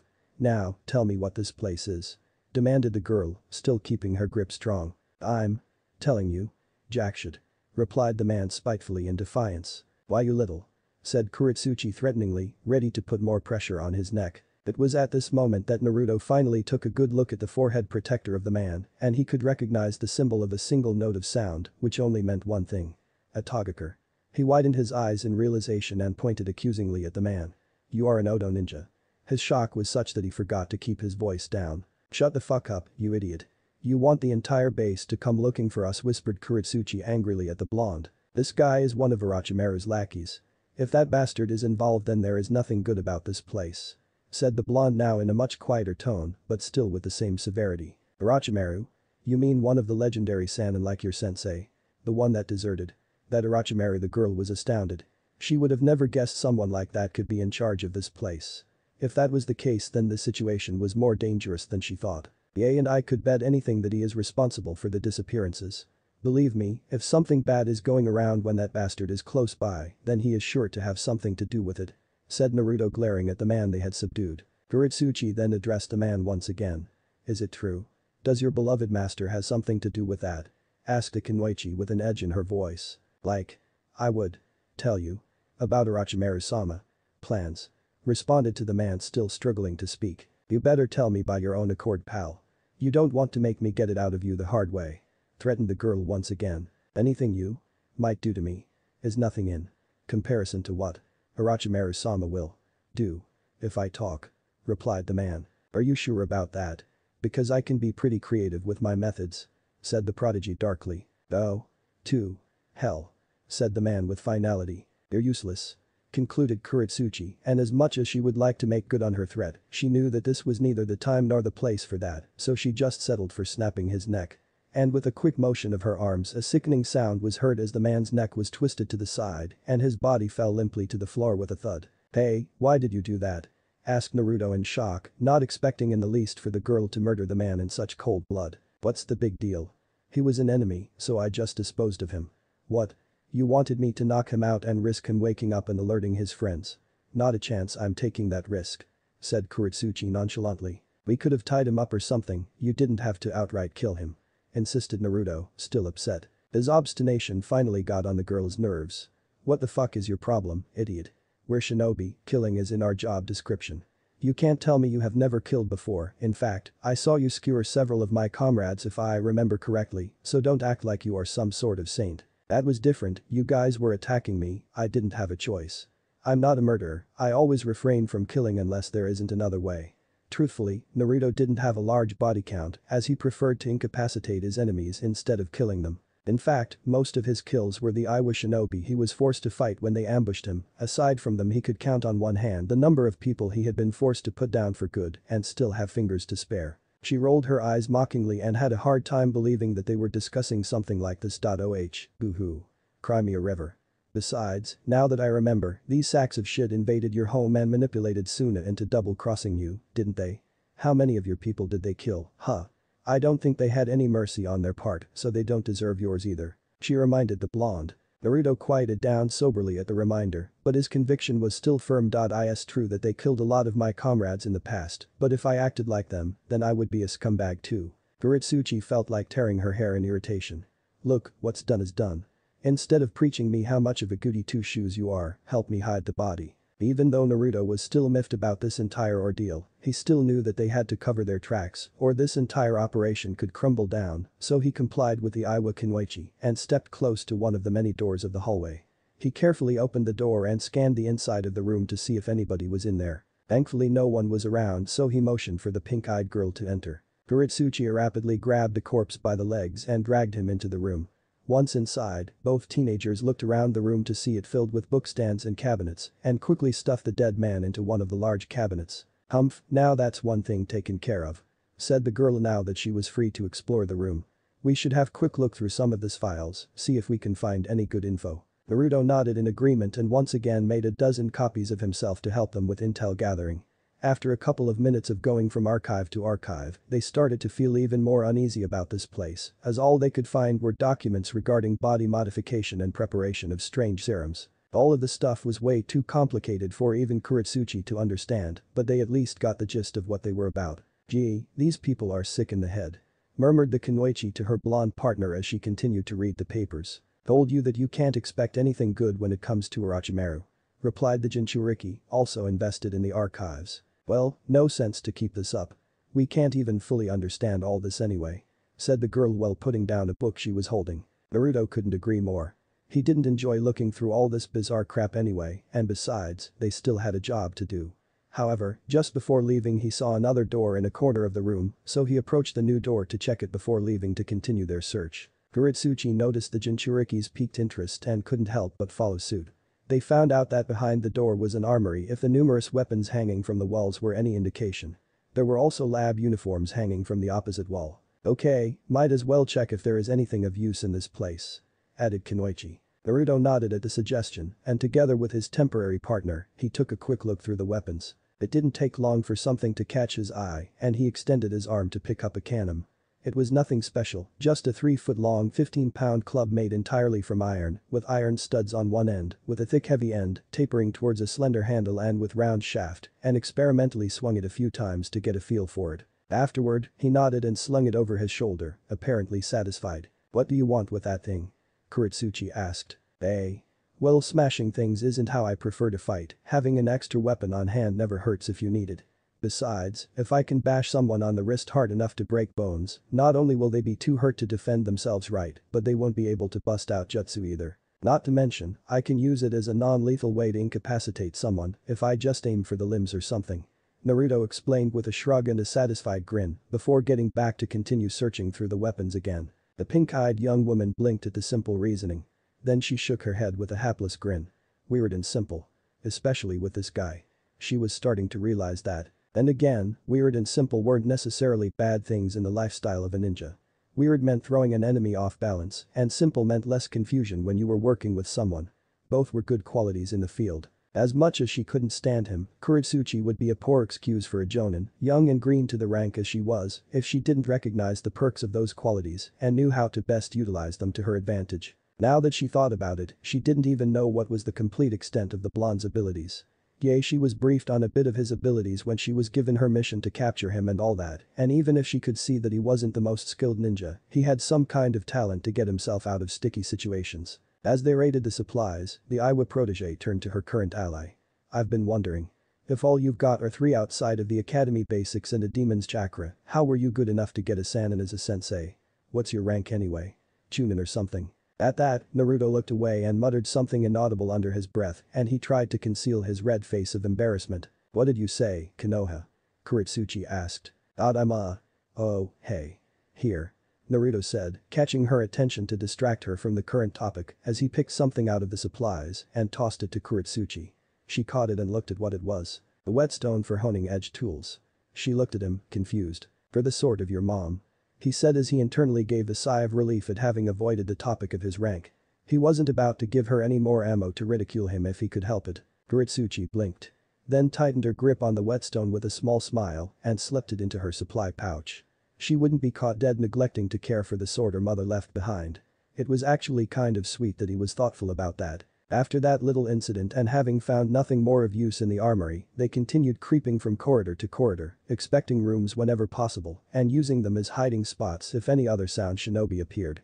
The rooms themselves weren't much different from the very first one. A lot of them were also littered with documents and the occasional small lab if the numerous flasks and serums were anything to go by. They continued like this for a while until Naruto tried another door, but this time, this particular room caught his attention. He stopped dead in its tracks with the door ajar and looked behind him to call over the Iowa Kunoichi. Hey Kurotsuchi. You have to see this. Said girl looked curiously to the door the blonde was opening and a second later they both entered the new room. Now that both teenagers had a good look at the inside of the room they were speechless at what they saw. Lined up on one of the walls were around 30 huge test tubes made of glass and inside them were people of all genders and ages. The people were missing their clothes and were submerged in some kind of green liquid. They were unconscious and were probably being kept alive by the strange green substance. What the fuck? Was the only thing that Kurotsuchi was able to say at the sight of the bizarre ensemble. You know, I knew that bastard Orochimaru is always doing all these kinds of sick experiments, but to actually witness it. Said Naruto just as stunned as the girl. Yeah, I get what you mean. There's hardly any word to describe this madness. Muttered Kunoichi in disgust. Well. Look what we have here. The two whipped around to see a teenager with a pair of black-rimmed circular glasses.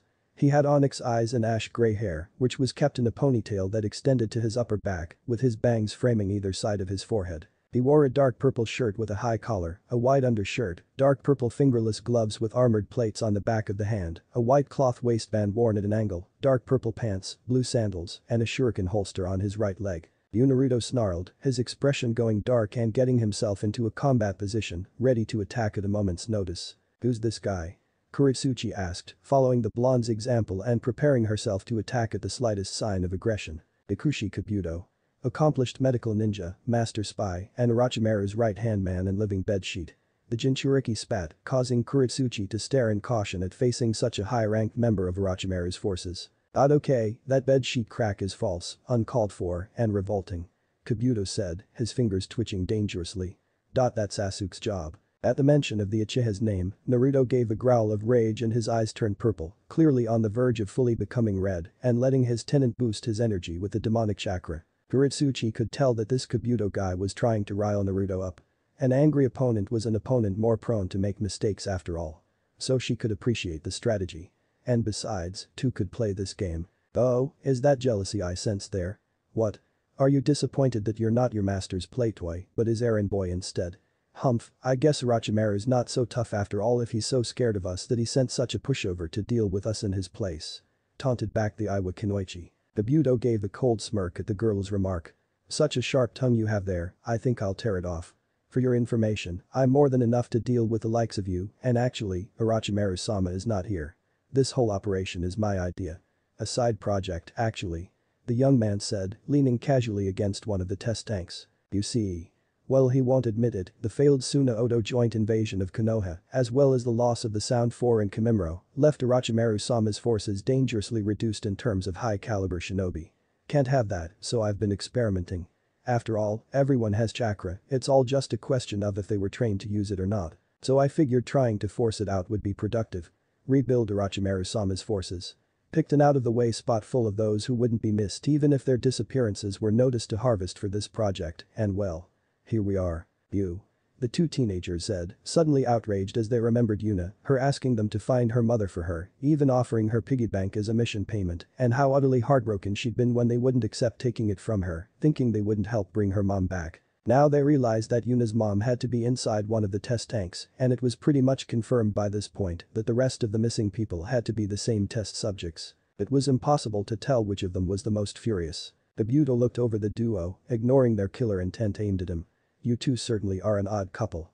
I'm surprised to see Konoha and Iwa Shinobi on the same side. Tell me, Naruto. I knew you weren't always the sharpest kunai of the bunch, but working with someone from the village of betrayers. Just how nasty were the circumstances that led to this team-up? Everyone knows you can't trust Iwa. They'll use you as much as they can, then stab you in the back without a second thought as soon as they get what they want from you. Kurotsuchi winced at Iwa being called the village of betrayers. As much as her pride made her outraged at him saying that about her home, she couldn't deny that she was taught by her grandfather that it was the duty and purpose of a ninja to lie, cheat, steal, and betray doing whatever the hell it took to get the job done and ensure that you and your village came out on top. In fact, Iwa was actually notorious for using underhanded tactics to ensure prosperity for their village, even against allies and in times of peace. Because of this, the other villages frowned upon Iwagakure and its shinobi, and its actions had earned them the moniker Village of the Backstabbing Stone, the same way Kurigakure's old graduation test of forcing the students wishing to graduate to fight to the death had given it the nickname of the Village of the Bloody Mist. Funny hearing that from a spy. Naruto snapped, eyes narrowing. Kabuto chuckled, holding up his hands as he shrugged at that. Granted, I both deserve and walked right into that. The glasses-wearing medic confessed, actually amused. But I suspect you working with her isn't actually by choice, and she'd been going out of her way to be as spiteful as she can and attack you at every chance she gets, and all because you're from Konoha, am I right? That's just how it is, rocks for brains and hearts of stone. At that, the Kunoichi couldn't help but remember how she'd acted towards the blonde back on that Genbu in the Land of Lightning, and when she'd attacked the moron she was currently partnered with as soon as those Kumo ninjas that had escorted them to the Land of Frost's border had left them alone. Kurotsuchi felt her guts turn over and tie themselves into knots at the shameful fact that this sicko was right. I see what you're up to. Me and her can't stand one another and you're trying to play us against each other for your own gain. If we waste time focusing on our dislike, the mutual enemy will be the only one to benefit from us cutting one another's throats. Naruto snarled. Both of the other two ninjas, Iwa and Odo, stared at him, stunned. How in the? Naruto was supposed to be stupid. Brilliant deduction, but how does that help? Plan to talk me to death. The silver-haired man mocked, shaking off his surprise. Nope. The point is you're wasting your time. I'm not Sasuke, so I don't hold grudges. And as for Kurotsuchi here. Naruto smirked. Unlike what you think, Iwa and the people from there are like mountains, solid, sturdy, and well-grounded. Do you honestly think that any of them would fall for such a stupidly cheap obvious trick? He said. Kurotsuchi jerked in surprise at that, looking at the moron. Then she grinned in satisfaction. She knew that he'd said it just to tell off the Sikushi guy, but it was still a compliment to her, her village, and Iwagakure's way of life. Kabuto scoffed, as naive as ever, I see. At that, the tomboy glared at Orochimaru's right-hand man again. So it was naive to praise her home, huh, when she got hold of the son of a well. Not like it mattered, she was going to try her damn hardest to kill this twisted bastard for what he was doing to the people of the Land of Frost, anyways. Naruto, while still struggling to keep himself from using the fox's chakra, pulled out the can of he'd swiped from the armory section of the base they were in and lifted his arm, readying the metal club. And from the look on his face, was currently imagining using it to splatter the head of a certain Odo ninja like an overly ripe melon. Even if he didn't like killing, he couldn't deny that he loathed the treacherous silver-haired medic. Hey, Kurotsuchi. The girl scowled at him, not taking her eyes off Kabuto. What? Whoever kills this twisted bastard gets to blow this sick place to hell after we rescue his victims and rig this base with explosives. Grinning darkly at that, the Kunoichi drew her mother's blade. Agreed. Having sensed that the time for screwing around was over, Kabuto quickly got serious and went on the offensive. He rushed towards the teens and extended his arm to his side, ready to use his now chakra-coated hand as a sharp scalpel as he wielded a kunai in his other hand. Both teenagers reacted fast and dodged a first swipe of the scalpel before Kurotsuchi parried the kunai in Kabuto's other hand. This gave Naruto a chance to counterattack, so he raised his weapon and smashed it into the silver-haired Odonin chest. But instead of the sound of bone crushing, they heard the mushy sound of mud as the clone came apart with the blow. Both Naruto and Kurotsuchi widened their eyes and jumped away from their spot just as Kabuto emerged from the ground ready to skewer them with his scalpel-like hands. Kurotsuchi was quick to try and slash the spy again with her blade, only to meet the steel of his kunai once again. As both of them were struggling against each other, Kabuto ducked just in time to barely avoid the swing of Naruto's club, aimed for the medic nin's head, but wasn't able to dodge a clone that landed a kick on his side that sent him rolling away from the girl. However, Kabuto quickly used the momentum from the blow to right himself up and get back into a combat stance. They're better than I thought. I can't take them lightly at all. Evaluated the medic. It was clear that they had an advantage against the silver-haired man in a 2 versus 1 match, but that was about to change when all the ruckus from the fight alerted several of the sound ninjas in the base and they came rushing through the door. 20 men entered the room and stood stunned beside Kabuto, not expecting at all to have intruders in their base. "Kabuto-sama, are you alright? We weren't aware of any trespassers," said one of the men as they all readied themselves to fight. Clearly. Such incompetence," said Kabuto in irritation. Just like his master, he wasn't tolerant of these kinds of oversights by his subordinates. "About time you did something about them. You're lucky I'm not Orochimaru-sama, or your punishment would be worse than death itself. But there is an upside for you. I might just let this one slide if you idiots help me get rid of these pests." Added Kabuto regarding the teenagers, which made the rest of his men now put all of their focus on the intruders. Naruto and Kurotsuchi were on edge. The silver-haired bastard was already crafty enough by himself, now things were going to get much harder with reinforcements. "Naruto, you handle these guys while I deal with Four Eyes," murmured the girl as she saw the sound shinobi starting to surround them and taking position to strike in unison. "If we all focus on these morons, the silver-haired bastard is just going to pick us off as soon as he sees an opening while fighting these guys." Naruto looked at her in worry, unsure if it was prudent to let her fight Kabuto by herself. He was confident that he could handle the rest with his clones, but Kabuto was a top jounin, good enough to be the right hand of Orochimaru. He knew that he wasn't going to be easy. "Are you sure about this? Kabuto's not someone to take lightly," said the blind to his partner. Kurotsuchi nodded. "That's precisely why we can't leave him room to do whatever he wants. Just do what I say, I know what I'm doing," replied the girl with finality. Naruto begrudgingly agreed and made a hand seal. Kage Bunshin no Jutsu. Shadow clone technique. More copies of the Jinchuriki started manifesting themselves in puffs of smoke around them until the number of blondes matched the ones from the sound ninja. Not a moment later the orange-clad Genin and his doppelgangers rushed their enemies. Said Odo ninja were momentarily startled at the sudden appearance of such a high number of shadow clones, but despite that they were quick to attack too, and they clashed against the blondes. As Naruto took care of the squad of sound ninja, Kurotsuchi turned to Kabuto and made some hand seals. "Doten. Doryasu. Earth release. Earth flow spear." She then put her palms on the ground and a row of spikes emerged from the ground towards the medic nin and injured some of the other ninjas that were too busy fighting Naruto's clones to properly avoid it, but despite her effort, the silver-haired man easily jumped over the jutsu. It also didn't help that she had to restrain herself from putting too much strength in the technique or she risked hurting the hostages or her blonde companion. Kabuto noted her reluctance to go all out due to her concern for the villagers' safety and smirked, knowing that he had the upper hand in this scenario. He decided to return the favor with a jutsu of his own and promptly made the hand seals. Suiten. Suiten no Jutsu. Water release. Water bullet technique. Kurotsuchi managed to avoid the stream of high-pressure water by dashing to the side. She clicked her tongue knowing that in such a close-quarters space sooner or later she was going to lose in the jutsu exchange, as Kabuto didn't care at all who got caught in his techniques that made her the on with the handicap. So the best course of action left was to get up close and personal and hope to skewer the man alive as soon as possible. Kabuto suspected her intentions and just like Naruto, he made 2 clones and proceeded to start a relentless assault to overwhelm the Iwa Kunoichi and a deadly dance of steel against steel ensued. Kurotsuchi tried to keep parrying the kunai slashes from Kabuto and his copies, but was quickly losing ground and getting shallow cuts here and there from attacks she couldn't completely cover. In a normal situation she wouldn't have that much of a trouble dealing with clones, heck she could dispatch several of Naruto's clones fast enough, but having to fight in such an enclosed space was getting to be very difficult for the girl, add to that the fact that her best for crowd control was out of the question, or she risked harming the villagers. Finally, she slipped and one of the copies managed to touch one of her arms with his scalpel. This caused Kurotsuchi to cry a yelp of pain and drop her blade, but at least she used the proximity to her advantage and delivered a roundhouse kick to the head of the clone and dispelled it. But now she found herself cornered against a wall before Kabuto and his remaining clone, all while unarmed and unable to use jutsu without the use of her arm. Kabuto regarded her with a smug look on his face, knowing full well that this was most likely the end of the line for the girl.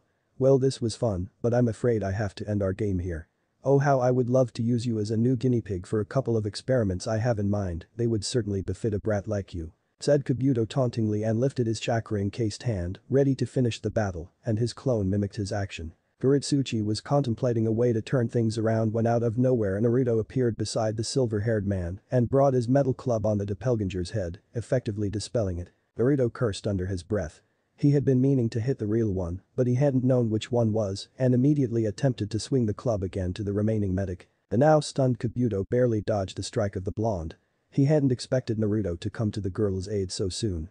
After a moment the answer became clear to him, just as he was having the advantage against the pink-eyed girl when he overwhelmed her with sheer numbers in an enclosed space, the same applied to Naruto and his clones. While she had been fighting him, the blonde made quick work of his subordinates by exploiting the fact that they couldn't run away from the shadow clones in this place. Meanwhile, Kurotsuchi took advantage of the distraction and rapidly sprinted for her blade at Kabuto's feet, and after taking it, she slashed at the spy in an attempt to bisect him. Kabuto noticed too late the movement of the kunoichi and couldn't completely avoid the slash, which resulted in him getting a nasty deep cut on his stomach. He grunted in pain and jumped backwards to put more distance between him and the teenagers, all while keeping a glowing green hand on his wound to try and heal it as much as he could. Naruto glared at Kabuto from across the room before looking at Kurotsuchi with a frown and concern. "Hey, are you alright?" asked the blonde. The girl just shrugged off the matter like it was not a big deal. "It's nothing. I got careless and he got my arm, don't worry about it." She wasn't proud of that, but at least they now had the bastard right where they wanted him. "Just give up, Kabuto. It's over," said the blonde sternly with an angry kunoichi behind him ready to end the medic's life should he continue pressing the fight. Kabuto knew that he had been beaten. His wound was too deep, he wasn't going to heal it in time to an acceptable level in order to fight properly. But losing didn't mean that he had to fall. He glanced at the motionless bodies of his subordinates who had obviously been knocked out by the Kyuubi Jinchuriki, and he smirked when he realized that he still had a trick up his sleeve. "I hate to admit it, but you got me good this time. However, don't think that bringing me down will be so simple." He then made a hand seal, and the bodies of the unconscious sound ninjas started convulsing violently. Naruto and Kurotsuchi looked around confused at the men, and after a few moments, the unconscious Odo ninjas stopped moving. Naruto raised an eyebrow, not knowing what that was all about, but Kurotsuchi could note that the bodies had stopped breathing, which only served to confuse her more. What the fuck? He killed his own men. What purpose does that serve? Was the only thing that really concerned the girl. Her question was soon answered as the bodies once again started moving, but this time, they raised slowly, but the men weren't quite acting normally. She realized that their eyes were glazed and their movements were erratic, and the most bizarre thing was that they weren't breathing still. What is going on, why are they acting like that, asked Naruto as he and Kurotsuchi continued to watch the corpses rise. This is my Shiken no Jutsu dead soul technique, explained Kabuto in a matter-of-fact way. I had already put seals on their bodies to let me control their vitals should the occasion arise that they would serve me better dead than alive. The seals also made my jutsu work instantly without much setup beforehand. After all, I always say that one should be prepared for everything, ended Kabuto with a dark chuckle, not caring in the least about the fate of his undead men. You're one sick motherfucker, said Kurotsuchi plainly with disgust. Doing something like this to a comrade was something she considered unfathomable. They should keep you busy for a while. I hope we meet again so I can get you back for ruining the side project. Until next time. Finished the silver-haired man before sinking into the ground and out of sight. Damn it, that bastard got away, yelled Naruto in anger at letting one of his worst enemies escape. Worry about that later.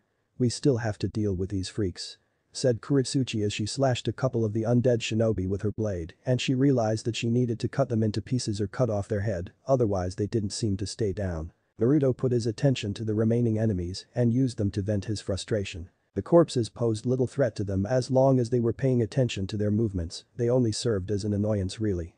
And after several minutes of fending them off, the corpses just suddenly stopped moving altogether, which most likely meant that the jutsu had finally run out. "Well, I'm glad that's over," said Kurotsuchi with a grateful sigh. "At least that should be all of them. But I can't believe I let that bastard get away. He doesn't deserve to run free, and he may have known where Sasuke is," replied Naruto mortified. "It is a shame that we couldn't get Four Eyes, but what can we do now? Besides, now we can finally free these people from those things," said the girl pointing with her thumb to the still trapped villagers. Naruto widened his eyes in realization. He had forgotten about that for a moment. Oh, that's right. We still have to save them. He felt ashamed to have forgotten his original purpose, even if only momentarily. After that, both teenagers approached the test tubes again and stared at them clueless. "So, how do you think we get them out of there?" asked the pink-eyed Kunoichi. She didn't exactly know how to operate this kind of machine. Naruto had a thoughtful frown as he stared back and forth between the glass and his club. "Oh no, you can't possibly be thinking of just smashing the glass, right? We could hurt them," asked Kurotsuchi, alarmed after she picked up on what the blonde was planning. "We might, but I think it is more likely that we end up hurting them more if we start tinkering with the machine. We aren't sure what Kabuto was doing, maybe this is a delicate process. So I think is best if we just get them out of there bluntly." Naruto explained his reasoning. As much as Kurotsuchi wanted to argue with the boy, she couldn't. He was right, they didn't know if they could make the machine do something bad to the poor people being used as guinea pigs. So even if it wasn't ideal, maybe breaking the glass was their best bet. "Okay, fine. But do it quickly," said the girl with resignation. Naruto nodded warily before preparing his club to smash a hole right through the tube. "Stand back," said the blonde plainly before swinging the weapon and shattering the glass with a loud crack. As soon as the glass broke, a great quantity of the green liquid came gushing from the giant tube and left the woman trapped inside laying on the floor as she coughed the sickly liquid. "I think she isn't fully awake yet. Help me get her up," ordered the prodigy to the Jinchuriki. Naruto complied and did just that, and after getting the brown-haired woman into a sitting position, he took off his cloak and wrapped it around her to cover her lack of clothing. The woman continued to cough the liquid until she finally started opening her eyes numbly before going into a panic. "Get away from me, you sickos," attempted the girl to struggle and free herself from the teenagers. "Hey, calm down, lady," yelled Naruto while trying to keep her from running away from them and getting herself hurt in her confusion. "The idiot is right, you have nothing to fear anymore. We are here to help you," added Kurotsuchi, joining in the effort to keep her calm. For a moment, it seemed like the woman wasn't gonna listen, but she stopped herself for a single moment to take a better look at the youngsters. "You don't look like them," realized the confused woman. "That's what we are trying to tell you, we are your friends," said Naruto with a comforting grin. "Do why you mean it, this isn't a trick?" asked the woman in disbelief. However, she still seemed hopeful. Both teens nodded at her question, and Kurotsuchi elaborated. "Everyone in your village is worried about you. We came to find you and take you back," said Iwa Kunoichi while putting her hand on the woman's shoulder. Said woman stared at them wide-eyed for a moment before breaking into tears and enveloping Kurotsuchi in a hug. "Thank all heavens. You have no idea how terrible this place is," said the woman between sobs. Kurotsuchi was stunned in the woman's embrace, clearly not expecting the action. Not knowing what to do, she just settled for lamely patting the back of the older girl to try and calm her down. She then turned to look at Naruto to send him a threatening look and warning to make him refrain from making fun of her, but she just found the blonde smiling warmly at the scene and clearly glad that things were fine, so she couldn't help but smile at herself. "I felt so bad for my darling and Yuna. They must be so worried about me," added the woman before continuing to stain Kurotsuchi's clothes with her tears. Now that statement made both teenagers look at each other with a surprised look. Now they could rest easy knowing that their mission was over. But first, they still had to free everyone else. Kurotsuchi signaled Naruto to do just that as she continued to support the crying woman. Naruto nodded and proceeded to smash the rest of the water tanks. After having woken up everyone and trying to calm the villagers to keep them in order, which was hard enough and the room full of dead Odonin didn't help, they went back to the armory and grabbed the clothes that they previously saw and outfitted all the prisoners with them. They obviously weren't fond of wearing the same uniforms as their captors, but they couldn't complain right now. Then they exited the hideout and Naruto made a shadow clone for every villager to carry them, as they wouldn't last long in this cold if they traveled slowly, especially because the clothes they found for them weren't suited for the climate. They all traveled to the village at record speed, and as soon as the town was close enough, the villagers in the backs of the clones couldn't help but cry out in happiness at seeing their home. "We are back, everyone. We managed to come back. That nightmare is finally over. I can't wait to see my family again," Similar thoughts were voiced loudly among the group, which caused some of the town inhabitants to notice the large group approaching them. They quickly recognized their friends and family members and cried in joy at seeing their loved ones safe and sound. The commotion made the rest of the people realize what was going on, and soon all the inhabitants of the village gathered in the outskirts to cheer and celebrate the return of their friends and family. All that made Naruto and Kurotsuchi find themselves being greeted by a large number of people laughing and cheering joyfully when they arrived, a stark contrast of how they first found the little town. As soon as they arrived, their passengers didn't waste any time from getting off of the backs of the blonde's clones to rush and meet with their people as they embraced each other with joyful tears in their eyes. Both teens smiled warmly at seeing the people happy at last and internally congratulated themselves for work well done. But before leaving they still wanted to check on someone. They didn't take long to find her when they heard the voice of Yuna. Mommy. They turned around to see the little girl run to the first woman they saved and wrapped her little arms around the woman's waist before bursting into tears at seeing her precious mother alive and well. Yuna-chan. Sweetie, I'm so sorry for making you and your dad worry about me. Replied the woman, also with tears in her eyes and returning her child's embrace. The little girl shook her head while she was still burying herself in her mother's lap. I'm just glad that you are fine, mommy. I promise I won't give you trouble anymore, just please don't go again. I promise I won't, sweetheart. I promise I won't. Said the mother trying to comfort the girl, but failed as she also cried harder. Honey. You're back. Said the same man that the teens met before at the store as he approached them in a sprint. I am, darling. I'm sorry for making you worry. I'm not leaving you two ever again. Said the woman as the man joined his family in their hug. We'll talk later, honey. Right now I'm just happy to have my precious family together again. Responded the man as he held the two girls tightly as if he was going to lose them if he let go of them. Naruto and Kurotsuchi smiled at the heartwarming reunion before looking at each other with satisfied grins and a thumbs up. I think we should leave. Let these folks enjoy their time together, you know. Naruto whispered to Kurotsuchi, to which the girl nodded. Yeah, I think we are done here. Besides, there doesn't seem to be storms coming anytime soon. So I guess it's safe to continue our trip. Said the girl in agreement. They both turned to leave when they were interrupted by a voice. Hey wait, where are you going? They turned around and found Yuna running towards them with a frown before stopping in front of them. You're the ninja that brought mommy back, right? Why are you going already? Kurotsuchi smiled down at the girl and put a hand on her head. We have somewhere we need to go, but don't worry, we'll be back someday. Responded the Iowa girl. Yuna is right. We really would love for you to stay a while longer. However, if you really need to go we can understand that. Naruto and Kurotsuchi saw Yuna's father approach them too, and behind him were most of the town's inhabitants. Though even if you have important stuff to do, is a shame that you can't stay. Continued the man. But we don't even know your names. I'm sure everyone here would like to know the name of our heroes. Said Yuna's father, and the rest of the villagers agreed in unison. Both shinobi got a bit red in embarrassment at being called heroes. Naruto put a hand behind his head with a smile, and Kurotsuchi scratched her shoulder in an effort to downplay her action. I'm Uzumaki Naruto, future Hokage. And I just did what I thought was right, so don't worry about it. Replied the Jinchuriki with a thumbs up as Kurotsuchi rolled her eyes at his self-proclamation of becoming future Hokage. I'm Kurotsuchi, the best kunoichi in Iowa. Like Naruto said, I just did what felt was the good thing to do.